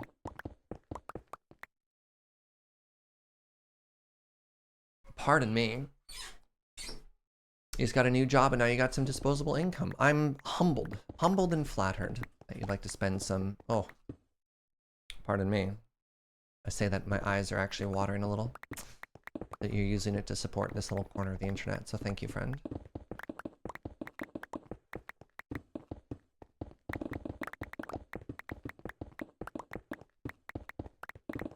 It's so funny. Summer is always really tough and really slow. Getting into like a little bit of real talk. And so it's always tough every year. Doesn't matter how many times it happens. It's always tough every year to like look at stuff and be like, ah, it happens again this year because it happens every year, but not take it personally. To be like, I'm failing as a creator. Everybody hates me. Murr. So I'm very much touched. So thank you, friend.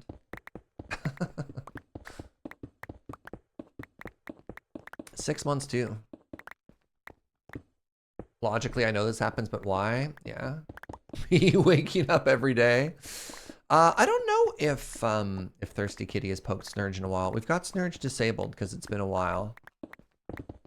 But yeah, Snurge is napping. Snurge is accumulating power. He'll be back and more powerful than ever.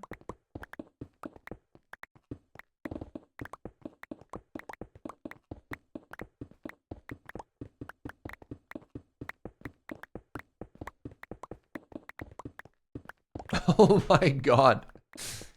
Joe says Snurge is the evil that we know, who fills a power vacuum in chat to make sure that nothing worse shows up. Wow. Wow. Dang. That's really quite something.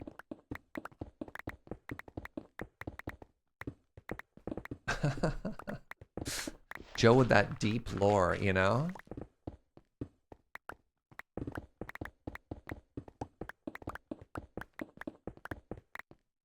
Snurge is the curse that scares away lesser evils. No. Well, not even lesser evils. Snurge is like a greater evil. It also keeps greater evils away. Oh, hi, Snurge.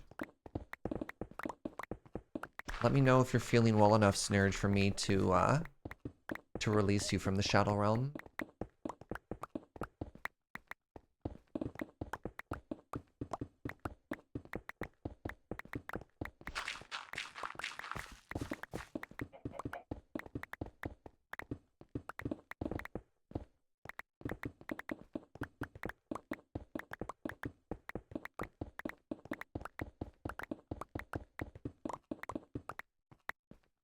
Yeah, this definitely does feel bigger every layer we do. Each layer gets like 10 or 20% larger than the previous one. Stupid hills. It's not like a chunk where each level is the same amount of work. This problem is growing exponentially. I think towards the end, I'll probably try and get like James and Uno and maybe Joe to help. Slopes, right? Man, what a ripoff. Slopes.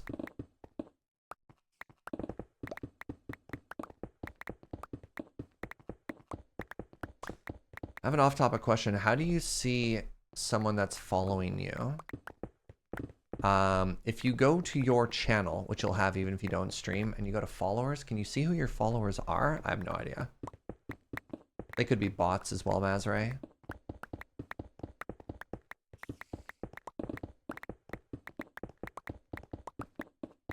They could be bots, they could be buds. They could be people who clicked on you in chat to find out about you and accidentally hit followed.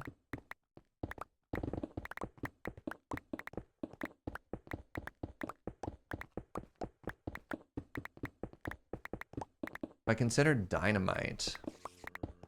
Dynamite by itself, manually placed, I don't know, it would speed up too much. A little flying machine would be kind of interesting. Then you have to do a fair amount of cleanup too. So we're only, where are we? We're only 5 layers away from being done. So at this point, I don't actually know how much that would help.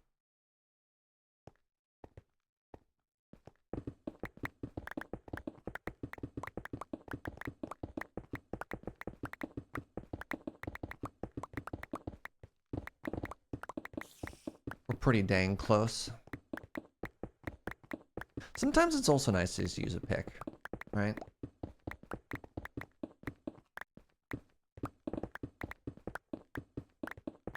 There was, I haven't seen him stream in a long time, which is too bad, but there's an Australian Minecraft creator named Atlas, who by hand dug out an entire like perimeter, kind of like Doc has for the perimeter, but for like a witch farm sort of thing. And he got really, really, really burnt out by people always hopping in and asking like, why are you using a pick? It's just like, I just wanted to dig this out.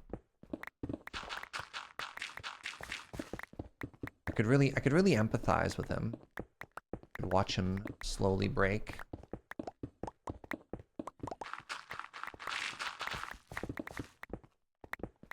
It's so funny when you can like see somebody burning out. You can like empathize with them. That's especially the questions that shouldn't bug you, that are like very innocuous. This is again. Not this is not at all like. I feel I'm now rambling. But yeah, the questions that shouldn't bother you really start getting to you. Something I never even thought of. If you haven't already, Jorbs wrote a book on streaming. And there's an amazing part where he mentioned how even like burnout in streaming even started to affect his personal life in other interesting ways that you'd never even really consider. Like innocent requests from a partner sort of flagging that same part of your brain that's like people trying to backseat you in a game, and then having sort of an involuntary reaction to that, right? Like, what? Oh my god.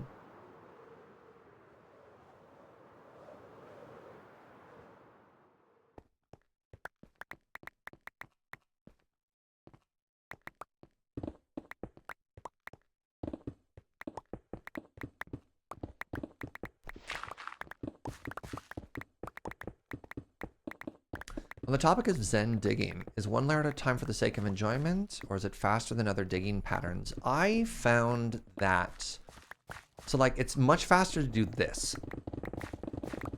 right? But I think that's not fun for me or for you. Like I don't think that's enjoyable to watch.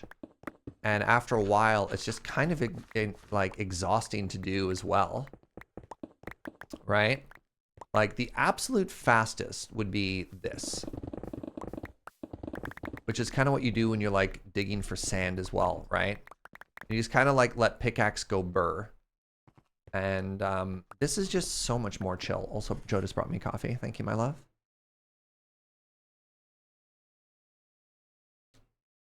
Oh my god, Snurge is back. Snurge is back and talking about nachos. It's like he never left. Oh, Snurge, you're so relatable.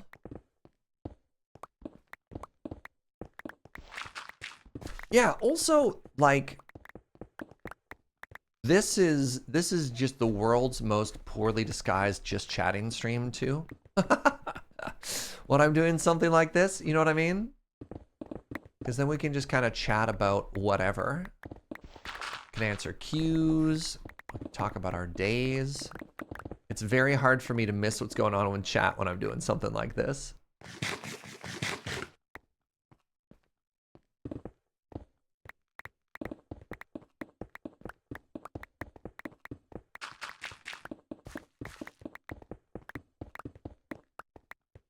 It's like TikTokers who dispense gossip and lore and discourse with Minecraft parkour in the background. I'm as entertaining as Minecraft parkour. Thanks. Wow. I thought I'd have to rely on your experience when I asked, but the short demonstration was plenty to prove the point. Yeah. And again, like, I've been known to dig, like, fast dig areas before, too. But not, like, this... Please look at the scale of what we've had to remove so far. Pardon me.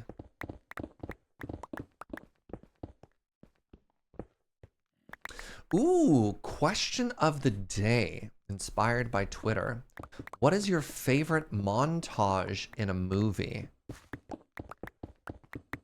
What is your favorite montage in a movie? Oh, wow.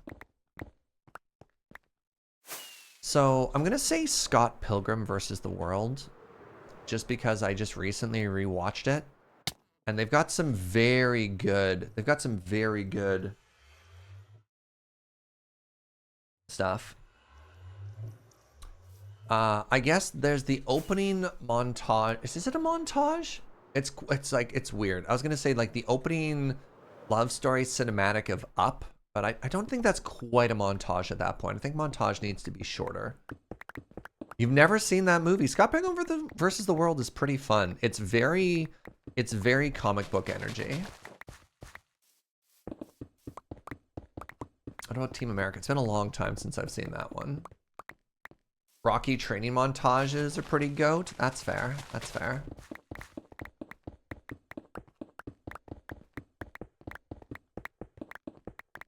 Up still counts as a montage and it's a strong contender. What about y'all? We got a couple of Rockies. Scott Pilgrim or Shaun of the Dead. Yeah. What's the name of the director in Shaun of the Dead? I know he's got a very specific style of like montage, quick cut, like bop, bop, bop, bop, bop, bop, bop, right? Edgar Wright, that's what I'm thinking of. Edgar Wright is very famous for his montages.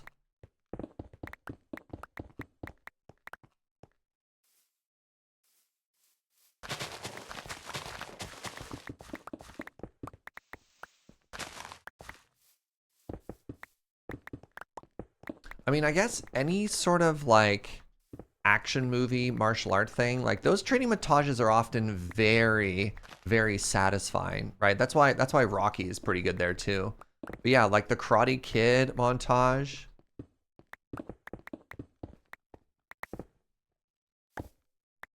Edgar Wright was also the director for Scott Pilgrim. That explains a lot, actually.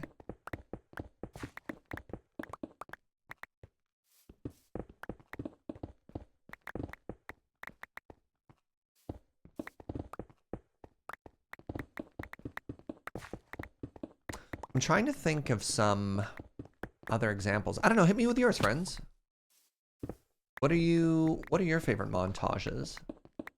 It's interesting. They're not often they're often very subtly used, right? And so you don't often think of a montage as being one of your favorite moments in a movie. But to sort of turn it around and consider the question from that angle is quite exciting.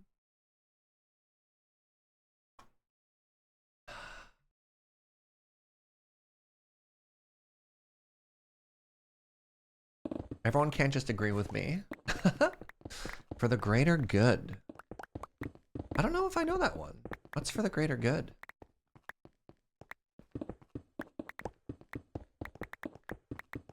Wet Hot American Summer has two of my favorites, Going to Town and Training. That movie is unhinged.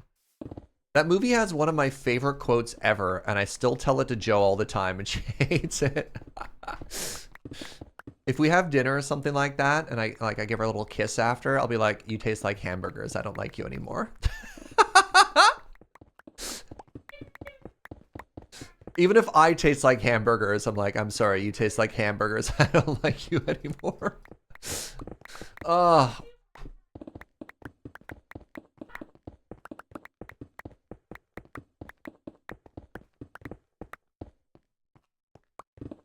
Was that her laughing in the background? Yes. You taste like hamburgers is such a unique insult. Well, in that scene too, he kisses this girl, says, "You taste like hamburgers. I don't like you anymore." And then they break up. And you're just like, what? That movie is a lot. That movie is a lot.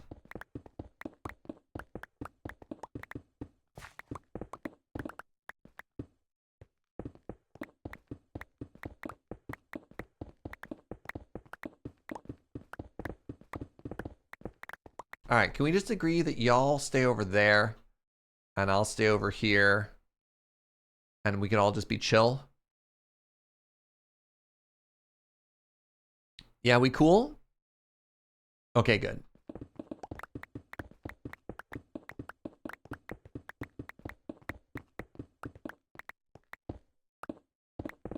The Falling in Love montage from Valley Girl. pretty much has a music video of Modern English's I'm Out With You, and it's a good one. Did, I'm trying to think of like some classic fantasy movies, right? Like, did Stardust or The Never Ending Story? I thought they had some like pretty good establishing montages as well. Willow, yeah. Like a lot of them had some pretty interesting ways to be like, okay, here we are setting up a scene, or here we are filling in a backstory with just like a bunch of just like a very quick cut montage of what's going on, right? Oh yeah, this stream is now filmed in front of a live studio audience. Raiders, come on down.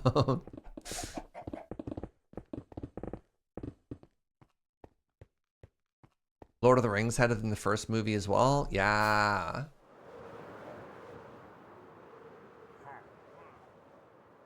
Imagine if those were villagers and all they do is they start to refill the hole behind you and you're like, no, my hard work. Be so rude.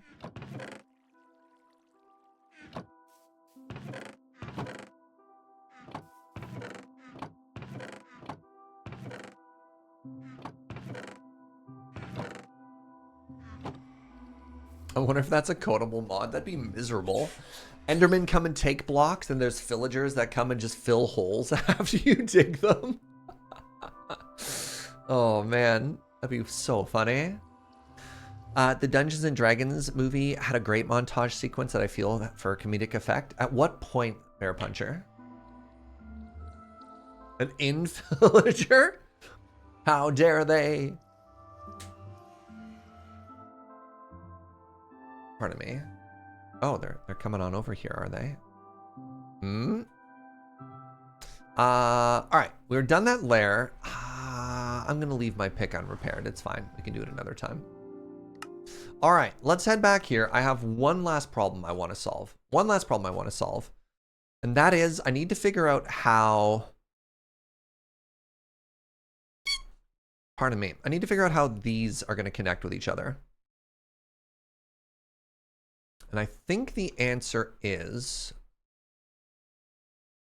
right out of this. I'm going to continue a wall.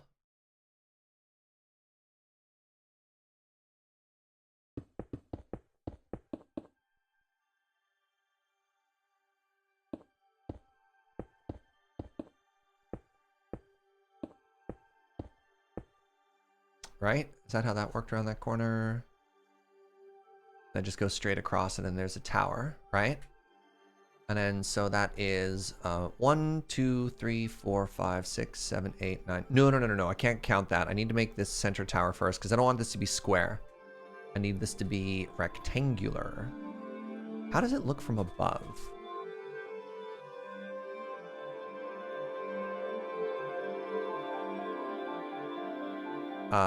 Did I make a mistake? Oh no, I'm here. Yeah, it just comes down and then there's a line. So, when you Google map the building, look at the satellite view. That's what this is. You have excellent idea because I already have that view. Yeah, that's literally the thing we're looking at.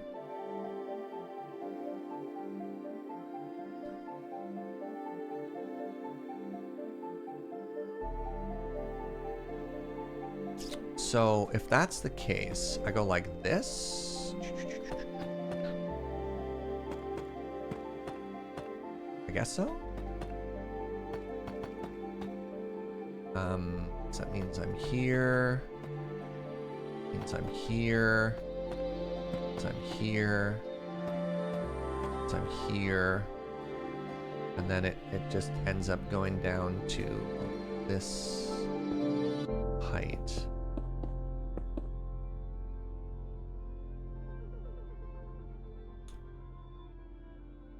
So here's an interesting question. Do you think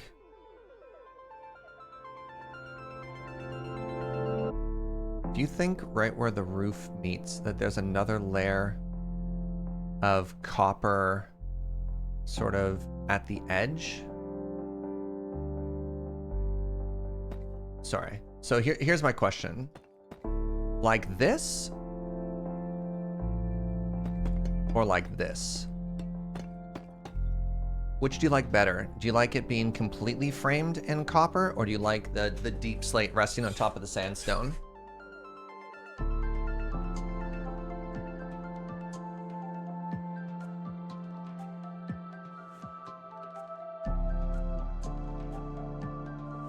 I need you to tell me your opinions.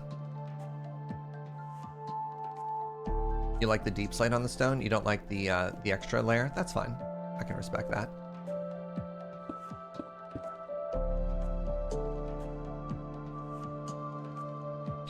All right, so we do this.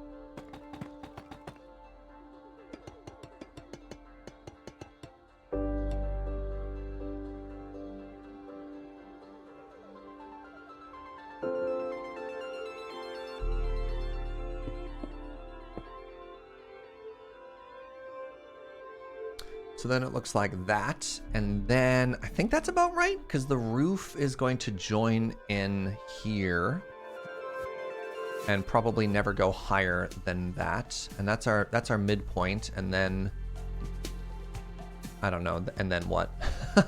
I tried to do a counting of like estimating how wide this hallway was going to be, but I think we're changing the shape of this whole building. This might be wider after all, but that's fine. I kind of love how if you look at it from the underside of the facade, you could see sort of like, you could really see the iterative process of how we started to count the shapes up, right? Figure out how much space we had for stuff, and it just like kept going. I don't know. I think that's kind of cool as heck, TBH.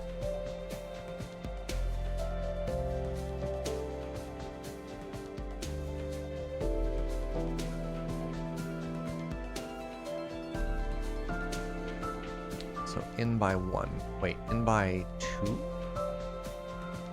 Full corner. Full corner.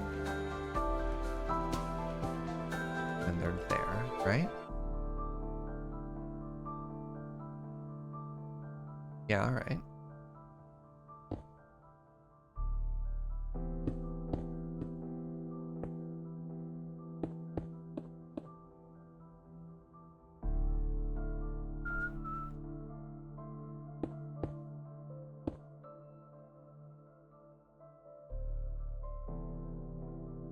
I think that looks pretty clean. I'm pretty happy with that, TBH. I think it looks great. I'm so happy that smooth sandstone is a regular block. I know it's been for ages now, but for so long it wasn't available in sandstone. I mean, I'm not looking forward to the fact that I'm going to have to collect approximately 10 million blocks of sandstone and then put them all through the super smelter and then turn them into smooth sandstone. Like, this is going to be a medium nightmare. I feel it's kind of equal parts sandstone, and predominantly smooth sandstone. So we're gonna go find a couple deserts to to delete. Make an end frame farm? No, I'm not gonna dupe things. That's sort of one thing I don't like to do in Minecraft. No duperino.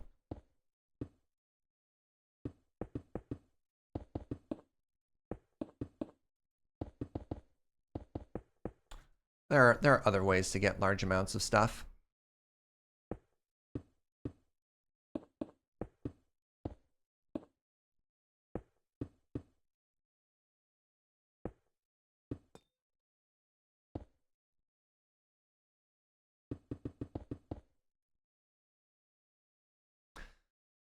All right, so we are there, which means I'm now here.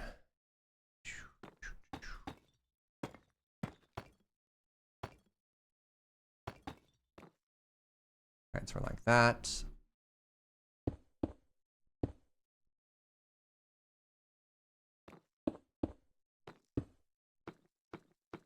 like that.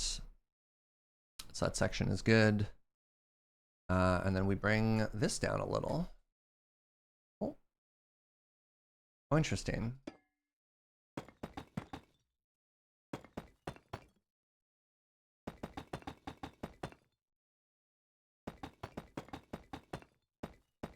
Okay.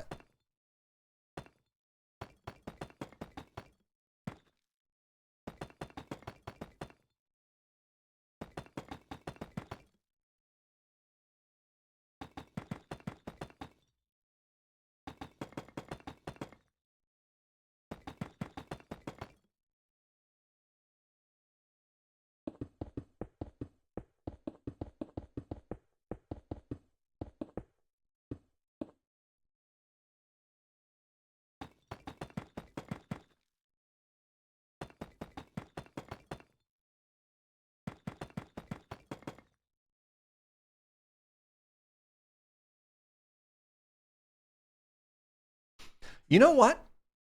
I think today has been a shockingly successful day. Because look at this. Look at this.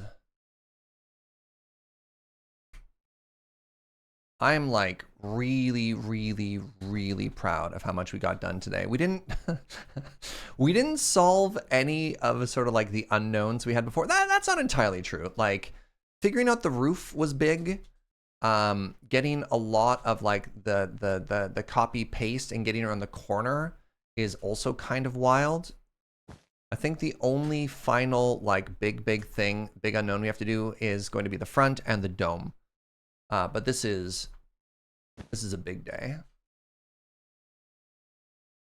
Yeah. Yeah. Look at it. Absolutely a mega build. It's been fun watching it come together. Well, thank you, friends. So let's do a quick little check-in here.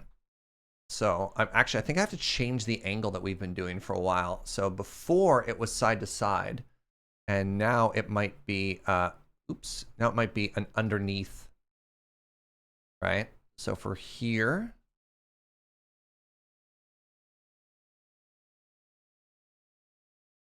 so there you go. There's the inspiration, and above it we have the what we've built so far.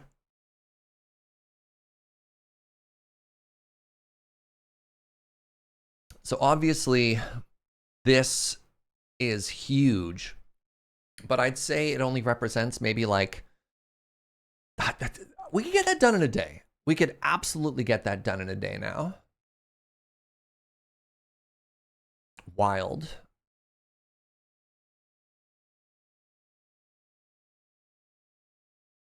I'm actually really, really, really stoked with how this is coming together. This might be the coolest thing I've ever built. You appreciate the breezeways and the other wings? Yeah, we're not going quite that far because again, we need to try and shrink this as much as possible. This build is already very large TM, and then you can see some little creative liberties we've taken. Like these doors are pretty different from the ones pictured, but like when you're operating with scale, the windows aren't quite a 1-for-1, but they're kind of close. Yeah, these rounded windows are maybe a little bit bigger. The scale of our statues. Oh no, our statues didn't load in. Let's move a little bit closer so they render because they're entities, right? There you go. There you go. Now our statues. Now you can see the statues.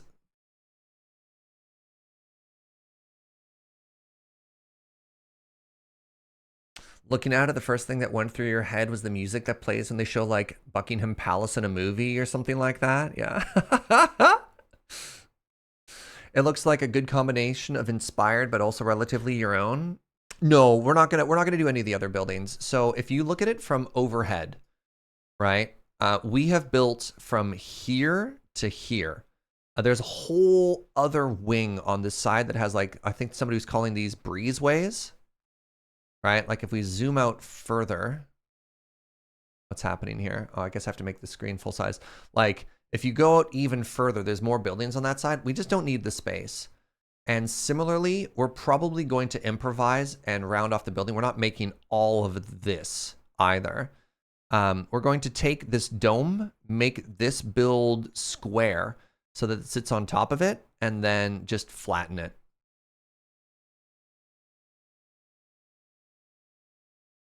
Because I'd like to get this done in 2023. You know? Oh. I think that's a not unreasonable goal. But yeah, this is hard work on my brain. So I think I'm actually going to call it a little bit early again too. This is part of the original design. Yeah, it's also getting kind of toasty, so that's fine. Hey, thanks for hanging out, everybody. This has been another very cozy, very fun day. Do appreciate you hanging out. Appreciate all of the support. And I'll be sure to give a little bit more information in the future once about like the actual move details rather than just like this weird little piecemeal update that we've been letting out so far.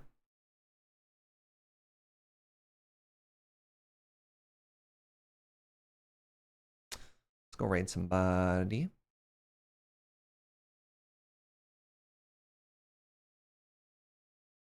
Oh my God, Wheeler's back.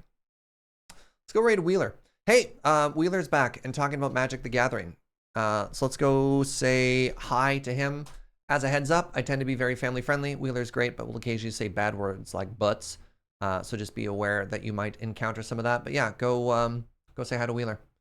All right, everybody. You're a delight. Thank you. I'll see you, I guess, tomorrow? What day is it? I'll see you tomorrow morning. Bye.